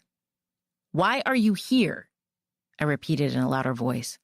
Oh, you told me to come and check in with you if I remembered anything. About Eve. His voice was muffled, but I could make out what he was saying. Okay. What was he playing at? I glanced at my purse where my gun was tucked away. I had every urge to take it out and place it on my lap, just so he wouldn't try anything reckless. I resisted, though. Are you coming out of the car? No, I'm good in here. He gave me a funny look. Then he put on a crooked smile, huffing. The smile was charismatic, almost boyish. A deceptive display. Okay. Well, like I told you, I didn't personally run into your friend, he said loudly. But Damien just told me that he saw Eve hanging out around the lake with some guy. I remember now because Damien was so pissed about it. He said he caught the guy peeing in the water or something. What did he look like? He said he was tall, short, dark hair, Native American or Hispanic maybe. I swallowed. That sounded just like Lincoln. He was of Native American descent. God, I was so confused now. Great. I forced a smile. Thank you for letting me know. Sure. He paused. Is everything all right? Yeah, I lied. Everything's fine. He glanced at my bag on the seat, Eve's purse. There was a mild twitch to his right eye. Are you leaving? I scoffed. I don't think that's any business of yours. Well, I was just asking. He threw his hands in the air again. I know your checkout is in the morning. He stepped back some more, shrugging. Then he gestured to the car. Do you want me to take a look under the hood? That's okay. I'll call AAA. Oh, please. It'll take forever to get here. I'm happy to look. I work with cars all the time. Alex, really, that's okay. I've already called. Alex blinked with his lips pressed. Then he stepped back again, swinging his arms forward and clasping his hands together. He appeared to be praying as he brought his hands in front of his chest. This man was no saint. All right. Well, if you need anything at all, feel free to reach out. I nodded. Sure. He turned away, hesitant at first, like he was trying to make sure that I was sure. When he finally put some pep in his step and found his way around the bend of the path, disappearing into darkness, I sucked in a breath and dug into my purse for my phone. I sent another text to Diana. If something happens to me, tell the authorities to look into Alex and Damien Reed. It was dramatic, sure, but it was better than nothing. Even if the message wasn't sent now, it would eventually. I hoped. Besides, I didn't need Alex's help checking under the hood. My dad was all about teaching us girls how to be independent. If a tire needed changing, I knew how to swap it out. Battery dying, I knew exactly how to replace it. He didn't want us roaming this world helpless or relying on a man to rescue us. He wanted us to be our own saviors. I popped the hood and then climbed out of the car after taking a visual sweep of the area. The culprit became very clear when I checked the engine. One of the spark plugs was loose. I fixed the spark plug, slammed the hood, then climbed behind the wheel again. The engine started with ease, and I drove away. But not without thinking that someone had purposely loosened my spark plug. Probably because that same someone didn't want me leaving. Eve Castillo journal entry. I think about my mom a lot. Sometimes I catch myself feeling guilty about what I did to her. The problem with Mom is that she was so easy to manipulate. To me, she was like a lump of clay, easy to mold and shape into whatever you wanted. I remember a time when she was actually nice to me and Zoe. I recall her braiding our hair and even taking us to Cece's Pizza so we could eat however much we wanted and then play arcade games afterward. The cinnamon rolls were her favorite. She used to bring some home with her and eat them while she watched telenovelas. The thing is, Pa left her for another woman when Zoe was born.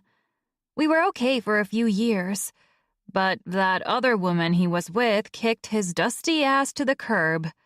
When she did, he came running back to Ma, and Ma took him right in. At first it didn't bother me that he was around. Pa worked and helped her with the bills. He ate dinner with us most nights, but avoided me and Zoe for some reason. Then something changed. It started with the slamming of doors, a quick beer that led to 2, 3, 4, 5 even. Punching holes in the wall after a bad day at work. When I was 8, I remember him coming into my room, grabbing one of my braids, and yanking me off of the bed. Zoe was on her bed, sound asleep. Pa looked down at me with his fists clenched and said, "Why the fuck didn't you wash the dishes?" I was too stunned to speak. He'd never hit me before, never been rough with me. He took my speechlessness as disrespect and hauled me up just to steer me out of the bedroom. Ma came out of her room with a robe on, her hair all over the place and bleary-eyed. She worked the 3rd shift, and it wasn't time for her to get up yet. She asked what was wrong. "She didn't wash the fucking dishes!" Pa yelled as he stormed into the kitchen with my arm in his tight grasp. I cried for him to let me go. I kept telling him that he was hurting me. He didn't care. He shoved me forward to face the sink. It was already full of water and suds. There was only a bowl and a spoon next to it. Zoe had cereal when she got home from school. We didn't even eat dinner that night at the house. We went to McDonald's. After taking out a wooden spatula from one of the drawers, he stood beside me as I started crying and said, "Pick up the bowl and wash that shit." I grabbed the bowl and washed it, then the spoon. I rinsed both and put them on the drying rack. He took them back off and placed them in the soapy water again. Wash it again! But I couldn't even protest. He raised the flat end of the spatula and smacked my behind with it so hard it felt like it was on fire. I cried harder and picked up the bowl, washed it again, rinsed it, then put it on the drying rack. He took it back off and dropped it into the soapy water again. Amor, Ma called, staring at him with pleading eyes. I hated that she referred to him as love. He was filled with nothing but hatred. He ignored her and continued staring at me, all vicious and angry. I was glad Zoe was still asleep. I didn't want him hurting her too. You're going to wash that bowl as many times as I tell you to, until you get it through your thick fucking skull that you don't leave dirty dishes in my sink. I'm paraphrasing here, but that's how I remember it. Then he said something like, "You're the oldest. We work too hard for this shit. Take care of your fucking house." I was only 9 at the time. I was just starting to learn how to take care of myself. He made me wash the bowl 5 more times. Ma stood and watched the entire exchange. I hated that she didn't stop him, that she didn't at least try to intervene. When Pa grew bored, he stepped away from me and took her by the arm, heading to their bedroom. My hands shook as I wiped the counters. I checked to make sure no other dishes were around, then went back to my room. Along the way, I heard my parents in their bedroom making noises. They were having sex. I knew what that was, even at the age of 9. I knew a lot of things I shouldn't have. I guess that's what happens when you're forced to mature ahead of time. I lay in bed and cried for hours. When I think about it now, I assumed he probably got off on that, being in control, abusing others and shouting at them. It made him feel bigger than he was, and that's why he'd dragged my mother with him to their room and had his way with her. He had a sick, twisted mind. You'd think as I grew older I would have done the opposite of my mother. Instead of giving myself to a man who'd hurt me constantly, I would run. However, as you get older, you realize that you aren't too far off from being your parents. There's always some part of them inside of you. You can't fully escape what you were once surrounded by. That noise that took up a large portion of your life will always linger in the back of your mind. That's why I hate my brain sometimes. It feels like a prison. When I was 9, Ma started hitting me too, just to see Pa nod and praise her for disciplining their kids. They found a thrill in hurting me. I told them I'd tell someone what they were doing, but they constantly told me that if I said anything, Zoe and I would be separated from each other and we'd never see one another again. I didn't want that.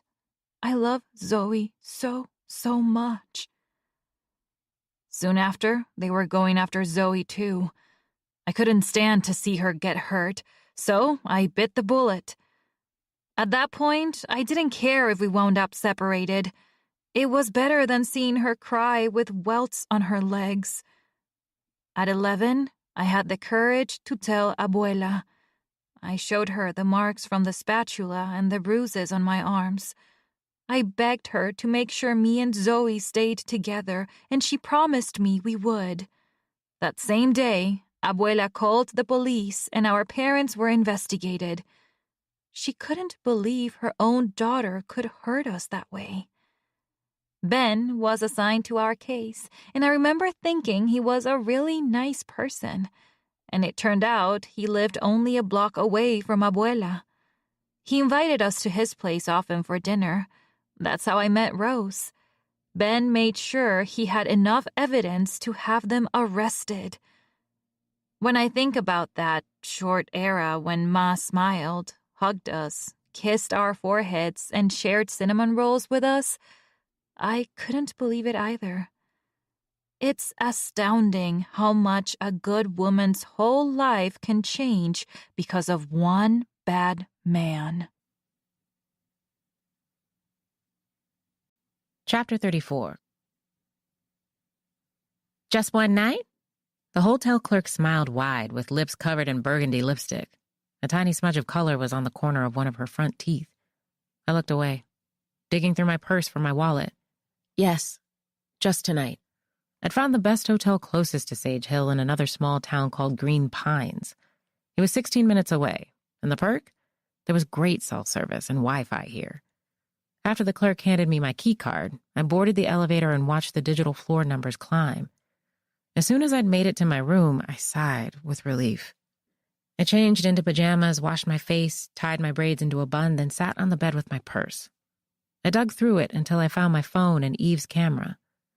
I wanted to contact the police of Green Pines, but if they were this close to Sage Hill, they probably knew James Reed personally. I didn't trust James. I didn't trust anyone in that damn town. Instead, I sent a text to Nico. Anything? Not yet. I typed up another text, this time to Zoe. Have you gone back to school? No, took the day off. I can't concentrate knowing Eve is gone.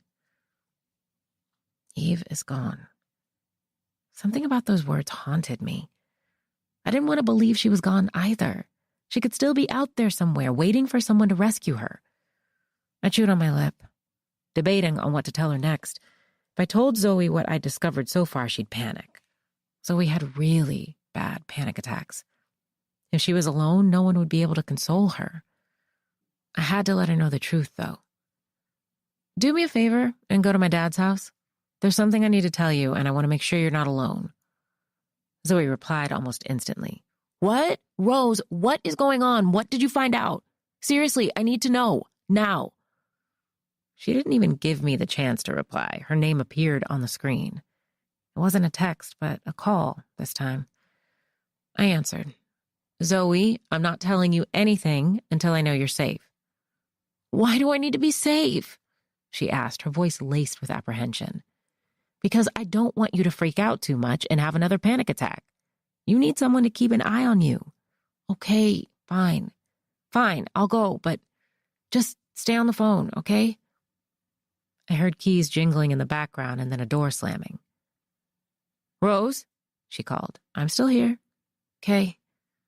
Her car door closed. I could tell she was driving by the steady whooshing noise in the background. Make sure you're driving the speed limit, Zoe. I am. She released a heavy breath. Was I right? Was she kidnapped? I hesitated before answering. I'm not sure. Oh, Godfrey, she whined. But I don't think she's hurt, I added. A lie, of course. So don't work yourself up. Did you guys get into an argument or something? She asked. I mean, before all of this, maybe that's why all of this is happening. She's been so sad because you guys aren't as close anymore. I swallowed, swinging my gaze to the dark curtains. Eve and I aren't on good terms anymore for good reason, Zoe. I haven't talked to her in about 3 months, so I don't think that's why she's missing. I don't get why you're avoiding her, she said, because she did something unforgivable. What could she have possibly done for you not to speak to her for that long? I paused before saying, she slept with Cole. The line went quiet.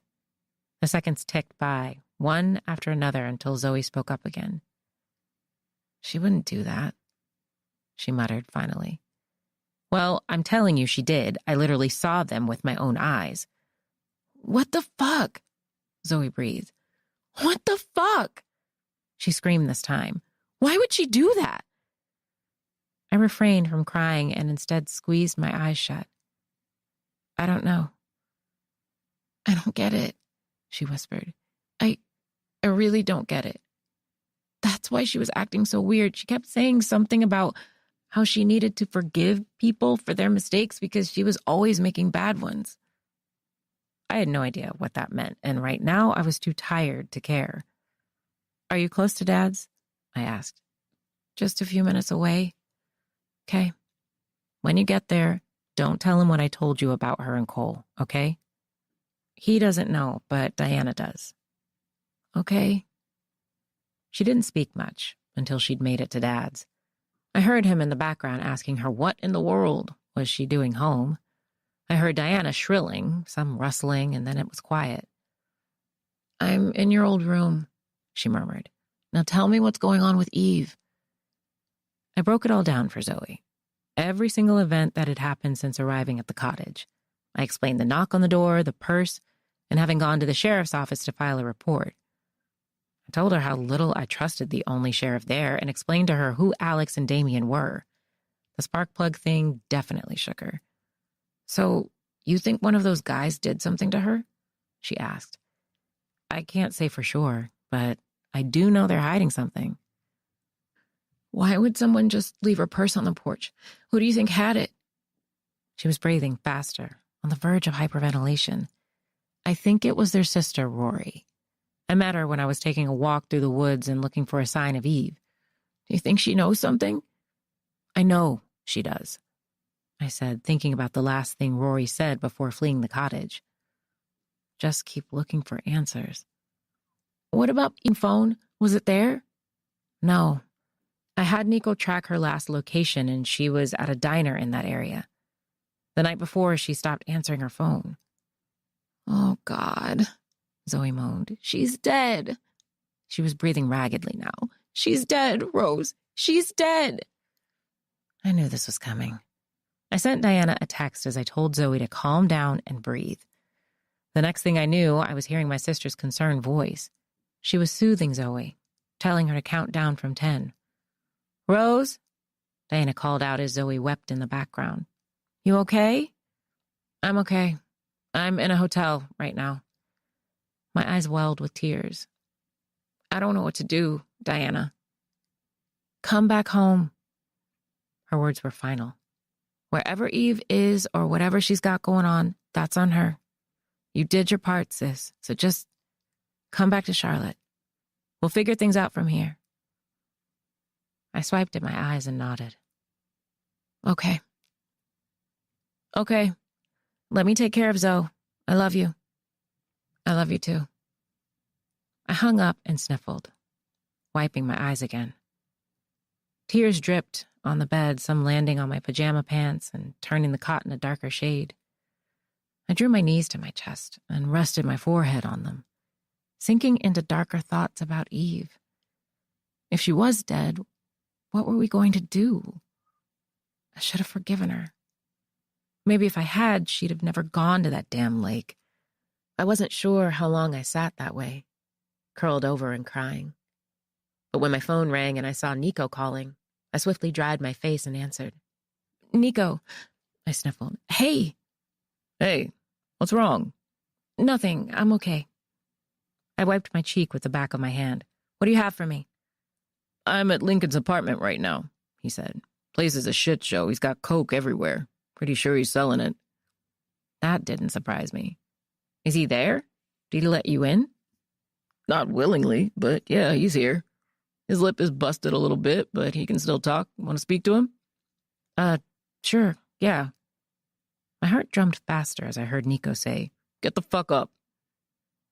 A deep groan crackled through the receiver. Then came Lincoln's familiar voice, definitely the one from the camera.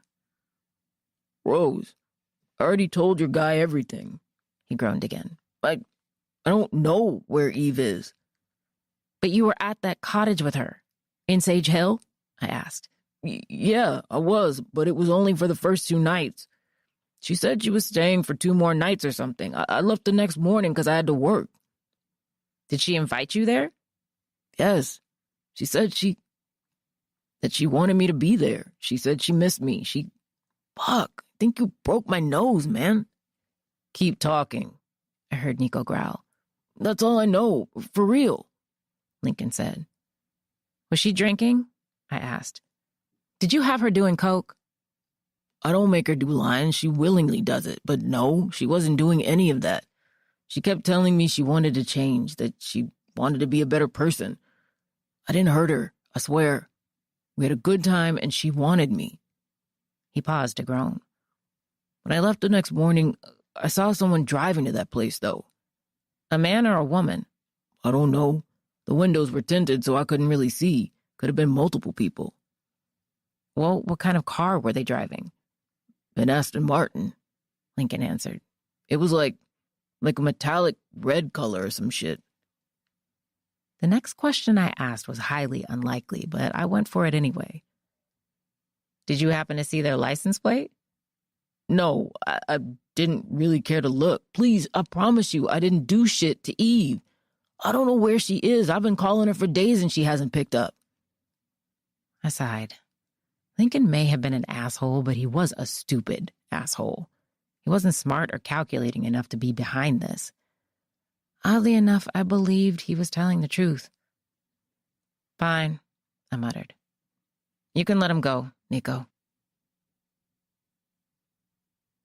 Eve Castillo journal entry.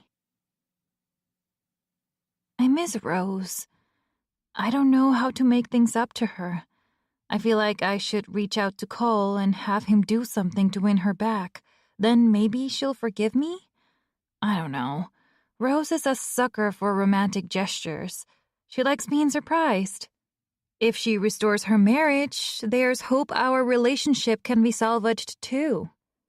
It was Ben's birthday yesterday, but I didn't get invited. Zoe went and asked if I was coming. I had to tell her I was busy and wouldn't make it. I hate lying to Zoe, but I'd rather lie than have her find out the truth, that I'm a shit friend who can't reject her best friend's husband. Here's the crazy thing, though. I started seeing a therapist, and she thinks I'm envious of Rose.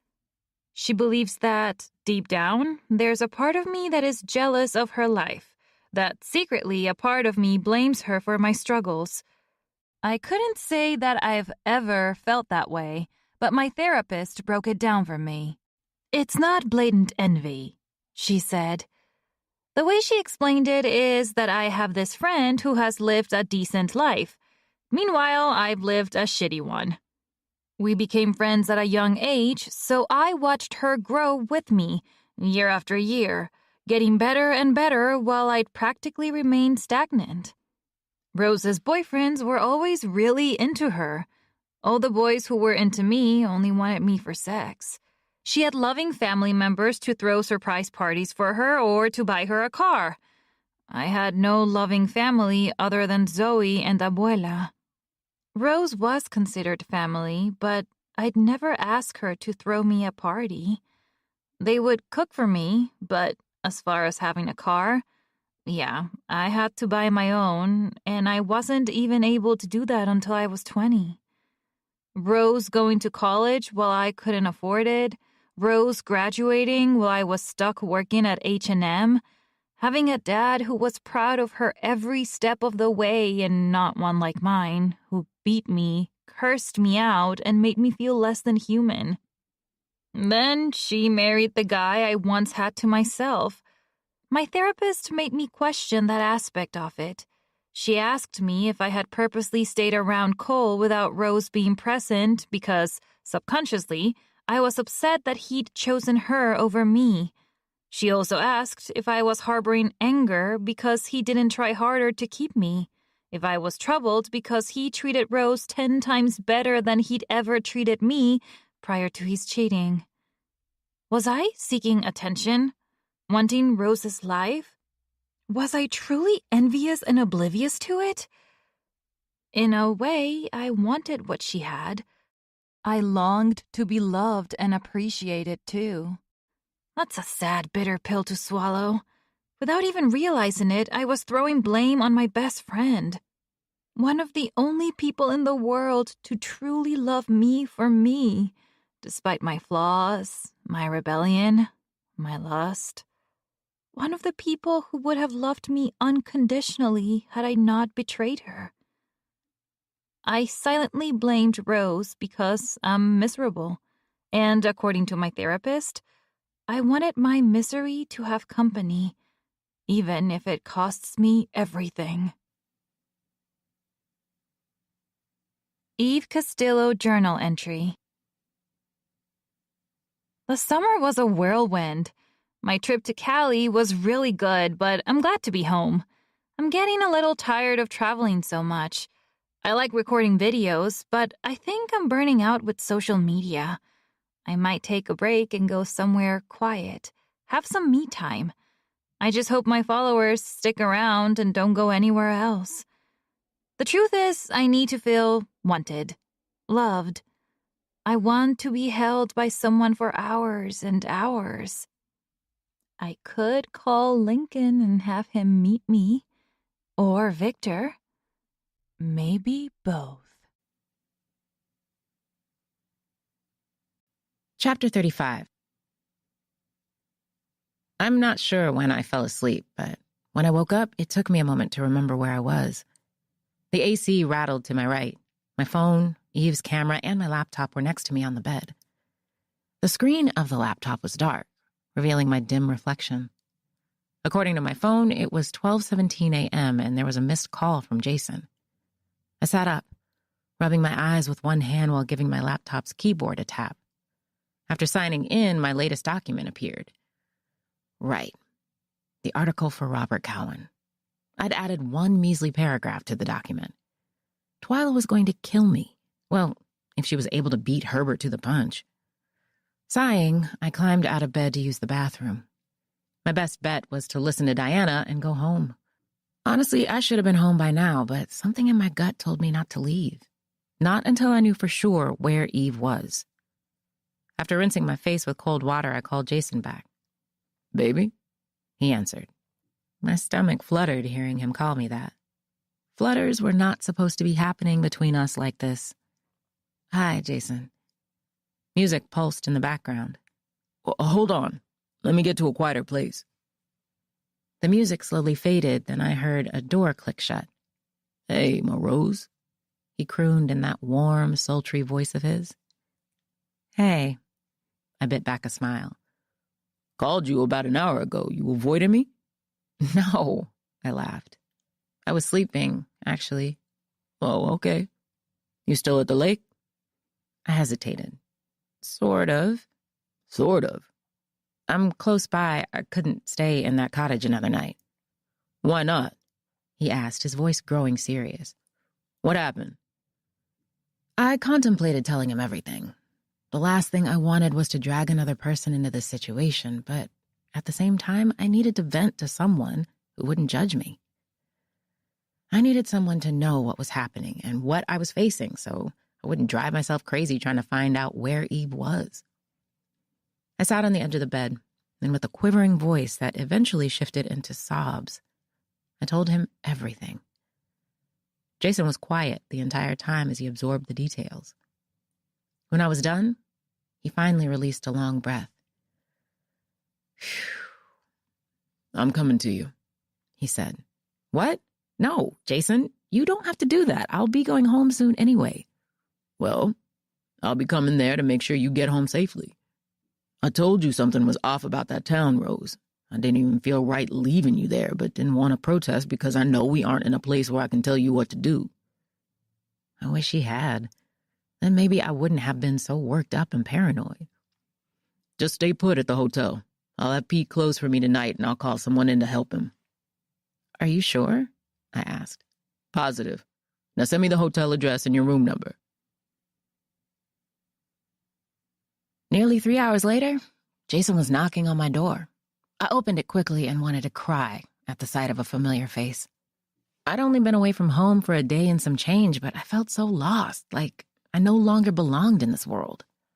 What next step do you take when your friend is missing and no one in town is willing to help? Who do you reach out to? What can you do? You can't just let it go. Quitting was a reasonable option, but I was Rosette Gibson. I didn't quit. Come here, Jason said, roping me into his arms. He let the door shut behind him, and I sighed with my cheek pressed to his chest, holding him just as tight. He smelled like sweet pine body wash and a hint of spiced cologne. He planted a kiss on the top of my head and a soothing warmth coursed through me. We were pushing our boundaries at this point, but I didn't care. He felt good. Safe. Safety was what I should have felt with Cole. Even with Eve. Instead, I found it here, in the arms of a man I never expected to meet. Eve Castillo journal entry. I've made up my mind. I'm going to Lake Aquila. There's this gorgeous house there with a nice view and great hiking trails. They call it Twilight Oaks. I just booked the place, so I'm leaving in the morning. It'll be good to get away, to think. Lincoln says he'll join me at the lake, but won't be able to stay long. That's okay, because Victor will swing by. Truthfully, after everything, I'd rather be with him. Eve Castillo journal entry. Lake Aquila is gorgeous, and the little cottage I'm in is like a dream. I told myself I wouldn't make content, but there's no way I can't share this place. My followers are going to love this. I normally announce my upcoming trips, but this will be a nice surprise. People love quiet getaways, and my followers love when I surprise them. I actually spoke to the owner of this place when I arrived and told him who I was. He saw my following and said I could really help him get the word out about his house. I wasn't going to record a ton of footage, just a few tidbits to post on Instagram. The guy agreed to give me a discount in exchange for me posting all about it, so I'll take it. He's kinda sexy, too. I'm not usually into white boys, but there's something about this one. It's like he's pretending to be this sweet, charming guy, but there's a rough beast hidden within. Alex. Wonder what I'd sound like saying his name while he shows me who he really is. Chapter 36. I'm sure Alex is behind all of this. I bit off a piece of bacon as Jason rubbed a triangle of pancake and a puddle of syrup on his plate. We were sitting in the hotel cafe. I decided last night, after hashing things out a bit more with Jason, that I was going home. There was nothing more I could do here. Plus, I was in danger, now. If I showed my face to Alex or any of his family again, there was no guarantee I'd make it out a second time. You should have seen the way he talked to his sister. I shook my head with a scowl. It looked like he was going to hit her or something until Damien intervened. And Damien is the other brother? Jason asked. Yes, Damien is Rory's biological brother. Rory and Damien are black, but she says they were adopted by Alex's mom, who I'm sure was a white woman. Oh. He took a gulp of orange juice. It just doesn't make sense, though. If Rory knows something or assumes her brothers are behind it, why would she be talking to you and feeding you information? I don't know. That's what I was trying to wrap my head around. It was obvious Rory loved both Damien and Alex, despite how gruff both men were. She seemed like the type to protect her loved ones. Then again, I didn't know much about her and could have been reading her all wrong. Well, fuck them. Jason set his fork down. The metal clattered on the plate. I can drive over there if you want me to. Ask which one of those motherfuckers pulled your spark plug. My God, no, I laughed. Let's just get back to Charlotte. I'm tired of being here. All right. Jason nodded, then pushed back in his chair. Let me hit the men's room and we'll get out of here. I watched him go as I picked up my coffee to polish it off. My eyes dropped to Eve's purse next to my belongings. I grabbed it by the strap and placed it on the table, shuffling through it again. I don't know why I bothered. It wasn't like anything new was going to magically appear overnight. I looked through the inside pockets, finding a variety of lip gloss and some coins. The bigger pocket had a strawberry-scented hand cream, a pack of gum with only 3 pieces left, and hand sanitizer. I grabbed her wallet and unzipped it. Her ID was still inside, along with a few credit and debit cards. Old coupons were in one of the small pouches, a crumpled car wash receipt, and more coins. I slid each card out of their slots. One of them made me pause. This one didn't have her name on it. Instead, the name was Victor E. McDonald. My mind circled back to the night before, the call with Nico and Lincoln. He said someone else had driven to the cabin. Could that have been this Victor person? I grabbed my phone and sent Nico a text, asking him to look into this person next. He was likely asleep and wouldn't see my message for another couple hours. I hoped he wasn't sick of me at this point. Jason returned just as I pushed Eve's wallet back into her purse. Ready? He asked. Yeah.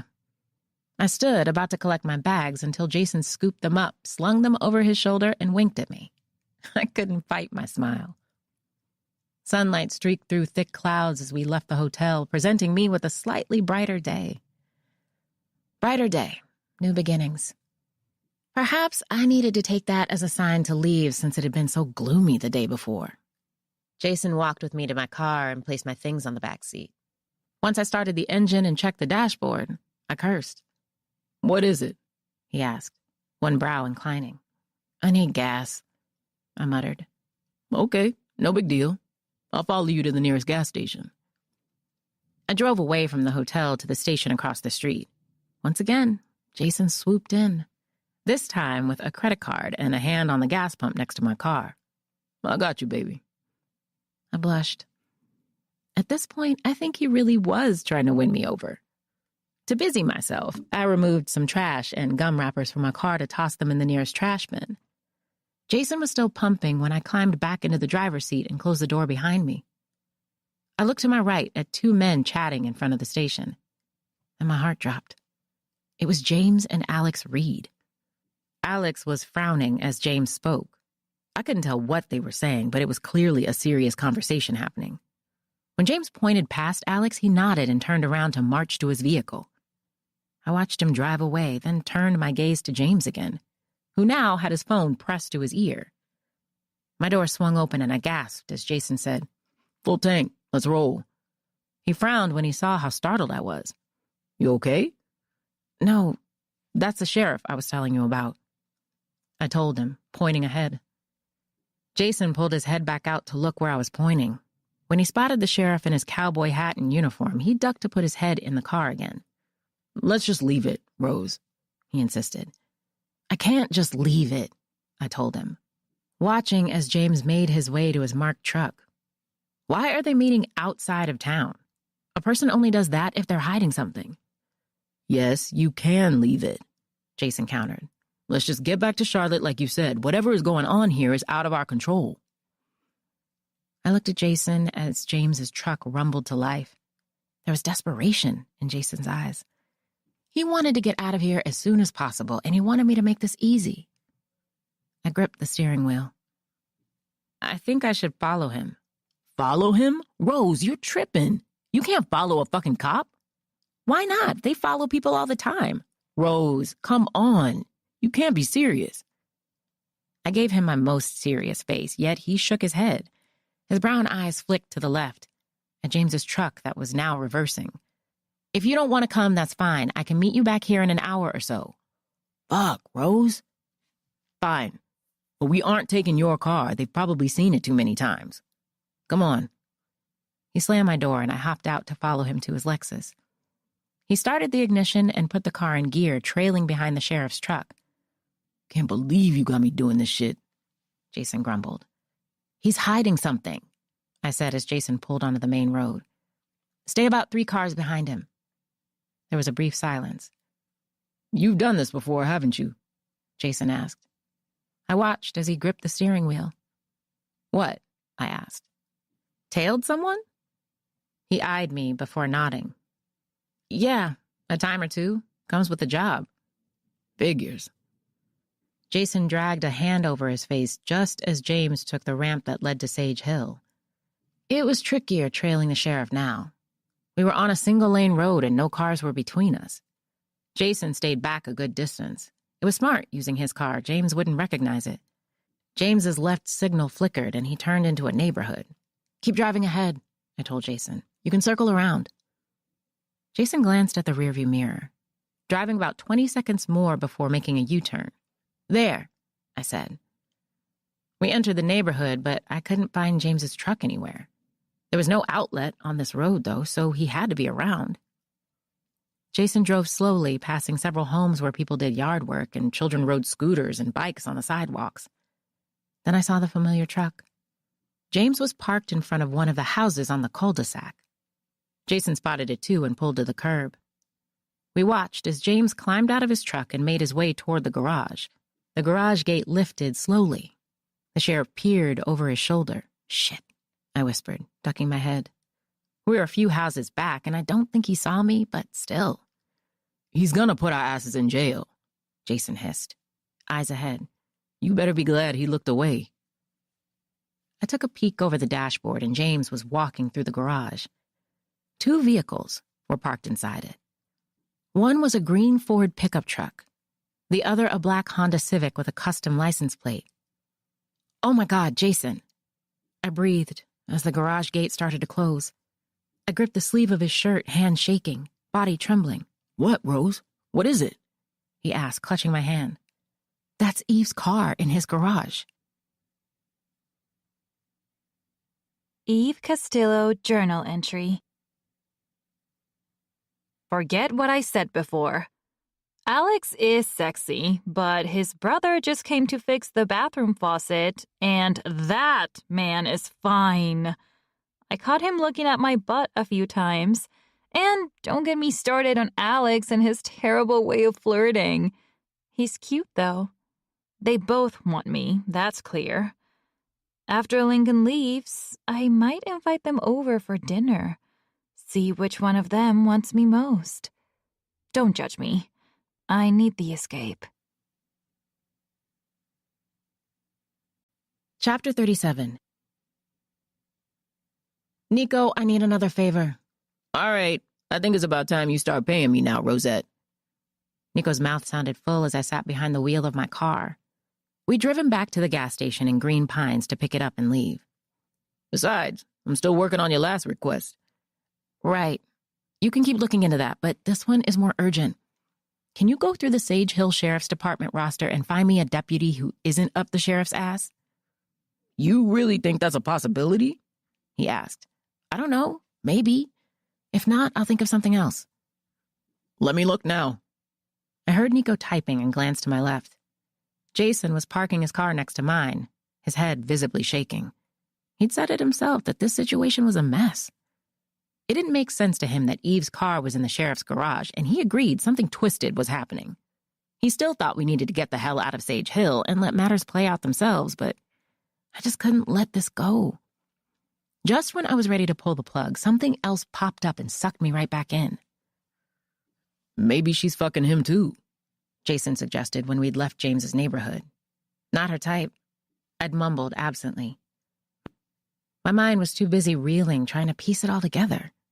I knew there was a reason I didn't trust that man. Seeing her car there solidified it for me.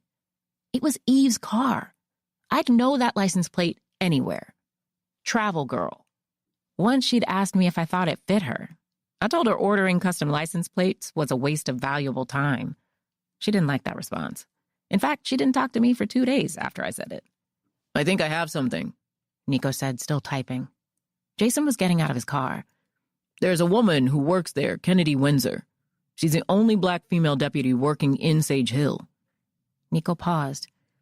"There's an incident report under her dad's name. Says here he filed an assault charge on Sheriff Reed. It happened a few years ago and doesn't specify what happened exactly, but the following week, Kennedy is hired to work with Reed and the charge is dropped." "He has her doing petty shit," Nico goes on. "Writing up parking violation tickets in town, directing traffic when signal lights are out, that sort of thing. Weird, though, because she aced it at the academy. If anything, she should be deputy chief or something. Instead, they have some doofus working as deputy, and he is definitely licking Reed's asshole." It amazes me how quickly Nico can tap into these things. Completely illegal, but amazing. I was so glad I'd met him 4 years ago at Herbert's birthday dinner. Nico was Herbert's boyfriend's cousin. Herbert was originally the one who'd asked Nico for tech favors. Then he suggested I reach out to him when I was working on a piece, and we've been in touch ever since. At one point, I wondered if he thought I was using him. Nico confirmed that he didn't feel that way and said he liked doing this stuff. It kept his mind busy. "Do you see a cell number for her in there?" I asked as Jason opened the passenger door of my car and climbed in. Texting it to you now. Thank you so much, Nico. Yeah. He hung up, and not even a minute later, my phone chimed with Kennedy's number. Nico? Jason asked, quirking a brow. Who was that? A friend, I said, tapping the number and pressing call. A friend I should be jealous of? Jason leaned in and kissed my neck. Not at all. I laughed, playfully waving him off. This is Kennedy. A light voice chimed on the other end of the phone. Kennedy, hi, I'm sorry to bother you. Do you have a moment? No problem. Who is this? She asked. My name is Rose Gibson. I paused and swallowed. So, this is going to sound a bit crazy, but I was wondering if you could help me with a missing persons case. I'm afraid I don't handle that, Rose, she responded. You can reach out to Deputy Hen or Sheriff Reed. They usually know what to do. Right, but that's the thing. I think Sheriff Reed is part of the reason this person is missing. The line went quiet. I thought she hung up on me at that point. I sounded like a madwoman calling her randomly and making wild accusations about her boss. She didn't know me. Why would she take my word for anything? But to my utter shock, she said, I'm listening. Chapter 38. Deputy Windsor met us in a French-themed restaurant in Green Pines. When I saw her, she wasn't at all what I was expecting. Kennedy Windsor was petite with voluminous curly hair that she had pulled into a soft puff atop her head, and false lashes. Her lips were naturally plump, her eyes deep brown, her sepia skin beautifully moisturized, and she wore acrylics on her nails with an elaborate style that I wouldn't have been bold enough to rock. She sipped coffee from a mug as she looked between me and Jason. You're 100% sure it was your friend's car you saw in his garage? She asked. 100%, I said, head bobbing. It had her license plate. How close are you to Eve Costello? She asked. Really close. She might as well have lived with me growing up. When's the last time you spoke to her? I lowered my gaze to her teal and black nails. About 3 months ago. She quirked a brow. That's a long time not to speak to someone you're close to. She sat up taller. Did something happen? It's personal, I responded, glancing at Jason. But that doesn't mean I stopped caring about her. If you haven't spoken to her, how did you notice she was missing? Windsor asked. Her sister called me and asked if I'd seen or heard from her. This was almost a week ago. When I told her I hadn't, I said I'd look into it. I did some digging around and found out she was staying in the cottage Alex and Damian Reed rent out. Alex and Damian are pretty good guys. Windsor sat back and folded her arms. I grew up with them, actually. We went to the same schools. They've never really been the violent type. Maybe you didn't really know them, I offered, and she frowned. Alex has a charge against him for sexual assault. Yes, by the daughter of the previous sheriff who hated Alex. He did 2 weeks in jail and was released because evidence wasn't sufficient. That charge was scrubbed from his records, but of course it still pops up through a deeper background check. Kennedy shrugged. Hate to say it, but no one believes he took advantage of the town hoe. Okay, regardless, all I'm saying is something fishy is going on. Rory, their little sister, is the one who left the purse for me to find. I overheard Alex talking to her, and he was pissed that it was missing. Why would he have Eve's stuff in the first place? Perhaps she left it behind, Windsor said. Not uncommon for a rental owner to hold on to someone's belongings if they've forgotten it. Highly unlikely, I countered. What woman do you know leaves anywhere without her purse? Eve never left without it. Not only that, but her sister found out she booked a trip to Thailand. She'd never book a trip that far away without telling one of us. And her passport is still in the bag. Look. I shuffled through Eve's purse until I found it and offered it to her. Windsor studied it. I shouldn't touch it. If something has happened to her, that's evidence. Oh, right. I reeled my arm back. She polished off her coffee. Normally, I wouldn't believe stories like this, Kennedy said with a sigh. Women around Eve's age drop off the face of the earth often, and most times it's because they want to be left alone, or they've run off with some guy who's promised her the world. Defeat settled in my gut. Before I arrived, I went to the station to check the recent missing persons reports. You say you spoke to Sheriff Reed yesterday and he filled one out. I didn't see a report for her in our system. My eyes widened. I fucking knew it. But that doesn't mean he's behind this. How isn't he? If he never filed the report and her car is in his garage? Jason asked, mildly confused. Because, for all I know, Sheriff Reed is waiting to see if something turns up before filing the report. And I don't know for sure that it is her car in his garage. I have no proof. And I can't just go onto his property to look. I need a warrant for that. Once again, defeat struck me. But I have a friend who works with the DA. I don't trust Sheriff Reed. Never have. Alex and Damien were always decent guys, but their uncle isn't. And it seems he's rubbed off on them over the years. She tapped an almond-shaped nail on the table. I'll get in touch with my friend and have her speak to the DA, see what I can do. Okay, great. I nodded, breathing a sigh of relief. In the meantime, I highly encourage you to go home. If you don't feel safe in or around Sage Hill, it's best not to stick around in this area. Not until we figure out what's really going on. When she slid out of her chair and stood, I followed her lead. Jason moved to my side. Thank you, Deputy Windsor. Call me Kennedy, she insisted. And it's no problem. Better to be safe than sorry, right? I'll call you if I find anything. She left the restaurant, and Jason and I sat again in silence. I felt somewhat hopeful now that Kennedy knew what was going on. The fact that she didn't seem to care for Sheriff Reed was a bonus. There was someone in the department not willing to look the other way, and that mattered. Without a good cop like Kennedy, I'd have been back to square one. So, are we finally going home?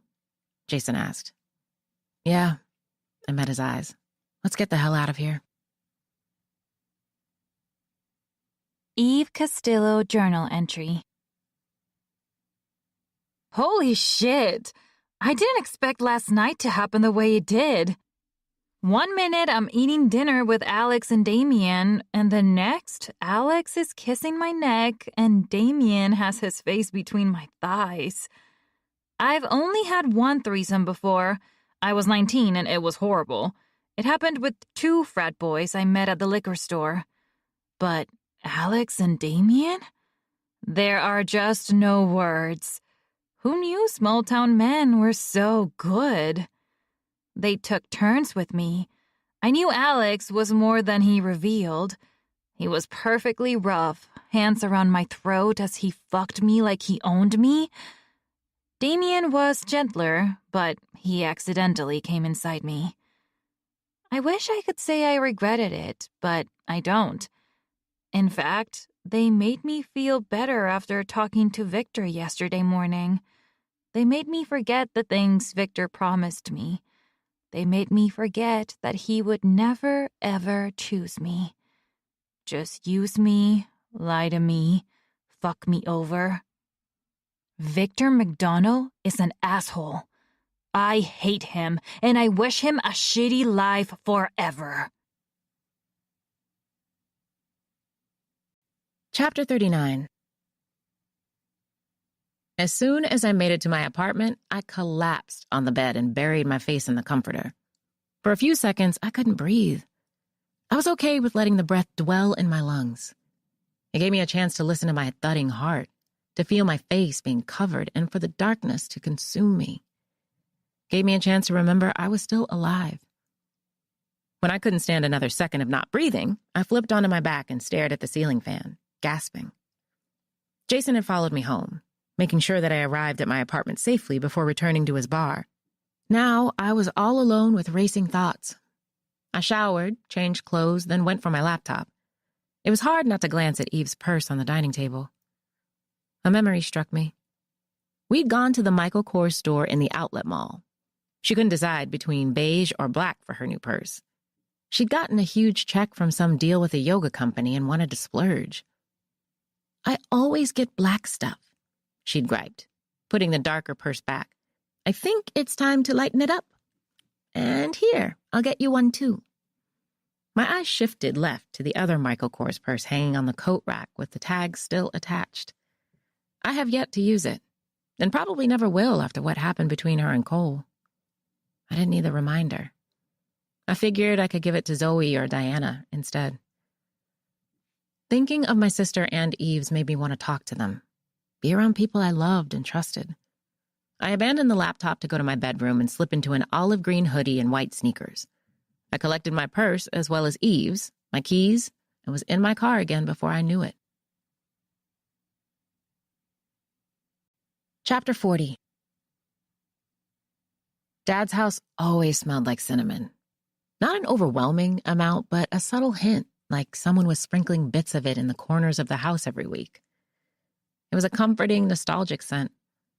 Pair that with being seated around our six-top dining table with a bowl of freshly made chicken soup, and there was nowhere else I wanted to be. I can't believe any of this. Zoe stared at Eve's purse in the center of the table as I slurped my soup. Daddy was biting into a hunk of sourdough bread while Diana topped off our sweet tea. Why would they have her purse? It doesn't make any sense, Rose.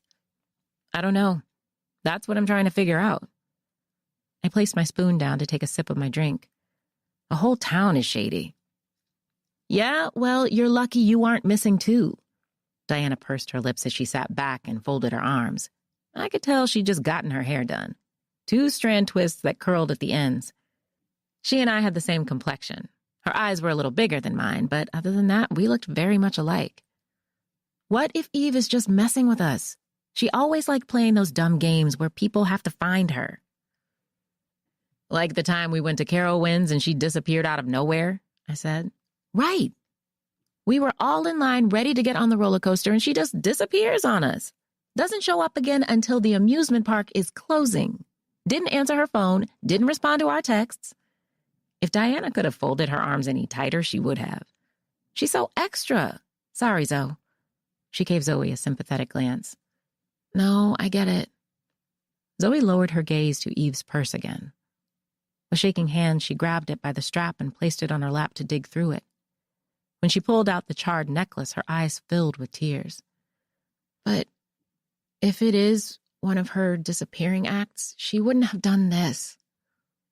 Zoe placed the necklace on the table. It offered a gentle clatter. That's the one your grandma gave her? Daddy asked, leaning forward and studying it. Yes. She would never try and burn it. She never took it off. Yeah, I remember, Daddy murmured. I'm with Zoe on this one, Diana, I said. Even though we know how Eve is, this feels different. Not answering her phone is one thing, but booking a trip to Thailand and not having her passport? Her favorite necklace in a fireplace, her car in a random sheriff's garage? No, this isn't like her at all. No, it's not, Zoe insisted, her eyes welling with tears. She started breathing heavily, but I slid my chair closer to hers and began rubbing her back to calm her down. She did. Only a little. But the good thing is, I spoke to a good deputy there, I said, looking into Zoe's eyes. Her name is Kennedy. I think we can trust her to look into this. She said she would speak to a friend of hers who knows their district attorney. Hopefully, that will help figure this out. Zoe's glossy eyes swam with a pinch of relief. Now district attorneys are getting involved? Diana's eyes expanded as she dropped her arms. How crooked is this sheriff? Very, I answered. I don't trust him. He seems more like someone who hurts more than he protects. Well, it's a good thing you have that good cop helping you. Daddy wiped his mouth with a napkin. I probably shouldn't have left, I said. You absolutely should have left, Diana countered with furrowed brows. We can't have 2 people we know in trouble. You were smart for coming back. Hopefully this is all just one big misunderstanding, Daddy offered. Hopefully Eve is fine, but really needed time to herself and decided to leave everything behind. Maybe she knew you all would see that trip she booked to Thailand and take the bait. I never said it, but I worry about her mentally. Eve isn't well. We all know this. That was true. Eve had a lot of mental issues. Things that I told her she needed to seriously look into. She'd always shrug off the way she acted, saying things like, this is just who I am, or gotta love me or leave me, right? But being as attention-seeking as she was wasn't normal. Coming to my house crying because she felt lost and heartsick for no apparent reason wasn't normal. Waking up in the middle of the night because of night terrors about being abused wasn't normal. Sleeping with your best friend's husband wasn't normal. Eve needed help. Whether she wanted to admit it or not, it wouldn't have surprised me if perhaps she did suddenly just snap and said, "Fuck it all." But if she did, that made the situation even more dangerous. A woman going through a mental crisis wasn't safe. And if that were the case, we needed to find her as soon as possible.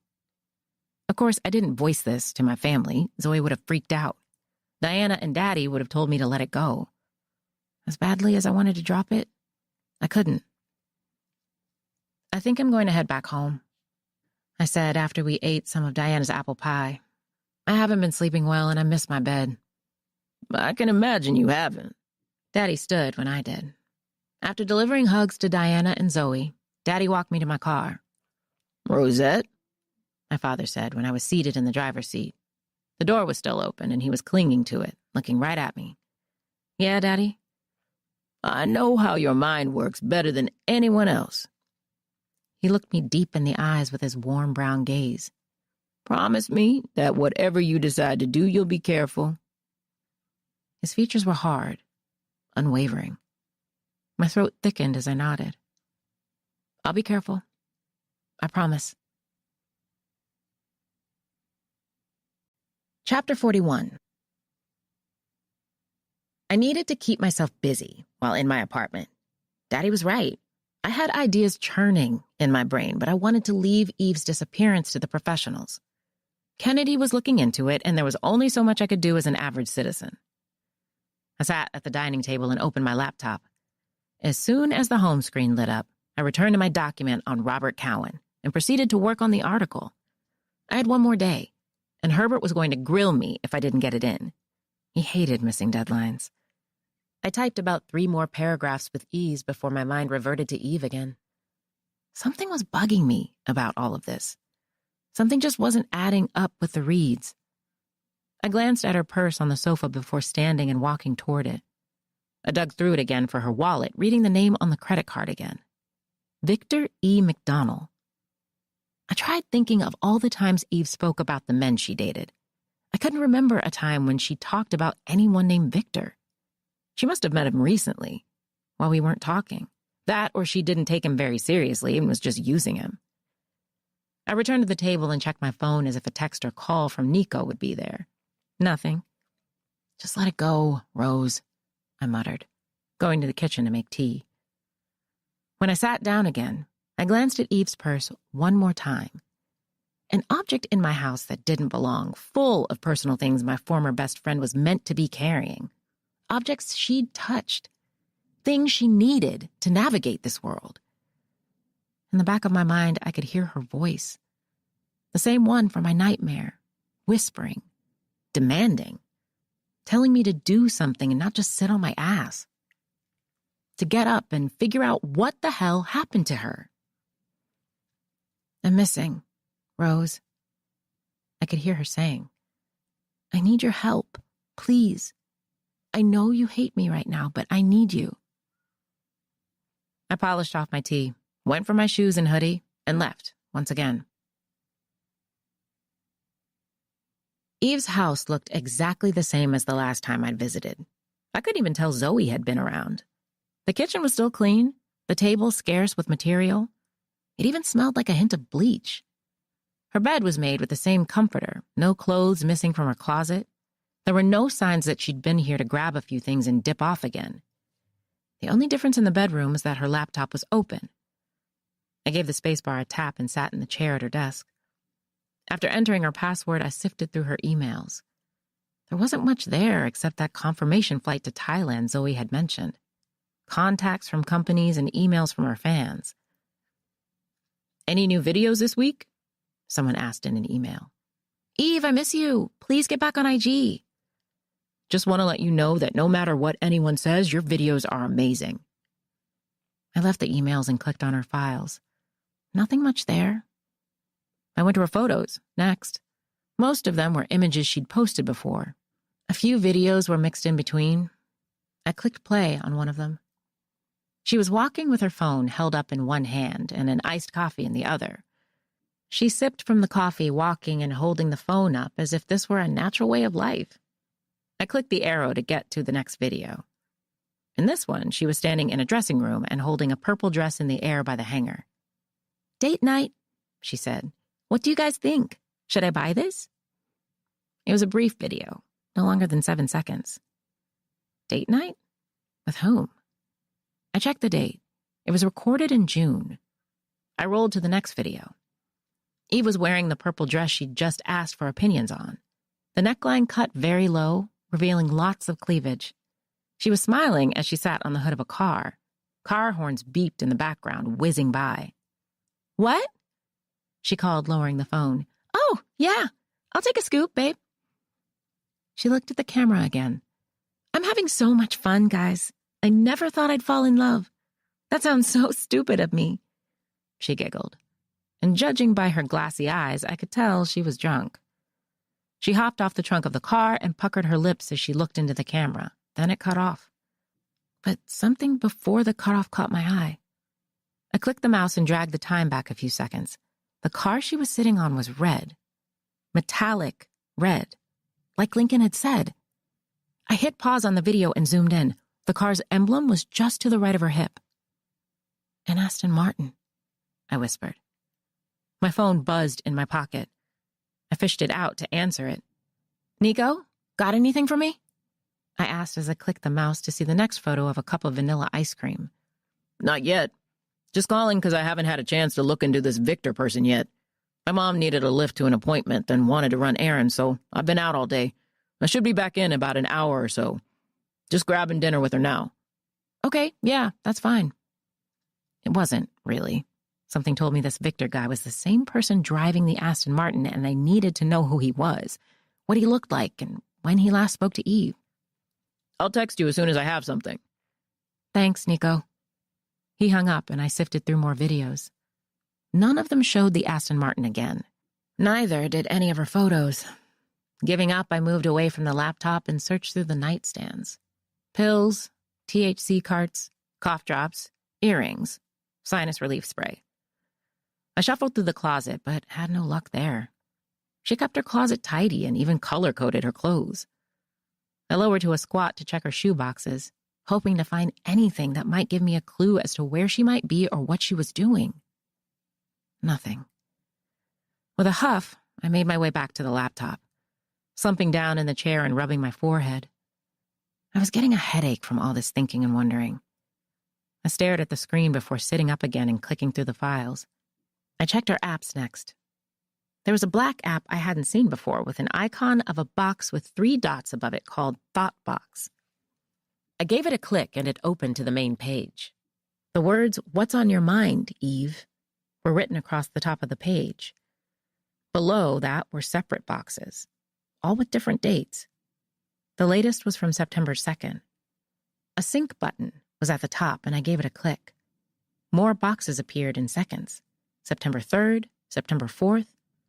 All dates when Eve was in Sage Hill. My heart sped up a notch as I gave the most recent date a click and several paragraphs appeared. "Holy shit," I breathed as I scrolled through one entry after another. I'd found Eve's digital journal. Eve Castillo journal entry. It feels like something bad is going to happen. I can't shake it. I can't tell if it'll happen to me or someone else. I can't sleep, so I'm currently watching TV with a fire going in the lake house. My stomach has been hurting all day. I think Alex and Damien were too rough. I should rest, but I can't. Like I said, something bad feels like it's going to happen. Could it be guilt? Maybe I should go home. Perhaps I need to reconsider everything and focus on my priorities. So what if Victor doesn't want me? I'll be fine. I never should have come here. Chapter 42. I didn't think things through when leaving Eve's house. A part of me screamed to calm down, go back home, and process my thoughts before acting. But I couldn't. Instead, I jumped behind the wheel of my car and drove to Sage Hill. Again. I was an idiot, I know. But the adrenaline coursing through me was hard to control. Along the way, I gave Kennedy a call. She didn't answer the first time, but did get around to it on my second try. "Kennedy Windsor," she answered. "Hi, Kennedy, it's Rose. I think I found something about Eve. I don't think she felt safe in the cottage, and there's some guy she talks about a lot named Victor, but I have no idea who he is. I don't think I've met him. There are also other things I saw that might help us figure out what happened to her." Okay, slow down," Kennedy insisted. "What exactly did you find?" "I found recent journal entries on her laptop, but there's proof in here that she was with Alex and Damien while staying at the cottage. She talks about stuff they did." "Good Lord," Kennedy sighed. "All right, where are you?" "I'm on the way to Sage Hill. I should be there within the next hour." "Right. Well, you can't come to the sheriff's office. Reed is here," she said in a lower voice. "I'll send you my address. You can meet me at my place. My shift is almost over." "Okay." "You called at a good time," she added. "My friend got back to me, and I also received a call from the DA. I told her about Eve and what we suspect. It has piqued her curiosity, and she wants more details. The more proof we have, the better our chances are of bringing them in for questioning." "Okay, good." Questioning wasn't enough, but it was a start. Perhaps they'd slip or more proof would be revealed. Who knows? Maybe there would even be a confession. "Drive carefully," Kennedy said before ending the call. Once she'd sent her address, I tapped it, and my phone provided me another route. Kennedy Windsor lived in an apartment on the second floor in the heart of town. The parking lot was massive, but hardly filled with cars. The complex was well kept. I took the stairs up and gave her door a knock. In a matter of seconds, she answered. It was interesting seeing her out of uniform. She wore jeans and a graphic t-shirt with an ice cube wearing sunglasses. The words, "too cool," were above it. "Come in," she said, stepping back. I walked past her, and the smell of baked chicken and spices flooded my senses. A candle was lit on the center of her glass dining room table. The rug in her living room was furry and black. Her furniture was suede brown. A corgi mix circled my ankles, sniffing at me. "That's Pinto," Kennedy said after locking the front door. "Hi, Pinto." I squatted, giving the dog a rub on the head. He sniffed my hand, then chuffed before twisting around and trotting away. "You really think something bad has happened to her, don't you?" I faced Kennedy, who had her arms folded and an expectant look on her face. "I really do," I admitted. At first, I thought it was just Eve being Eve. She can be flaky, and sometimes she just flat out ignores people, but this time it's different. She's too quiet about it. Kennedy dropped her arms and shook her head as she walked past me. "I used to have a friend like Eve. Do you want something to drink?" Just water is okay." I watched as she opened the fridge. "What do you mean you had a friend like Eve?" "The flaky, self-absorbed kind," she said, plucking a water bottle out and carrying it my way. "We're no longer friends." "Oh." I accepted the water when she offered it to me. It wasn't until I took a few chugs that I realized how thirsty I was. The bottle was nearly empty. Kennedy laughed as she returned to the kitchen, grabbed another bottle, then handed it to me. "When was your last full night of sleep?" she asked, making her way to the stove to stir something in a pot. "Not sure, honestly. 2 nights ago, maybe?" I shrugged, finishing my first water, then opening the next. I hadn't slept much with Jason last night in the hotel either, though he'd slept like a baby. I envied how calm he was, how none of this was truly his concern. "You should rest. Seriously, you can't get anything done running on empty." Kennedy turned off the stovetop and sat on the sofa. "Come on, sit. Tell me about these journal entries you found." I sat with her, placing my purse on my lap to dig the laptop out. Once I'd signed in, I started to hand the journal to her. "Oh, hold on." She shot back up and returned to the kitchen to retrieve a box from one of the cabinets. When she returned, she was sliding her fingers into a pair of latex gloves. "Evidence." She sighed before taking the laptop from me and pressing a finger to the mousepad. "She wrote in there a lot," I said as she scrolled and clicked. "But there's this one entry about them that sort of surprised me. May I?" She nodded, turning the laptop my way. I clicked on the entry about Eve spending time with Alex and Damien, then turned it back to Kennedy. Kennedy's brows furrowed deeper with every line. "Wow," she finally said. "Right? Are you sure this actually happened?" She lifted her gaze to mine. How do you know this isn't fabricated? That she didn't make it all up as some sort of fantasy in her head? I don't think she would. Eve is very promiscuous and loves sex. I wouldn't count it out. So she had a threesome with the brothers and they killed her because of it? Kennedy raised a brow. Sorry, I'm just not making sense of it. I can't piece it together either, but if that's all they did, why are they being so secretive about it? And why did they have her purse? Eve makes pretty good money doing what she does.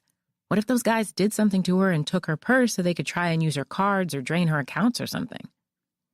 I was reaching now, but I needed Kennedy to side with me on this and get the same sense of urgency I had. Every passing hour left a colder trail. The purse thing is odd, yes, but it's not enough, Rose. She handed the laptop back to me after closing it. Nothing in this can be used as full-blown proof, at least not enough to spark an investigation.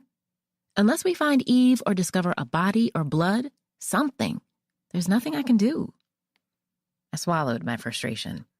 But, like I told you, I spoke to the district attorney. She'll likely give me guidance on the matter. It could take a few days, but are you kidding me? I tried my best not to frown. We don't have a few days, Kennedy. She could be trapped somewhere or even dead. I understand that, believe me, she said, holding up a patient hand. But I can't go hunting the Reeds down based on a purse and a virtual journal. I slid my eyes to Pinto, who was sitting on the love seat licking the top of his paw with his eyes closed. What if I get picture proof that Eve's car is in Sheriff Reed's garage? Kennedy frowned. I hope you aren't telling a cop you plan on breaking and entering into another cop's home. Of course not, I lied. I can sit in my car nearby and wait for him to get home after a shift. I'll snap a pic when he opens the garage again. Kennedy suppressed a groan. I think you need to get some rest. Think this through a bit more and let me handle it. I know you want to act now, but you don't want to tip the Reeds off and make them paranoid. If Sheriff Reed catches sight of you lurking around his house, he'll find a way to shut this down. That's the last thing I want happening again. My brows puckered. What do you mean, again? Kennedy paused, realizing she'd slipped up. It's nothing. I kept quiet, watching as she rubbed one of her nails with the pad of her finger. I'd learned a long time ago that silence made most people want to talk more. When the silence went on for too long, she cut a glance at me. He assaulted my dad at a bar, she sighed. I had just completed my training at the academy, and my dad took me and my brother out for drinks to celebrate. Sheriff Reed comes in all loud and boastful. My dad and brother decided to play pool, but when my dad was going for the pool sticks, Reed snatched one of them out of his hands. Reed told him he was going to have to wait his turn and said he was going to play with his boys once they arrived. My dad doesn't take shit from anyone, so he just grabbed another stick and told him once Reed's friends arrived, he'd take a break so they could play.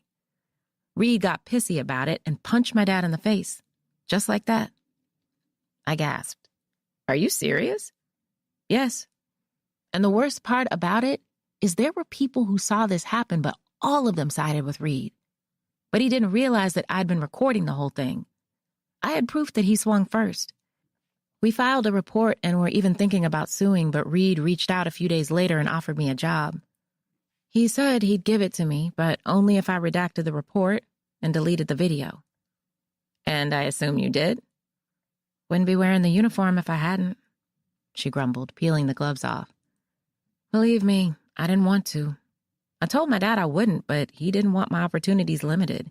He wanted me to get the job, to make some money, make a difference in this shit town. Work a few years in Sage Hills so we could move to Raleigh or Charlotte. She shrugged. But I didn't miss the sadness in her eyes. My dad insisted I take the offer, so I deleted the video, and we pulled the report. There isn't a single day that I don't want to punch James in his face for punching my father in his. You hate him, I said. I don't hate him. I just don't like that he's running this town or that so many people think he's a good person. He's a snake who loves hiding in the grass. Damn, I murmured. That's why I believe you about Eve's car. I wouldn't put it beneath James to hide the car to save his ass or even his nephews. The last thing he wants is his name tarnished. He can't afford to lose votes as the sheriff around here. It's the only thing that gives him purpose and power. Kennedy stood and walked to the trash can to dump the gloves. But like I said, book a hotel or head back home. Get some rest. I'll take it from here. She stepped toward me when I stood, placing a hand on my shoulder. I want you to know you can trust me, Rose. I pressed my lips, wanting to smile, but finding it hard to. I hope so. It was hard to trust anyone around here, but I had faith in Kennedy. When I was inside my car again, I debated whether to go back to Charlotte or book a hotel in Green Pines again. Then I thought about Kennedy's story. James assaulting her dad. A white man carrying injustice like a weapon. It wasn't a new circumstance, but it still pissed me off. He was no different than Robert Cowan. Men in power who will do anything to keep it that way. It was time for that vicious cycle to end. I started my car and left the parking lot. But instead of booking a hotel or going home, I took the road that led to James's neighborhood. Chapter 43. The sheriff's truck wasn't in his driveway. I hoped he wasn't home, and that he didn't have a partner sleeping inside. Parking at the start of the cul-de-sac, I switched off my headlights and drew in a breath. My phone buzzed in the cup holder, and I grabbed it, seeing a call come in from Nico. Hey, Nico. Rose, you all good? Yeah, I'm fine. Cool. I'm sending... What? On Victor McDonald. Not much. Him, really, but there was... I saw that a coincidence. Nico? I said. Rose? His voice crackled through the receiver. I'm still here. Nico? Just for you. An email, okay? The phone beeped and I pulled it from my ear, seeing that the call had failed. Fuck, I muttered. I had no service in this area. Of course, I wouldn't have any service right now when I was about to do something completely illegal. Whatever it was, Nico would text or email it to me. I'd head to Flipstacks and check it out, but first I needed to get into James Reed's house and take pictures of Eve's car. I popped my door open and climbed out, tucking my phone into my pocket, pulling my hood on my head and taking the sidewalk that led to his driveway. All the other houses on the lot had their porch lights on. James's didn't. I couldn't help thinking he kept the house in the dark because he was hiding something. A big something. Once I approached the front of his house, I checked his garage for a security camera. There wasn't one there, but that didn't mean his doorbell didn't have one. Seeing as James was the town's sheriff who likely worked all kinds of hours, I didn't think he'd have time to care for a dog. Not only that, I had searched for his Facebook account and didn't see any pictures of pets. He was also single, so no partner or wife at home. I walked around the house where a silver wire fence was and gripped the top. The gate creaked as I lifted a leg to balance my foot on it. Once I had a good position, I jumped and landed on the other side. James's backyard was sparse. A dingy hammock was tied to a tree, 2 chairs and a table were near the back door, and dusty old shoes were piled in the middle of the yard. An umbrella was set up in the center of the table, leaning sadly to the left. A motion light came on and I rushed to the side of the house. I waited, keeping my body close to the house, hoping not to trigger the light again. I gripped the handle of one of the sliding doors, hoping James was the type to assume his house would never be broken into. It was locked. I cursed under my breath before looking to the left where I saw a window. I hurried that way just as the motion light flickered on again, highlighting a section of the yard. Luckily, the window slid wide open. I had anticipated an alarm going off. If it had, my plan was to hurry in and get out in less than 2 minutes. This was enough time to make a run for it before authorities showed up. To know he had no alarm was interesting. What kind of cop didn't have home security? An arrogant one who thinks he's invincible, that's who. The window was big enough for me to fit through. I went for one of the chairs near the table and carried it to the window before climbing on it. Inside the house, it was dark, minus a hallway light. I looked down and realized this window was right above his kitchen sink. Sticking a foot in, I tapped until I felt a hard surface. Then I pushed my other leg through and bent backwards in a limbo sort of way to get all the way in. I wound up on the counter, close to the edge of the sink. After climbing off, my shoes landed on sticky linoleum. The house was quiet. A clock ticked somewhere in the distance. I needed to hurry up and get out of here. I walked toward the lit hallway, checking left, then right. There were 4 doors. His garage was likely close to the kitchen, so I checked the first door. It was a linen closet. The door next to it was a pantry. I turned and unlocked the door behind me. Bingo. I spotted the pickup truck from the hallway light after flipping a light switch on. Eve's car appeared on the other side of the garage. Not that I had any doubt about it being hers before, but seeing the bobblehead belly dancer on her dashboard solidified this was indeed her vehicle. Okay, let's see. I snatched my phone out of my back pocket and took a photo from where I was. I took another photo of the front. A picture of the license plate, then recorded a video to show proof that I was inside James Reed's garage. I could probably get charged for this, but he'd never know it was me who'd taken the footage. It shouldn't have surprised me to see a Confederate flag pinned to the wall where his tool cabinet was. Once I had what I needed, I was ready to hightail it back to the kitchen and put everything back where it belonged. But then I heard a car door close on the other side of the garage gate. I heard heavy footsteps and a deep cough. Heart pounding, I rushed for the garage light and turned it off just as the gate began to open. Chapter 44. There was only one thing I could do. Hide. The only problem? There was nowhere in the garage to hide. If I hid in his truck or Eve's car, he'd probably spot me. So instead, I dashed back into his house, closed the door, and hustled to the pantry. It wasn't a very large space, but there was just enough room between the shelves and the door for me to fit. I had to suck in to close the door completely. The shelves dug into my back, but I held steady as I heard a door open. I prayed he wasn't the kind to look for a snack as soon as he got home. Those same heavy footsteps thudded through the house after the door slammed. A deep sigh filled the quiet. I settled my breathing as best I could, then took out my phone to switch it to silent. My hand shook so badly while doing it, I was glad it hadn't slipped out of my hands and dropped on the floor. The footsteps started up again and were lighter this time. I assumed the person was barefoot now. The fridge opened. I heard a loud pop like a can opening, loud gulping, then silence. What the fuck?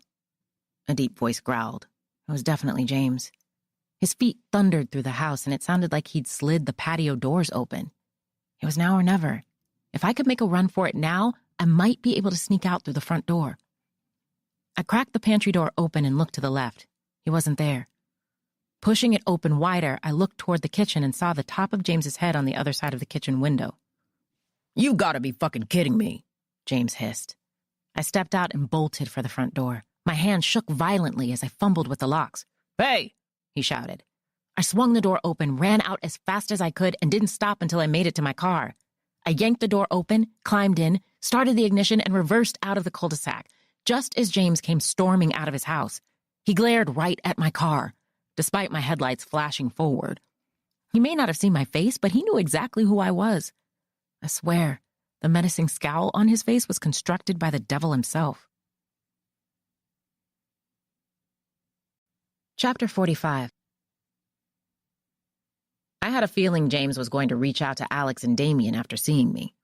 Call it a hunch, but it would likely be the case. He realized I was onto him. He knew I was searching for answers, and only those men had them. Now was the time to send his warnings and get his ducks in a row. I drove quickly, making sure to get a good distance away from James's neighborhood before stopping in the lot of a closed grocery store and sending the photos I had to Kennedy. Afterward, I typed in the address for Twilight Oaks in maps. Once I had it, I put the car in gear and drove in that direction. My phone went in and out of service to the point of frustration. There was an email from Nico with an attached document that I couldn't open because the server kept failing. The photos I sent to Kennedy failed. I should have gone straight to the diner and used the Wi-Fi. Instead, I wanted to get more proof that James and the Reed brothers were hiding something. There was only one person harmless enough to feed me more details.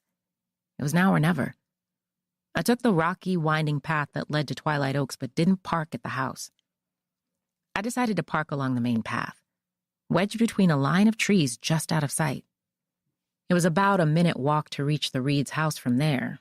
I collected my gun and attached the holster to my waistband, my phone, tossed my hood on again, and marched along the gravel. It wasn't until I neared the house that I asked myself exactly what the fuck I was doing. Why was I breaking into houses and sneaking onto people's property for a woman who'd betrayed me? For a friend who likely wouldn't have been doing the same for me if she suspected my life was in danger. In all reality, I should have stayed in Charlotte and waited until Kennedy contacted me to say she'd found a body or something. Yes, it'd have been horrible to know there was a body at all, but at least I'd have been safe. Instead, I was doing this. Reckless acts that made no sense. All this for answers. All this so I could prove I wasn't crazy. All this while hoping I would never find a body, that I'd find Eve safe and sound instead, tucked away in some hotel, ruminating over her stupid life choices. I walked along the edge of the woods, studying the Reed's house. I wasn't sure which window belonged to Rory's bedroom. I kept a good distance as I ventured around with quiet steps. A motion light flickered on, but it shone the opposite way, so I took that opportunity to move closer to the house. The first window I came across revealed their living room. A large body was sprawled out on the couch, one hand on the floor, head thrown back over the arm of it. Damien. I could hear him snoring through the window. I walked to the right, ducking to keep my head below the windows. The next window revealed a small kitchen with a 4-top table. The walls were made of dark paneled wood. The fridge looked a decade old with magnets all over it. And there was an open laptop on the top of the table. Familiar stickers decorated the back of the laptop. I stifled a breath. Eve's other laptop. Someone passed by the window, marching so hard their steps sounded like thunder. I ducked. A door creaked open, then slammed shut. Footsteps thudded along the pavement on the front side of the house. I kept my back glued to the side, hidden in the shadows. Then I peered over just a bit to see Alex opening the door of his truck and leaning in, searching for something. While he was occupied, I made a dash for the back of the house. 2 windows were here. One window was closed and curtained, so I couldn't see a thing, but another window was partly open at the bottom, revealing just a sliver of a bedroom. This room was painted teal, the bedspread gray, white, and pink. A pink rug covered the center of the carpeted floor, and sitting on top of the bed with her legs crossed and a sketchbook on her lap was Rory. It took everything in me not to bang on her window and call her name. Doing that would have scared the shit out of her. She'd have made too much noise and alarmed her brothers. I couldn't have that. I lowered a bit and took in the size of her bedroom. Her door was on the right, closed and hopefully locked. Drawing in a breath, I took out my phone and tapped the icon for the flashlight. Then I lifted it, waving the light at the window like a small beacon. I noticed Rory's pencil pause. Then she lifted her head with her thin brows drawn together. I gave the window a gentle tap with my finger. She put down her sketchbook and pencil, uncrossed her legs, and climbed off the bed. Her eyes expanded when she saw me. She yanked the blinds up by the string before lowering to a squat. "Rose?" she whispered, after pushing the window open. She looked at me before her eyes traveled past my shoulder where the lake was in the distance. "What are you doing here? You can't be here." "I know, but this is important, Rory. I really need you to tell me everything you know about your brothers and Eve." She blinked at me, panic seizing her features. I can't. I've already told you too much and now Alex is pissed. He said he's glad you checked out because you can leave us alone now." "Yeah, I'm sure he is." "I know about Eve's car. It's in Sheriff Reed's garage. Why is it there, Rory?" She panicked even more, her eyes growing wet. I don't know. I think they agreed to put it there for now." "For now?" "Yeah, until they can get rid of it and make sure no one finds it." "But why? Why would they get rid of it? What did they do to her?" "They didn't do anything to her," she retorted quickly. "Not in the way you're thinking." "So tell me what I should be thinking then. Because right now, your brothers and the sheriff are the primary suspects in Eve's disappearance." She made a throaty, nervous noise while glancing over her shoulder. "I'm not letting this go until I know what happened to her, Rory." She blinked at me, a tear skating down her cheek. "Just tell me if you think they're guilty of something. Can you tell me that?" I asked. "They aren't guilty. They're just confused and didn't know what to do." "About what?" I asked with a little less patience now. About the body? She whispered. My heartbeat slowed in rhythm. The body? Yes, she said as my chest tightened. Eve's body. Chapter 46. So, my words failed me. My tongue felt heavier in my mouth, thick and swollen, like I could choke on it. She's dead? Yes, but they didn't kill her, Rose. I know they didn't, she pleaded. My brothers would never do something like that. Then why do they have her things? Why did they have her purse? Why is her laptop on your dining table right now? I demanded, anger lacing my tone. I don't know, please. She whimpered, throwing her hands up to calm me. I really don't know, but I'm telling you, they didn't kill her. Kill. It was such a strong word. Someone killed Eve. How do you know they didn't kill her? I asked, eyes misting as I focused on her. Because I was up that night when she invited them over for dinner. I snuck over and saw them through the window. They were all having a good time, and I was a little jealous because I don't get invited to hang out or do anything. They had music playing. She even shared her ice cream with them, but they didn't like it and laughed it off. Then they started doing stuff, stuff that I couldn't really watch for long because it just felt wrong and nasty, but she was clearly liking what they were doing to her. The threesome, right. I nodded, waiting for her to continue. I sat by the lake for a while with my feet in the water. I was on the dock near Twilight Oaks. It was getting late. She went on, wringing her fingers together. I heard Alex and Damien going home. I heard them laughing and had even heard Eve yell goodbye to them. It was quiet for a while, and I know they'd look for me soon, but I wasn't ready to go home. I wanted to rinse that scene away of what they were doing with her. Then I saw someone else pull up to Twilight Oaks. They were driving a red car. Did you see what kind of car it was? I asked. No, just that it was red and looked really expensive. Did you happen to see the person driving it? Not really. I saw like a silhouette when I walked back to the main path. It was definitely a guy. I heard him knocking on the door as he called for her. I think she let him in because it got all quiet. Rory's face became pale and her eyes bounced around, rehashing the details. But then I heard screaming. Eve was screaming. I went there so I could get a closer look and see what was going on. I saw her run out of the back door to the top of the hill. The guy caught her, threw her over his shoulder, and carried her back into the house. She was beating on his back and screaming for him to put her down. I couldn't really see his features, but he was like average height, maybe. Rory's throat bobbed as she shook her head. My phone rang and Damien asked where I was. I went home after that, but I didn't hear screaming anymore.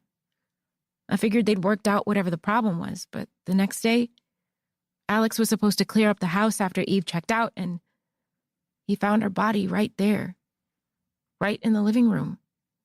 I heard him rush back to the house and tell Damien, and they both panicked. Shit, I whispered, squeezing my eyes shut. So, what did he do? Where is her body now? Rory's bedroom door swung open. Alex appeared behind her just as she sucked in a sharp breath and twisted around. Alex, she called. Alex grimaced as he looked past her and right at me. What the fuck are you doing here? He barked. No, Alex, wait! I heard Rory scream, but I was already running away. I ran into the depth of the woods, trying to find the way back to my car, but it was so dark, and it only got darker the deeper I went in. Rose, get back here! Alex hollered. I veered to the right, refusing to stop until I made it to the safety of my vehicle. Instead, I was near Twilight Oaks, way off track. The cottage was pitch black in the night. None of the lights were on inside or out. Damn it, I hissed, just as I heard heavy footsteps closing in behind me. I had two choices. One was to take the main path back and search for my car, but Alex would see me out in the open. He could catch me. I had no doubt he was much faster than me. The other option was to keep running ahead, make it to the other side of the lake and ask for help. There was Eddie and the Abbotts. They could help me. I booked it, launching myself forward past Twilight Oaks. I ran so hard my lungs began to ache. I could hear Alex grunting behind me, shouting for me to stop. I refused. For all I knew, Rory had made that story up, and her brothers had killed Eve. She could have lied about seeing Eve and some man afterward. But the red car. She'd seen the red car too, just like Lincoln had. That car had likely come by more than once. Being so lost in thought caused me to trip up. My foot snagged on a root, and I shrieked as I tumbled forward and slammed down on my knees. My palms sank into the damp ground and leaves clung to my hands. I shook them off and stood up, ready to run again. Before I could, something clutched my hood and stopped me. "Come here!" Alex yanked on my hood and hauled me backwards. He pulled so hard I collapsed on my ass. Then he stood above me, nostrils flaring. Streaks of moonlight streamed through the towering trees, and the shadows made his face look like a demon's. The sharpness of his cheekbones, the dark furrow beneath his blonde brows, making it hard to see his eyes, was terrifying. My heart slammed in my chest as I slid back on one hand. With my other, I snatched my gun out of the holster and pointed it at him. I could see his eyes now, big, blue, and round. "If you don't get away from me, I'll shoot you," I yelled. "You wouldn't shoot," he said. He hadn't backed up, but he hadn't moved forward either. I pressed down on the safety. "I swear to God, I will." He breathed raggedly through flared nostrils, throwing his hands up. I used that moment to push myself to a stand, but kept the gun pointed at him. "I don't know what you did to Eve, but you're not getting away with it." "I didn't do shit to her," he bit back. "That's a lie. You slept with her." Alex blinked. "She wanted that. She told us that was what she wanted. Are you fucking kidding me? I can't believe this shit is happening again. And then you killed her, right? You took all her things and you've hidden her body?" I applied a little pressure to the trigger. "Where the hell is she, Alex? You're so wrong about all of this. So fucking wrong." He grumbled, then he lunged forward and tried to grab my gun. So I pulled the trigger. Eve Castillo journal entry. My therapist explained why I might be allowing the people who've wronged me back into my life so easily. I was groomed to be this way. When Pa abused us, he would also reward us the next day. Whenever he was too harsh on a Saturday, that Sunday he'd be in a much better mood, smiling, laughing, hugging us, kissing our foreheads. He'd bring home treats, cookies, ice cream, donuts, popsicles. When he brought them, he'd tell us that he was thinking about us and he loved us so much he wanted to bring us something special. Then, 2 or 3 days later, he'd be at it again. Shouting, hitting, punishing. It was an ongoing cycle. It's probably bad to admit this, but I was ready for the punishments to happen just so he could love us again the next day. For a while, I assumed he felt guilty for hurting us. I'm not quite sure that was ever the case, though. He would do different things, like take us to amusement parks, drive us to the mountains for hikes, take us to the mall and let us shop for whatever we wanted. He'd also take us to the movies and buy us popcorn, slushies, and all the candy we wanted. It's like he wanted us to think he wasn't that bad of a person. He wanted us to think he was a good man with flaws. Someone we should understand and accept because he was human, and humans made mistakes.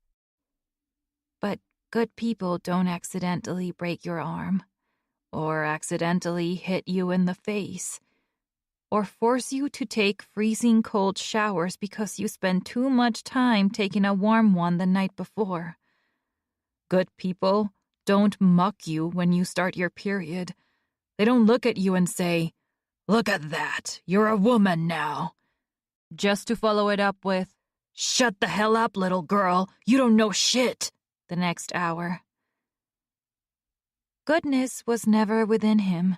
I realize now the rewards were just another form of control. My therapist thinks I accepted Lincoln again because he rewarded me with the funnel cakes and kettle corn. He treated me to a nice night out after hurting me badly. He wasn't doing it for my sake, but for his. He needed that cycle to continue just to prove to himself that he could be a good person. It's a shame I've been subconsciously accustomed to it. Now the same is happening with Victor, and I have to admit, out of all the men I've encountered in my life, Victor's anger scares me the most. Chapter 47. Alex cried as he buckled, then he fell completely to the ground. I'd shot him in the thigh. It wasn't my intention to kill him, just hurt him. As he hollered in pain and called me all sorts of derogatory names, I ran around him. He swatted at me, trying to catch me by the ankle, but missing. I could see flashing red and blue lights behind me as I ran to the other side of the lake. That had to be James. I refused to stop. Not until I made it to a place with service. Or another phone with service. I checked mine as I made it out of the woods, but had no bars. Come on, I wheezed, throwing my arm in the air. I twisted around, dying for just a bar, just one. I tried calling Kennedy just to see if the call would go through. It failed automatically. Damn it. I spotted Eddie's house a short distance away. A swirl of hope washed through me. I ran up the short hill, thighs burning, lungs on fire. Through the wide open windows, I could see his entire living room. A fire was going, the TV on, deep corduroy sofas. A woman was in the kitchen cutting an apple on a cutting board. She was tall, slim, with shoulder-length sandy blonde curls that reminded me a lot of Emily's. Her skin was several shades lighter than Emily's beige. Then I saw Eddie appear in the hallway and walk around the corner wearing sweatpants and a long-sleeve shirt. He plucked an apple slice from the cutting board, but not before kissing the woman's cheek. The woman grinned. I knocked on the window and they jumped. Sorry, I yelled as the woman pressed a hand against her chest. I'm so sorry. It's me, Rose. Eddie glanced at the woman before hurrying to the patio doors. Rose? What in the world? What's going on? He slid the door open and looked me over. The front of my sweats had a hole on the knee now, along with a dirt stain. I was filthy from the fall, but I was safe. Safe for now. What happened? Are you okay? He asked, eyes widening again. I'm fine, I told him. I'm really sorry to bother you, but can I use your phone? I don't have cell service out here. Who are you? The woman appeared at Eddie's side. She folded her arms and looked me over with puckered brows. I'm Rose Gibson. I'm truly sorry for interrupting your night, but there is a guy out there, well, 3 of them actually. The Reeds, remember? I asked, eyeing Eddie. Eddie nodded. Yeah, the Reeds. What about them? Hold on, are they trying to hurt you? I think so. I found out the truth about my friend. She's dead. I think they killed her. I wanted to break down and sob at that very moment, but I held it together with a quivering lip. I could cry later. My goodness. The woman cupped her mouth, eyes widening in horror. Their sister told me everything, and now I have to call someone. I need this person to come here. I held up my phone. I recorded the whole conversation I had with their sister. Damn.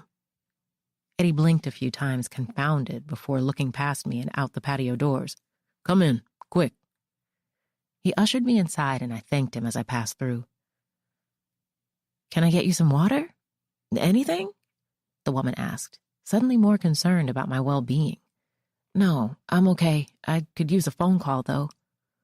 Well, our cell service sucks here, too, even with the Wi-Fi, the woman said. But we do have a landline. It's in Eddie's office. The woman pursed her lips and dropped her eyes to the gun in my hand. Honey, I'm so sorry, but I'd really prefer not to have any weapons in the house. I know you were protecting yourself, but I have a 3-year-old daughter and, well, you know. Oh, right. I forced a laugh. I'm so sorry. I'm not thinking straight. I'll keep it outside on the table with the safety on, she said. You can grab it when you leave. Is that okay? Of course, I said as she reached for it. I handed her the gun and she accepted it, but held it at a distance like she was carrying a fragile bomb. As she went to the patio doors, applying the safety, Eddie faced me. That's my wife, Gina, he chuckled. Don't mind her. No, I get it. 100%. I wouldn't want a stranger's gun around my kid either. I'll show you the way, he said, already walking down the hall. I glanced over my shoulder before following him. Just to the right, over the top of Gina's head, I could see the police lights still flashing between the trees near the Reed's house. Sheriff Reed would come this way soon. I had to make this quick. Chapter 48. It's just in here. Eddie said in a low voice as he pushed a door open. Sorry for all the whispering and murmuring. Emily's asleep. She passed out right after our boat ride. No worries. Again, I'm really sorry for intruding like this, Eddie. Oh, please, don't be, he said. It's better that you came here. I told you I didn't trust those boys or that damn sheriff.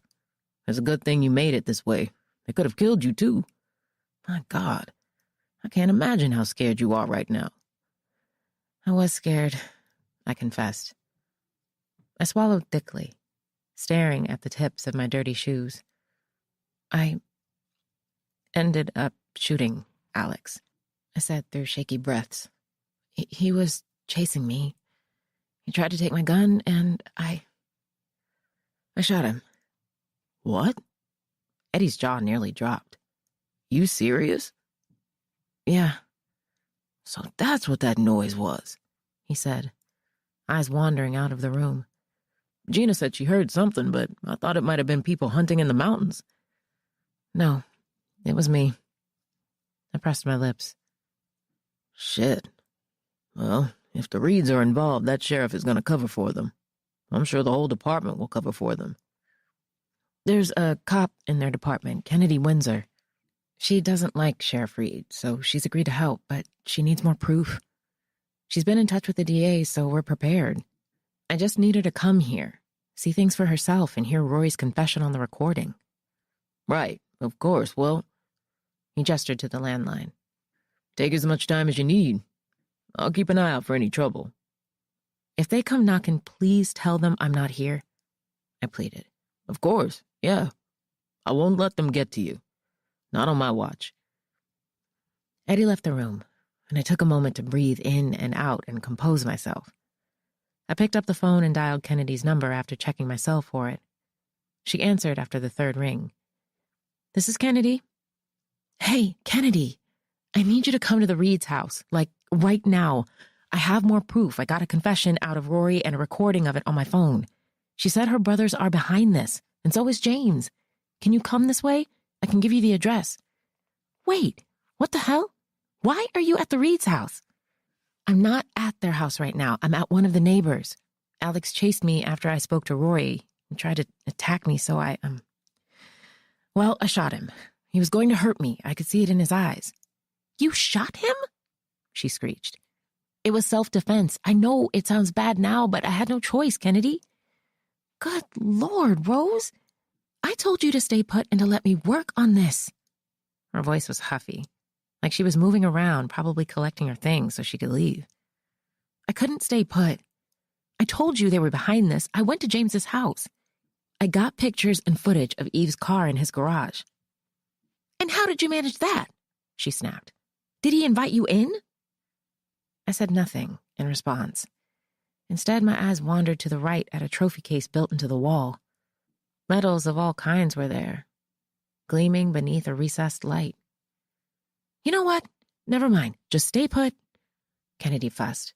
Who are the neighbors you're with? His name is Eddie. His wife is Gina. At least, I think that's his wife. They live in the house across the lake from the ones the Reeds rent out. Okay, stay there until I arrive, and please don't shoot anyone else. Fuck, this will be a mess. I have to call the DA now, let her know what's going on. She cursed again. I didn't mean for it to escalate, I said, eyes carrying to the left of the trophy case. But if I hadn't looked, Kennedy, if I'd never come here, I never would have found out what happened to Eve. They're guilty and... My mouth parted as my eyes widened. I stared ahead, lowering the phone with trembling hands and stepping around the desk. On the wall was a car emblem, an Aston Martin emblem. Kennedy, I whispered into the phone as my pulse quickened. Hurry, please. I'm coming. GPS says 16 minutes. I put the phone back on the receiver, then studied the emblem. There were photos beneath it of Eddie with his wife and daughter. Vacation photos, candids. In many of them, he was wearing a hat with the Aston Martin logo on it. I left the office and ventured down the hallway. Eddie and Gina were murmuring to each other in the kitchen. I couldn't see them, but could definitely hear what they were saying. Why did you even let her in? Gina hissed. We don't know a thing about that girl. She was being chased, Gina. The fuck did you want me to do? She could have shot us too. Did you think about that? She could have been lying. You're being dramatic, Eddie grumbled, like always. I want her out of here, Gina snapped back. Well, we can't rush her out. You saw her. She was scared, G. Someone is trying to hurt her. As they continued talking, I opened one of the hallway doors quietly. One was a bathroom. The one next to it was a closet full of pool floaties and life vests. Another door led to a guest bedroom. But the door closest to the kitchen, just around the corner from Eddie and Gina, was the garage door. I pulled it open, and my heart dropped to my stomach. Chapter 49. Metallic red Aston Martin. Just like the photos. Just like Lincoln and Rory saw. With shaking hands, I flipped the light switch on to take in the full details of the car. It was spotless as it glistened under cold white light. Beside it, a black BMW was parked. What are you doing? A deep voice rose behind me.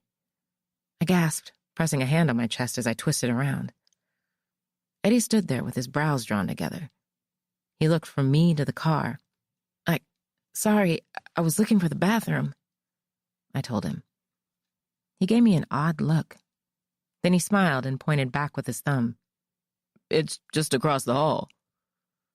My heart raced faster. Thanks, I said. He moved back to let me pass. I stepped by, gripping the doorknob for the bathroom and walking in. I pretended to use the bathroom, flushed, washed my shaking hands, then stared at my reflection for a bit, trying to make sense of the car in Eddie's garage. Rory said a guy had thrown Eve over his shoulder, that he'd taken her into the house while she was screaming, and suddenly the screaming stopped. Mrs. Abbott said she'd heard a scream too. My hands were still shaking as I dried them off.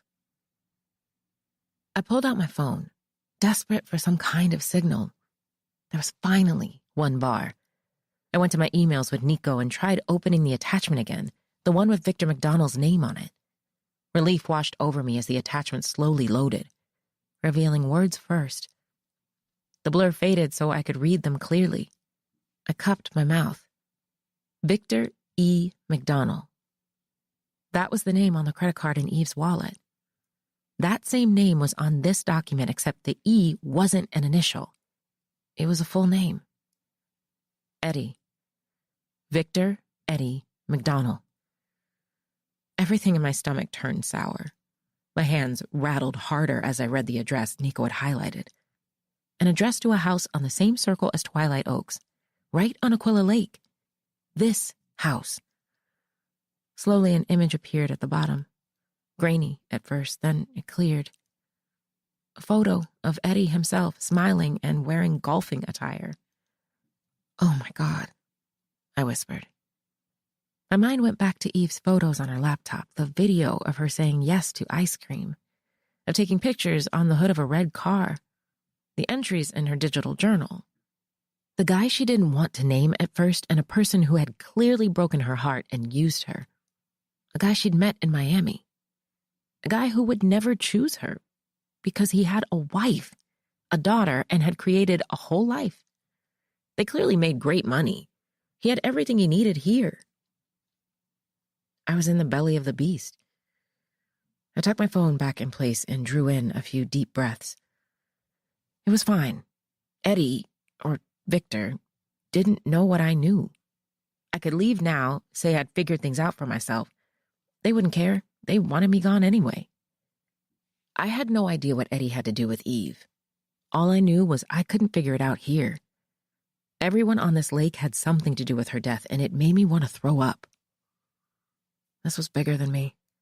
A monster with so many heads that just kept growing more. I opened the door but was shocked to see Victor still standing in the hallway. All good? He asked, eyes bright. Yeah, I'm feeling much better now. Thank you. He gave me a concerned once-over. You look a little sick. You sure you're okay? I'm good, Eddie, really. The friend I called, she actually said she's on the way, and I don't want to take up any more of your time, so I can wait outside for her. It's fine. I pointed toward the kitchen. where the patio doors were, where my gun was. Probably safer to wait out back, right? Sure. Yeah. Victor gestured to the kitchen. I moved ahead. As I rounded the corner, I spotted Gina standing in front of the island counter. She wasn't alone. Emily was in her arms, her legs wrapped around Gina's waist and her head on her mother's chest. She heard some of the noise, Gina said, giving me a cold smile. I forced a smile and grabbed the door handle, lugging it open. I searched the outdoor table for my gun, the last place I saw Gina put it, but it wasn't there. Rose? Victor called. I looked over my shoulder at him, heart thudding, pulse swimming loudly in my ears. You're probably looking for this. He raised my weapon in the air, smiling again. Only this time the smile didn't reach his eyes. When the smile vanished, he pointed the gun at my face. Chapter 50. Eddie! Gina screamed as she stepped back. What the hell are you doing? Get inside, Victor demanded, still glaring at me as I threw my hands in the air. Call me crazy, but he looked like a completely different person now. The cheeriness he carried was now concealed by a darkness I couldn't comprehend. His hazel eyes were murky, his lips pinched tight, his nostrils flared. He seemed like such a simple man before. Not overly toned, not very tall, your average build, but as he stood there in this moment, I could see that he had strength. With his spine stacked and his chest out, he looked sturdier, deadlier. Eddie! Gina yelled again as she clung to her daughter. Take Emily back to her room, Gina. Now. I don't understand what's going on, she cried. There's nothing to understand, he barked over his shoulder. Just fucking take her. I stepped away. He noticed. He grabbed my forearm and yanked me into the kitchen. I yelped as he wrangled me close. Eddie, please, I pleaded. You shouldn't be so fucking nosy, Rose. But you can't help it, can you? He growled in my ear. Fucking reporters. You never stay out of people's business. Go that way. He released my arm to shove me away, then pointed at a door on the opposite side of the kitchen. I shuffled forward, biting back tears. Open the door, he ordered. I twisted the doorknob only to be greeted with darkness. He reached around me and tugged on a string connected to a bulb, revealing a long stretch of descending stairs to a basement. Go on. He nudged the center of my back with a gun. Eddie, I don't understand, I breathed, taking the stairs down slowly. Why are you doing this? Because I'm not stupid, he muttered. I know you know. Know what? About me and Eve. I shuddered a breath. I don't know anything. Scoffing, he nudged me again. When I made it to the basement floor, he moved around me, but kept the gun pointed my way. The basement was mostly empty, minus a kayak and a few folded chairs. Grabbing one of the chairs, he unfolded it, then pointed at it with the gun. Sit down. My legs were like jello, but I did as he instructed. Someone clambered down the stairs, and it didn't take long for Gina to appear. Eddie, what in the hell are you doing? She hissed at him. You're scaring me. You're scaring Emily. Gina, grab that rope over there, he called out, ignoring her. She frowned, looking to where he was pointing with his free hand as he stood behind me. Her mouth trembled as she took all the stairs down and looked from him to me. Eddie, I'm not letting you do this. She squared her shoulders, attempting a defiant stance, but I could see the fear in her eyes. You're being stupid. Always getting yourself mixed up in these terrible situations. This woman didn't do anything to you. Gina, get the damn rope, Victor growled through gritted teeth. Her breaths came out unsteady as she waited him out. Then she caved in and turned for the rope stacked on top of a box in the corner. She handed it to him, but not without giving me an apologetic look first. I looked away, trying to stop my body from shaking. Is this about that girl? Gina asked, stepping back as Victor placed the gun down. I glanced at it as he began to unravel the rope. He'd placed the gun too far away, but if I lunged quickly enough, I could make it. The one who called my phone? Gina proceeded. Just go back upstairs, he muttered, shaking the rope out. I glanced at the gun again, then at Gina. She was eyeing the gun too. Her eyes connected to mine, and she shook her head, silently pleading with me. I could imagine her thinking, "Don't do it. Don't do it." Fuck that. I was doing it. I shot out of the chair and yelled as I pushed past Victor. He dropped the rope just as I was about to grab the gun and shoved me to the right. Gina shrieked as I fell down on my side. Victor stormed my way and started to reach for my throat, but I caught his wrist. I wrapped a leg around his ankle and brought him down to the ground with me, a move I'd mastered in my jiu-jitsu defense classes. I was about to climb on top of him and aim for his Adam's apple, but he pushed me off and slammed me onto my back. The back of my head hit the cement floor. I was left with no choice but to freeze as the pain took over. "Don't be stupid, Rose," Victor snarled. He wrapped a hand around my throat and used his other to grab the gun. I glanced at Gina and groaned. She had backed up with her hands cupping her mouth, frozen, too. Victor tightened his grip around my throat, and I clawed at his hand. His jaw ticked as he pointed the gun at my head. "You're going to get back in that chair, and you're going to be still. You won't try anything else, or I swear I'll put a bullet through your head right now and end your worthless life." His eyes flared as I choked. Black seeped around the edges of my vision. My grip slackened as I lost oxygen. Just when I thought I'd lose consciousness, he let go, and I inhaled a sharp breath. Is that what he'd done to Eve? Choked her to death?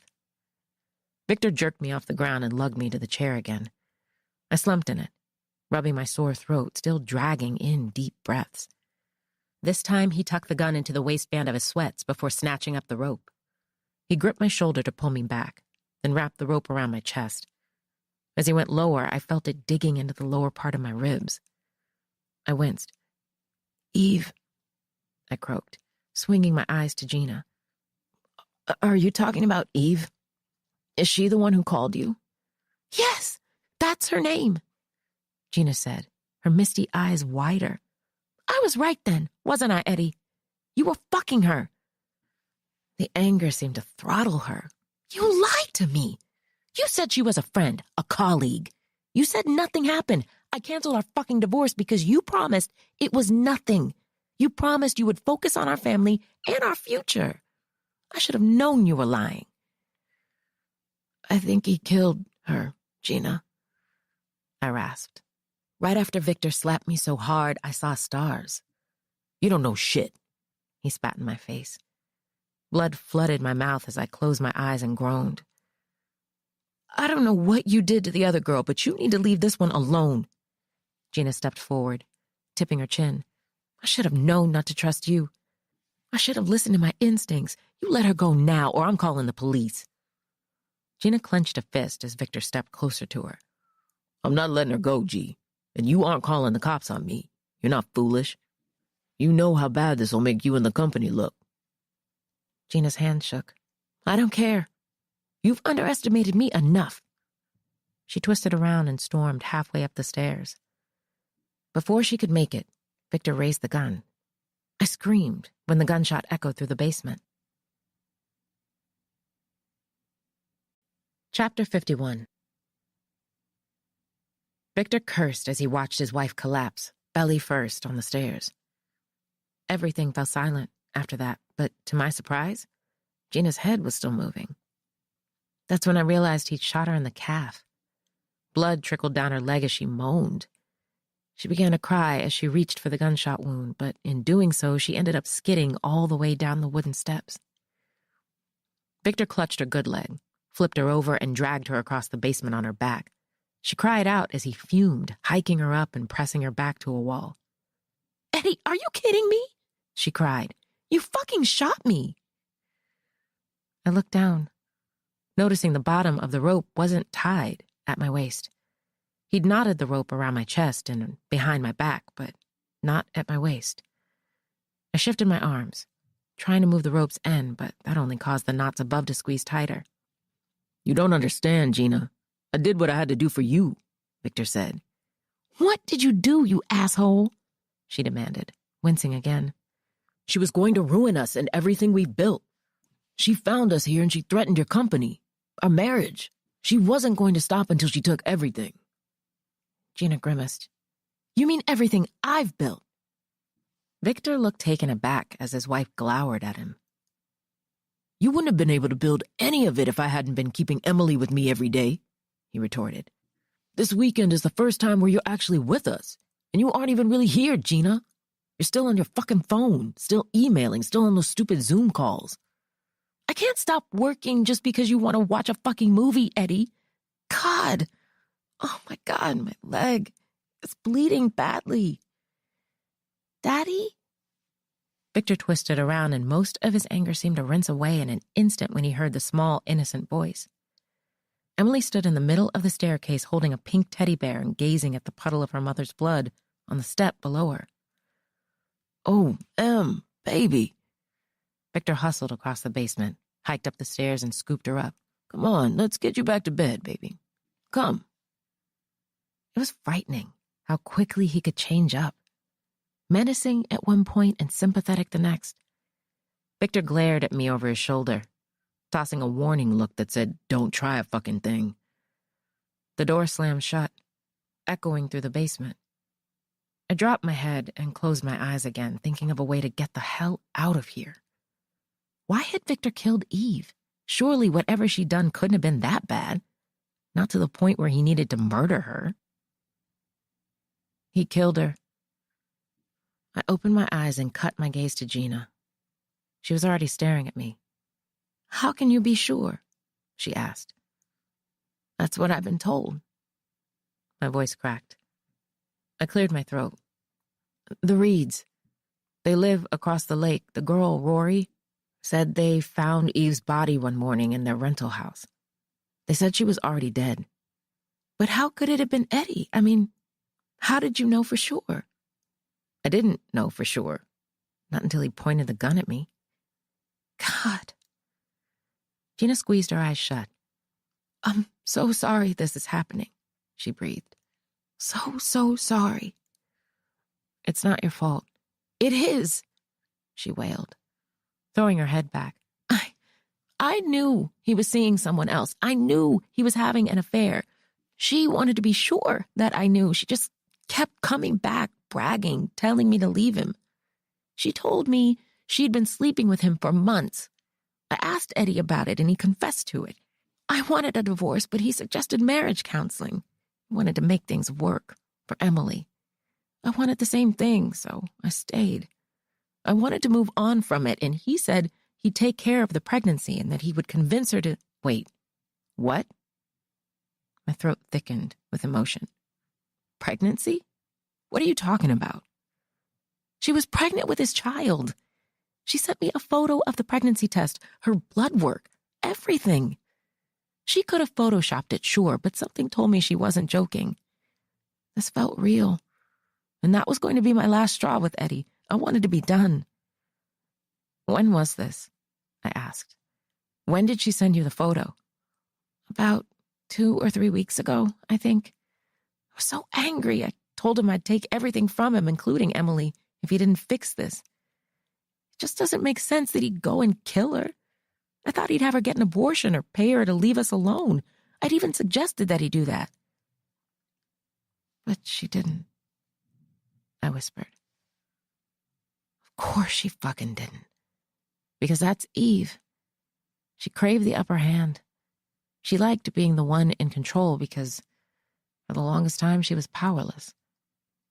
She probably didn't even love Victor. She used him. Saw what he had with Gina and wanted it for herself. She blackmailed him, infiltrated his life, found out where he lived. Now I could piece it together. She knew Victor and his wife owned a house on Aquila Lake. He probably dealt with her way beforehand and told her to terminate the pregnancy. She didn't want their affair to end, but I bet Victor stopped responding to her because he wanted to fix his marriage. She likely got upset and wanted to get back at him, so she thought of ways to bother him. She lucked out with finding the cottage and only booked it to be near him. She wanted to disturb his peace, prove that he couldn't just use and discard her like trash. She was slowly causing him to unravel, setting off his temper, pushing him too far, always pushing people too damn far.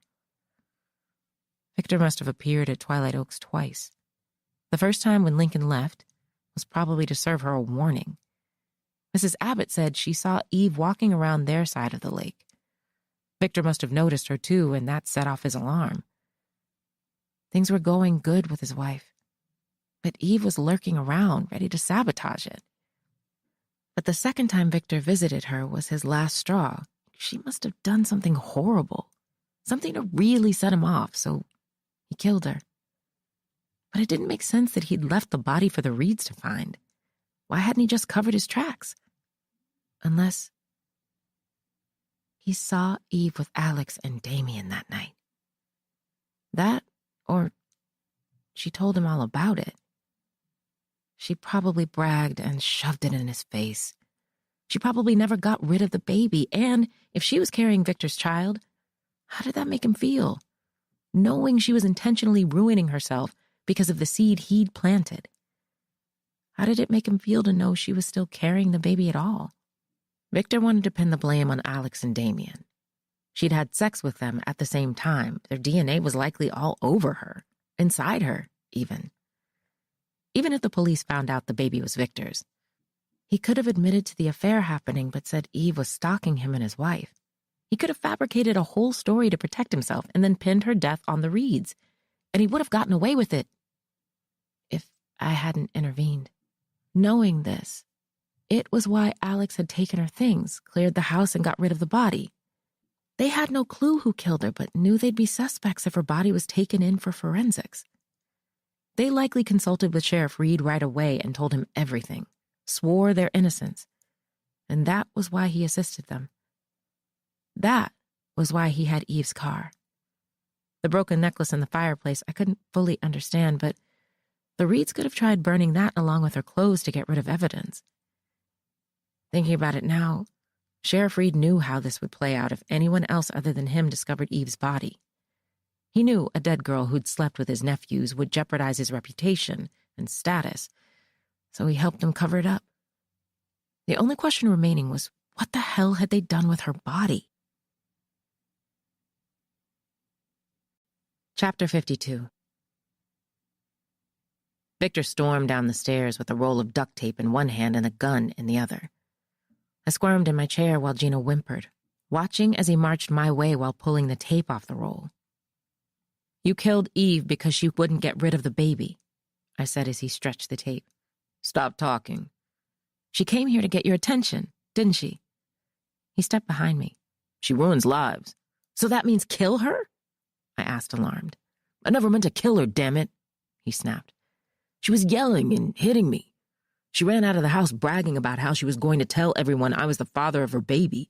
She was reckless and kept saying if she couldn't be happy, neither could I. I tried being reasonable with that bitch. I tried so hard. I brought her back to that house to try and talk some sense into her, and she..." He paused, drawing in a ragged breath. "She said I was a shitty husband, a shitty dad. She said she was going to tell her followers and the whole world that I raped her and purposely got her pregnant. She was going to rant about our company and reach out to our partners. She said she'd make sure I never saw Emily again by the time she was done. I just wanted her to shut up so we could work out a solution, but she wouldn't. So I grabbed her by the throat and..." "You choked her to death," I whispered. He growled and brought the tape to my mouth, wrapping it twice to shut me up. Then he huffed. "Like I told you, Eve ruins lives. She deserved what happened to her. You should know all about that. All she ever talked about was how she fucked your husband, how she betrayed you." His mouth twitched to fight a smirk. "Makes no sense that you even came looking for her after what she put you through. I bet you're glad she's dead." My chest tightened at the vulgarity of his accusation. He was wrong. Even though Eve had hurt me, deceived me, made me feel lower than I'd ever felt in my life, I never wished death upon her. Had I wished for some sort of karma? Yes. But more like her falling in love and being betrayed too, or having her life ruined so she could understand how it felt to hurt and to lose faith and confidence in yourself. To stare in the mirror and wonder what was so wrong with her. To search for all her flaws while wondering what was so bad that the man of her dreams felt the need to sleep with her best fucking friend. I wanted her to know what it felt like to not be enough for someone. That's what I wanted to happen to Eve. Not death. But it seems she found that out with Victor. She wasn't enough for him, and her anger about it got her killed. Gina groaned as she clung to her leg. Eddie, you need to stop this. You have to let us go, she pleaded. You can't keep us down here forever. People will come looking. Victor rocked around me, side-eyeing Gina. Think about Emily and what will happen if she loses both of us. Let me go to her, Eddie, please. Gina tried standing, crying out in pain as she pressed a bloody hand to the wall. Victor stepped in front of her and pushed her back down. Emily will be just fine with me. He faced me, pointing the gun my way. I'll make it look like a suicide with you. You were angry, hurt about what Eve did. Wanted to find her, but couldn't, so you killed yourself with your own gun. I'll put your body in the woods, set it up, just right. No one would believe that. I wasn't suicidal. I cared about my life. As for you, Gina, you either cooperate or I'll have to remove you, too. Gina squeezed her eyes shut as Victor walked back to me and pointed the gun at my forehead. A strangled noise caught in my throat as he applied slight pressure to the trigger. This was it. I was going to die. I couldn't believe it. I tried to scream behind the tape and make him stop. I could bargain with Victor, tell him that I'd let this go, that I wouldn't say a damn thing, but someone stormed down the stairs. James Reed appeared with his gun drawn and aimed it at Victor. He should have shot him. Instead of studying the damn scene, he should have shot Victor first and then inspected. Instead, Victor took the opportunity James hadn't and swung his arm to shoot at him. Chapter 53. Though Victor had shot at the sheriff, he missed. James dodged the bullet just in time, then charged across the basement to tackle him. Both men slammed to the ground and a brawl ensued. Another person clambered down the steps. Damien. He stopped at the last step, watching James and Victor scuffle and grunt. Then he looked at me, then Gina. Get them out of here, Damien. James shouted as he mounted Victor, reeled his arm back, and punched him in the face. Damien hustled forward, dropping to one knee next to me to untie the rope. He breathed hard, muttering incomprehensibly. Damien was still working out the knots as Victor slammed James into the wall, making him hit the back of his head. James crumpled from the blow, and while he was disoriented, Victor whacked him across the face with a solid fist. Both guns were on the ground and not too far away from where the two men were standing. I moaned, and Damien flicked his gaze up at me. I bobbed my head and darted my eyes to the guns. He peered over his shoulder just as Victor twisted around. Shit. Damien sprang across the basement for one of the guns. He grabbed James's and tried getting mine too, but Victor was faster. I wriggled out of the remainder of rope just as Victor aimed the gun at Damien. James reached for Victor's ankle and gave it a hard yank, which caused him to buckle and fall to one knee. The gun went off and a bullet pierced the ceiling. Clearly pissed, Victor threw his foot back and kicked James square in the face, knocking him unconscious. Damien slapped the gun out of Victor's hand, and while they scrambled over one another to get it, I finally freed myself and sprang out of the chair. I pulled the tape off my mouth while running to Gina. Hey, Gina. She looked loopy now. She was losing too much blood. Gina, can you hear me? Emily, she mumbled. Please, get Emily. I'll take you to her. Come on. I need you to stick with me. I helped her up and she cried out as more blood dripped down her leg and accumulated on her foot. Damien and Victor were squaring off now, tackling each other, slamming into the kayak, punching, kicking, grunting.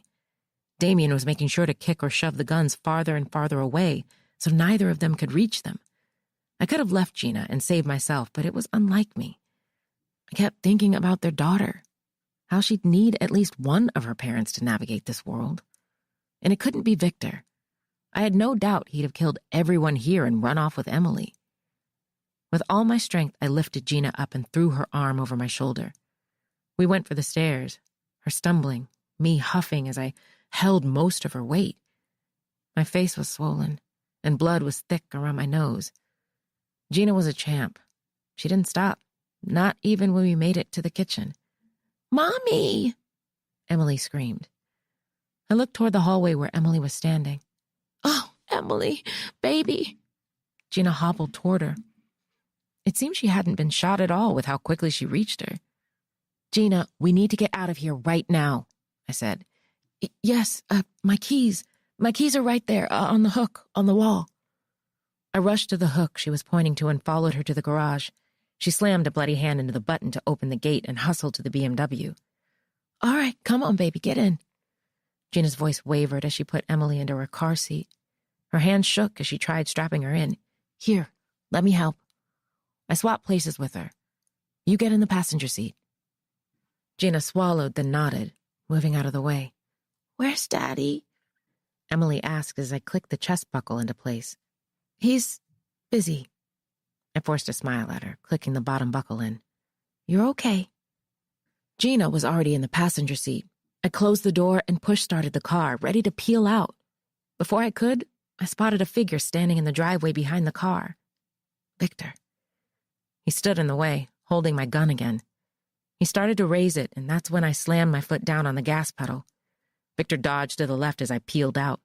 I switched gears, putting the car in drive and drifting off. A gunshot went off. I gasped and ducked. The car made a weird clunking noise and veered to the right. I tried gaining control of the wheel, but the car seemed to have a mind of its own as it spun out of control. Gina screamed, then her side of the car slammed into a tree. Emily began to cry. He was going to end up killing us. Shit. I pressed on the gas, but the car wouldn't budge. No, come on. I pressed again and could hear the car wheels rolling, the engine roaring, but the car didn't budge. We're stuck. Gina squeezed her eyes shut. Damn it, we're stuck. I looked through the rearview mirror and spotted Victor trudging toward the car. Gina, get Emily out of here. Find the keys to your husband's car and leave, okay? I'll lead him somewhere else, so he doesn't try to hurt you just to get to Emily. What? She squealed. I don't think he knows you two are in the car. He wouldn't have shot otherwise. He'd never hurt Emily. But he'll kill you. Gina panicked as she reached for me, but I was already climbing out of the car. Yeah, he probably was going to kill me, but I'd rather it be me than her. I closed the door before she could say anything else, shooting a quick glance at Emily, whose face was crumpled with worry, and her eyes were full of tears. Then I made a run for it. Another gunshot pierced the air, striking a tree trunk. I could hear Victor's rapid, heavy steps behind me. On one hand, I was glad he was coming after me and not Gina. On the other, I wished that I loved running, like Eve. I wished I'd spent more time on the treadmill because this much exertion was foreign to me. Every limb in my body ached. Regardless, the need to get away from Victor was what drove me. My adrenaline had spiked and I refused to slow down. I ran through the dark woods, unsure which direction to go in. If I could make it back to Twilight Oaks, maybe I could find a place to hide long enough until Kennedy arrived. I stumbled over a tree root, but caught myself. Victor's huffy breath sounded closer, louder. Owls hooted in the distance. The treetops swayed, rustling the leaves. Branches groaned with and creaked. My lungs felt like they were about to collapse, but I kept running until I spotted a light ahead. Twilight Oaks. I'd never been so happy to see that little cottage. The front porch light was on. I hustled around the house and dashed through the backyard, but before I could reach it, another gunshot rang. This time, the bullet grazed my upper arm. I cried out and stumbled. Unable to catch myself, I fell. I started to get up again despite the burning of my arm, but someone clutched a handful of my braids and wrenched me back. You should have minded your own fucking business. Victor growled as he pulled back hard enough to slam me on my back. The breath whooshed out of my lungs. My ears started to ring. I coughed, trying to kick him away, but he stepped back just enough to glare down at me. His head swayed as he scoffed. You're pathetic, Rose, he spat out. I see why Eve didn't respect you. What kind of woman allows the shit you did? What kind of woman knows their friend fucked their husband and still looks for her? You're so damn desperate. He leveled the barrel of the gun on me. Maybe this is what you want. You must have some kind of death wish. I'd hate my life too if I were you. Leave her alone! A high-pitched voice screamed. Rory charged toward Victor with a shovel in hand. She gave it a swing, aiming for his head, but he caught it by the handle with his free hand. I rolled over as Rory struggled to take the shovel back. He hung on to the handle, grunting as he did. Then, with a smirk, He released the handle and Rory tumbled backwards. I pushed to a stand and started to run off, but Victor caught me, hooking an arm around my midsection and hauling me backward. He slammed me down on the ground again and I yelped from the pain. All of you are pissing me off now. He dragged me by the hood of my jacket going down the hill that led to the lake. Rory started to chase after us with the shovel again. No, Rory, stop. He'll hurt you too. I fingered the zipper of my hoodie, ready to pull it down and escape the arms, but Victor stopped and slung me around to grip me by the back of my neck. I could smell lake water now, its fresh scent invading my senses. My knees slammed into the cool water at the shoreline. Then Victor shoved my face forward and plunged my head underwater. Chapter 54. I was going to die. I should have known it from the first night I spent in Twilight Oaks. I sensed something was off. I knew something had happened to Eve. There was a gut feeling and it's never wrong. But still, I stayed. Like a fool, I stayed. Perhaps Victor was right. Maybe I did have some kind of death wish. Perhaps I did hate my life. Maybe subconsciously this was the result I wanted. I have felt nothing but unfulfilled since I saw Cole and Eve that day. I felt empty, like there's a gaping hole in my chest that grows bigger every day. Sure, my family and friends keep me somewhat centered, but some days it doesn't feel like enough. Some days I just want to quit and run off, start a new life. Forget about the past and all my worries. Victor's grip tightened on the back of my neck as I thrashed, trying to come up for air. Water filled my nose and mouth. My eyes burned with each panicked blink. No, dying wasn't what I wanted. Not by a long shot. I threw back an arm, trying to swing at him, but he held on tighter, shoving me deeper. I could hear my heartbeat slowing, in rhythm, my gasps and moans catching in my chest. And then I heard a voice. A familiar whisper. I'm here, Rose. Eve. A muffled pop sounded off. Victor's hand slipped from the back of my neck, and I jerked my head out of the water, gasping for as much breath as possible. I pressed on my hands and knees, sucking in oxygen as I tried to orient myself. Then, to my left, I saw Victor's body. He was face down, bleeding from the shoulder blade and wincing. His eyes were wide as he stared at me. A short distance away, holding a shotgun aimed in Victor's previous direction, was Griffin Abbott. Behind him was Selma Abbott, whose eyes were wide and panicked. Griffin's nostrils flared as he swung the barrel of the gun to Victor again. In the distance, Rory stood, and Alex approached with a heavy limp. Rory turned to him, throwing her face into his chest. His thigh was bleeding too from where I'd shot him. I instantly regretted it. I fell down beside Victor, shivering. Lower the weapon! Kennedy's voice blared in the distance. I heard something thud on the ground and Griffin's deep voice telling her that he was only helping. I'm not sure how much time passed before I heard Kennedy read off Victor's Miranda rights while yanking his arms back to cuff him. He was still staring at me, an absent look in his eyes. You should be thanking me, Victor rasped, ignoring Kennedy. Water was in my ears, so his voice was muffled, but I understood. She's dead. She was always your burden, and now that burden is gone. He said all this with a sneer. Kennedy hauled him up just as another deputy appeared. She handed Victor over to him with a firm set of instructions, and when another cop showed up, Kennedy pointed at Alex and said something. The deputy hesitated before walking to Alex and reluctantly, grabbing his upper arm and leading him away from the scene. I was surprised Alex didn't resist, or protest, at least. Kennedy started back my way. I turned my head to look up. The sky was velvet blue and splattered with stars. The trees hovered, towering like skyscrapers. It all swirled into one big starlit mosaic. Then I saw someone standing above me wearing the same brown hoodie she'd worn in the camera footage from Flip Stacks. She smiled at me before lowering to one knee. Her eyes were rimmed with tears. She touched my face, rubbed my cheek. It was now I noticed the transparency of her skin, the slight glow to it. She whispered, "I'm so sorry, Rose." "Rose?" Kennedy called. Her voice was faint as she pressed a hand to my neck to check my pulse. I glanced at her. She was a blur. "You okay, Rose? I'm right here." I looked to my right again. Eve was still there. Her tears had fallen. She grabbed my hand while it rested on my stomach and gave it a squeeze. It was most likely my imagination that Eve was there, giving me what felt like her final goodbye.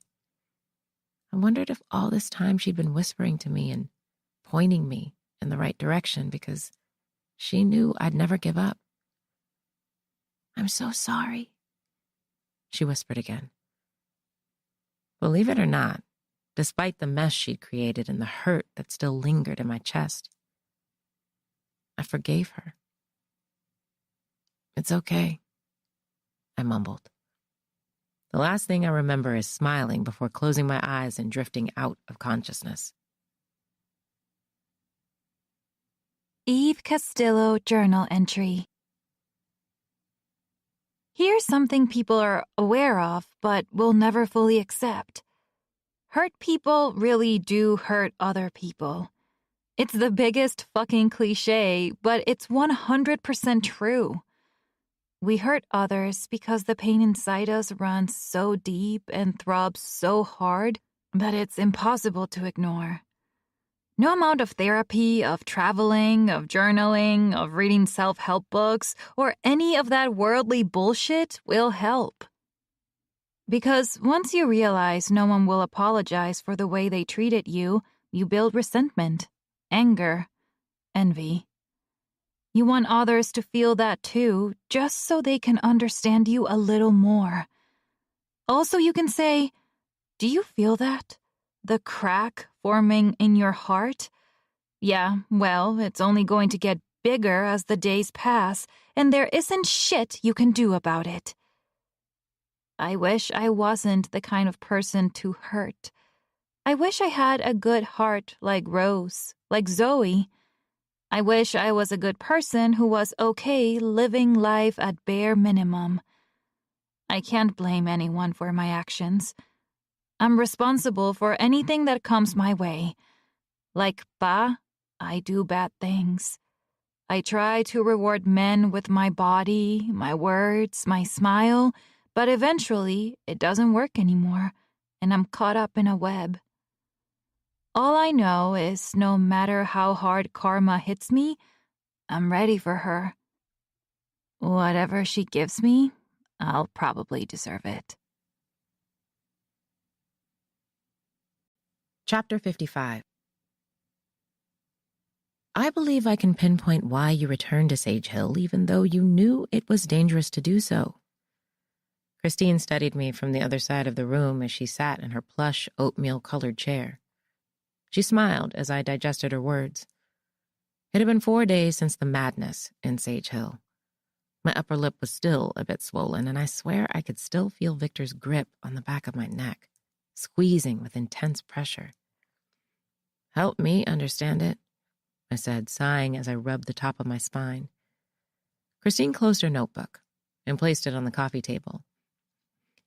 "Your mother went into a burning building to save one of her co-workers and never came back out." My chest constricted at the mention of my mom. I ignored the knot forming in my throat, nodding as I waited for her to continue. "Based on what you've told me about your mother, she was a very selfless and loving person. She literally sacrificed her life to try and save another, and I think, whether you realize it or not, you have a deep desire to be just like her.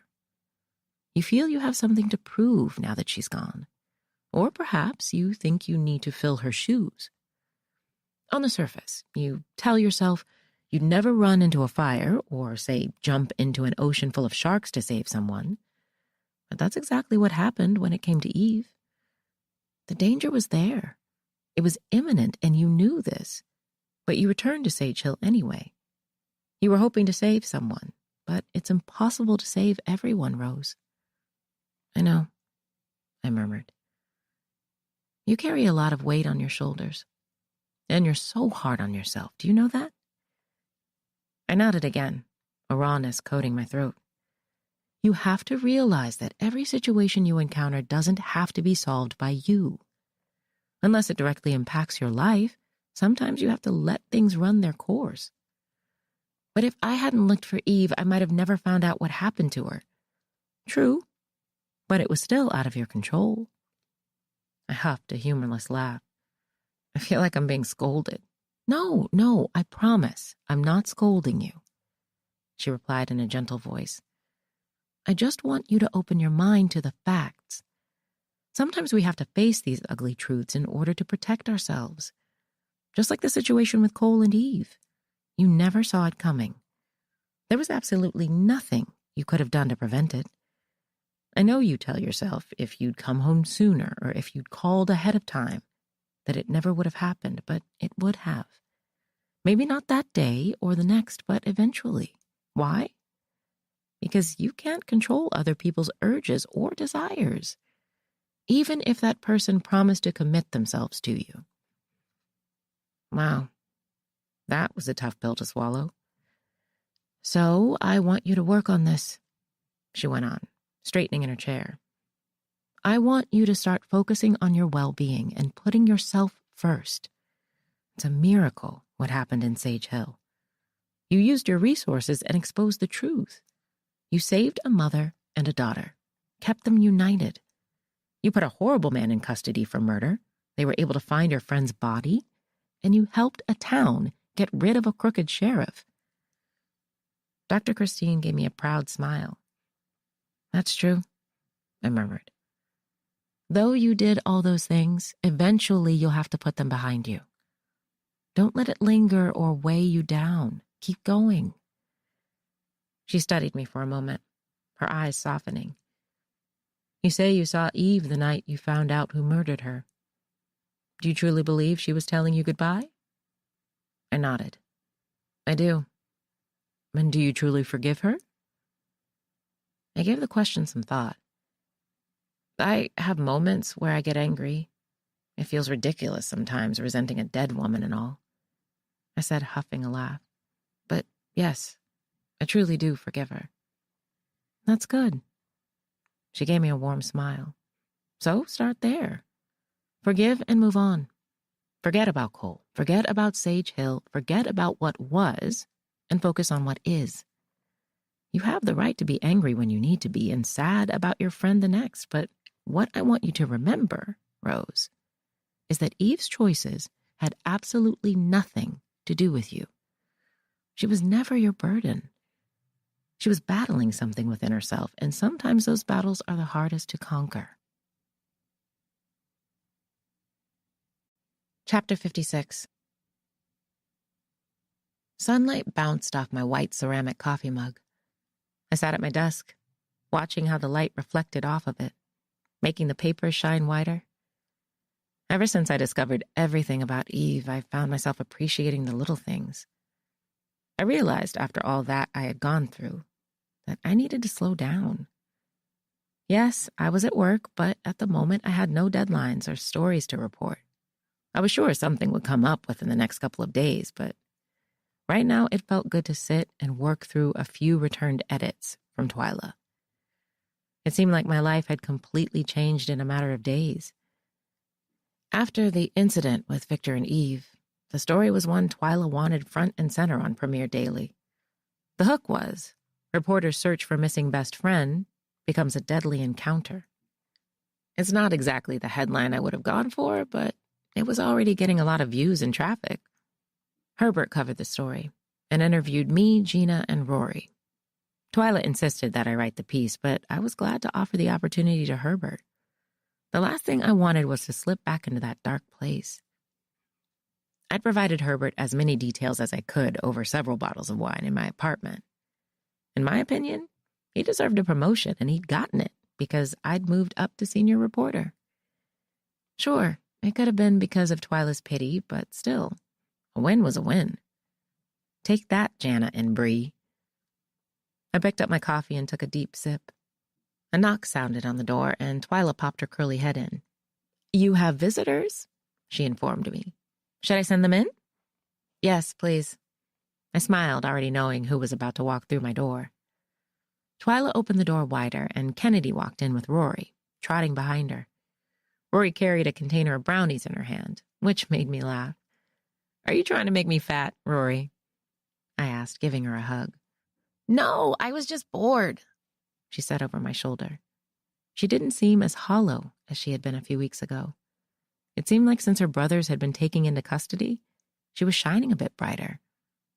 Sad to say, considering how much she loved them. "Have a seat, please." I gestured to the chairs on the other side of my desk.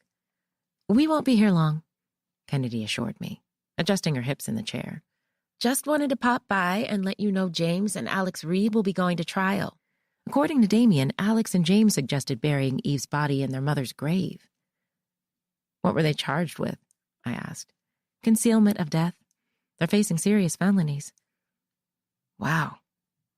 It still hit me hard that it was Eve's body now, and not just Eve. "Yep. Took a couple of days, but we pried the truth out of him. Alex is the one who did the digging. Damien tagged along because James threatened that if he didn't help, he would frame him and put him in jail for Eve's murder." My throat thickened with emotion. Rory let out a deflated sigh. "The good news is, Rory won't have to face the foster care system again." Kennedy went on, smiling warmly at the teen next to her. "Since Damien was threatened and provided us a full confession, his lawyer worked out a deal with the DA and she pulled some strings. He'll do 2 years of community service and will be on house arrest for 8 months, but at least he'll be home." "Thank God," Rory said, wiping fake sweat from her forehead. "Oh, now you want to thank God?" I teased. Yeah. He saved my life and yours." She looked at the ceiling and said, "So sorry for blaspheming you, my heavenly Father. I'll never do it again." I smirked. "Well, I'm glad you'll still have one of your brothers at least." "Yeah, me too." Her smile slipped a bit. "We're thinking about traveling after his 2 years are up, getting out of Sage Hill. I'll be ready to graduate by then and we can make plans now. I think it's time we branch out." "That would be nice. You should definitely do it." "Right. Well, I really swung by because I've been informed that they'll need Eve's body for just a few more days," Kennedy told me. "Just to be thorough with evidence.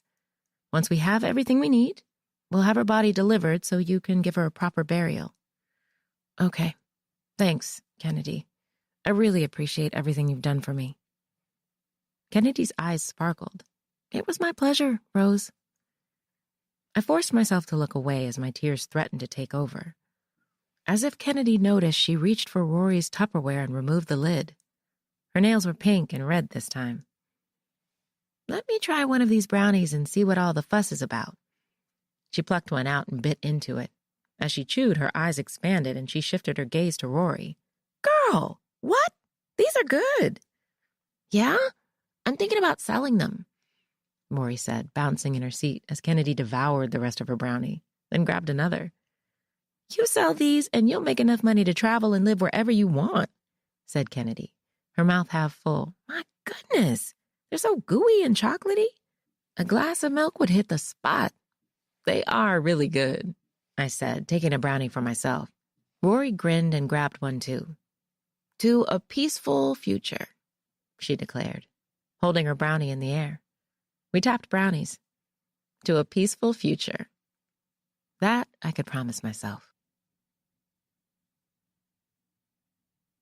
Epilogue. I hadn't read all of Eve's journal entries the day I found them, only the most recent ones about Victor and her trip to Twilight Oaks. After some time, I was able to read a few more, and my heart ached for her. There was an entry that nearly broke me down, and one I would probably never forgive myself for. That night, when I caught Cole and Eve, I hadn't realized that she'd been triggered. I mean, she'd still gone through with it, but something Cole did had put her in a frozen state. I'd been around Eve long enough to know that when she froze, she didn't care what happened to her. She just went with the flow, let things carry out, gave an empty stare like she wanted to be as far away from her body as possible. She often waited for the worst to pass, then smiled the next day like nothing happened. That fear I saw in Eve's eyes that night wasn't only because she'd been caught red-handed. It was because she'd lost control of her own mind. I couldn't fully blame her for what happened. I left that night, blocked Eve's number, blocked Cole's too before I had to unblock his to settle a minor dispute with a divorce. It pains me because I never gave Eve the chance to defend herself. I just flat out ignored her, neglected her, wrote her off. She tried coming to my job, to my dad's. She tried calling me from Zoe's phone a few times, but when I heard her voice, I instantly hung up. I may not have wanted to forgive her in that moment, but I would have eventually. That didn't mean she'd be my best friend again or that we would be close. No, that never would have happened, but at least I'd have had the peace of mind to understand and let go of my bitterness. I sat with that guilt as I stood in front of her grave, staring down at her tombstone. It had taken a full month to get her body. Her funeral was a week ago. Now she'd been put to rest 6 feet under. This was surreal in the worst way. The friend who'd felt like a sister to me, now dead. Her life cut short at 32 years old. When you think about it, that isn't very many years. She still had a chance to grow, to better herself, to take control of her life. Rose? I lifted my head when Zoe called me. She smiled as she held a bouquet of purple and pink flowers in one hand, Eve's favorite colors. Daddy and Diana were walking in our direction, too. We made a promise to ourselves to visit her and Mom's grave every week and to not take these moments or our lives for granted anymore. You okay? Zoe asked. I smiled at her. Zoe would always know Eve was a good person and that she loved her. I made sure to delete all the journal entries and then the app so Zoe would never find it. Of course, all of it was still on the laptop Eve had in Sage Hill, and some bigger truths would leak when it came to the trials for Victor, Alex, and James, but that laptop was still in evidence. And when the trial came, I'd deal with those truths in that moment. Zoe deserved to remember the best of her sister. I smiled. I'm okay, Zoe. She hooked an arm through mine. Tears accumulated in her eyes, but she blinked them away, allowing a smile to take their place. When Daddy and Diana met beside us, we stared at Eve's tombstone for a while. No one said a word. Honestly, there weren't any words powerful enough to say. Despite Eve's mistakes and her past, she was family, and we loved her. It would always feel like something was missing now that she was gone, just like it felt with Mom. A gentle breeze caressed my skin, and I closed my eyes, thinking about my friend, our childhood, our laughs, our fights, our goofy moments, our sleepovers, our pinky promises, our late-night Oreos and milk, movie nights with wine, hugs and tears, whispered secrets and promises. I was going to miss her, but I was also going to make sure that I lived the rest of my life like she did. Carefree, unapologetically. Because no matter how wild Eve was, she only wanted to love and be loved. The least I could do was continue carrying her love with me. The end. We hope you have enjoyed this production of Whispers of the Lake by Shanora Williams, narrated by Jasmine Walker and Dominique Franceschi. Recorded books are available wherever audiobooks are sold. Thank you for listening to Recorded Books.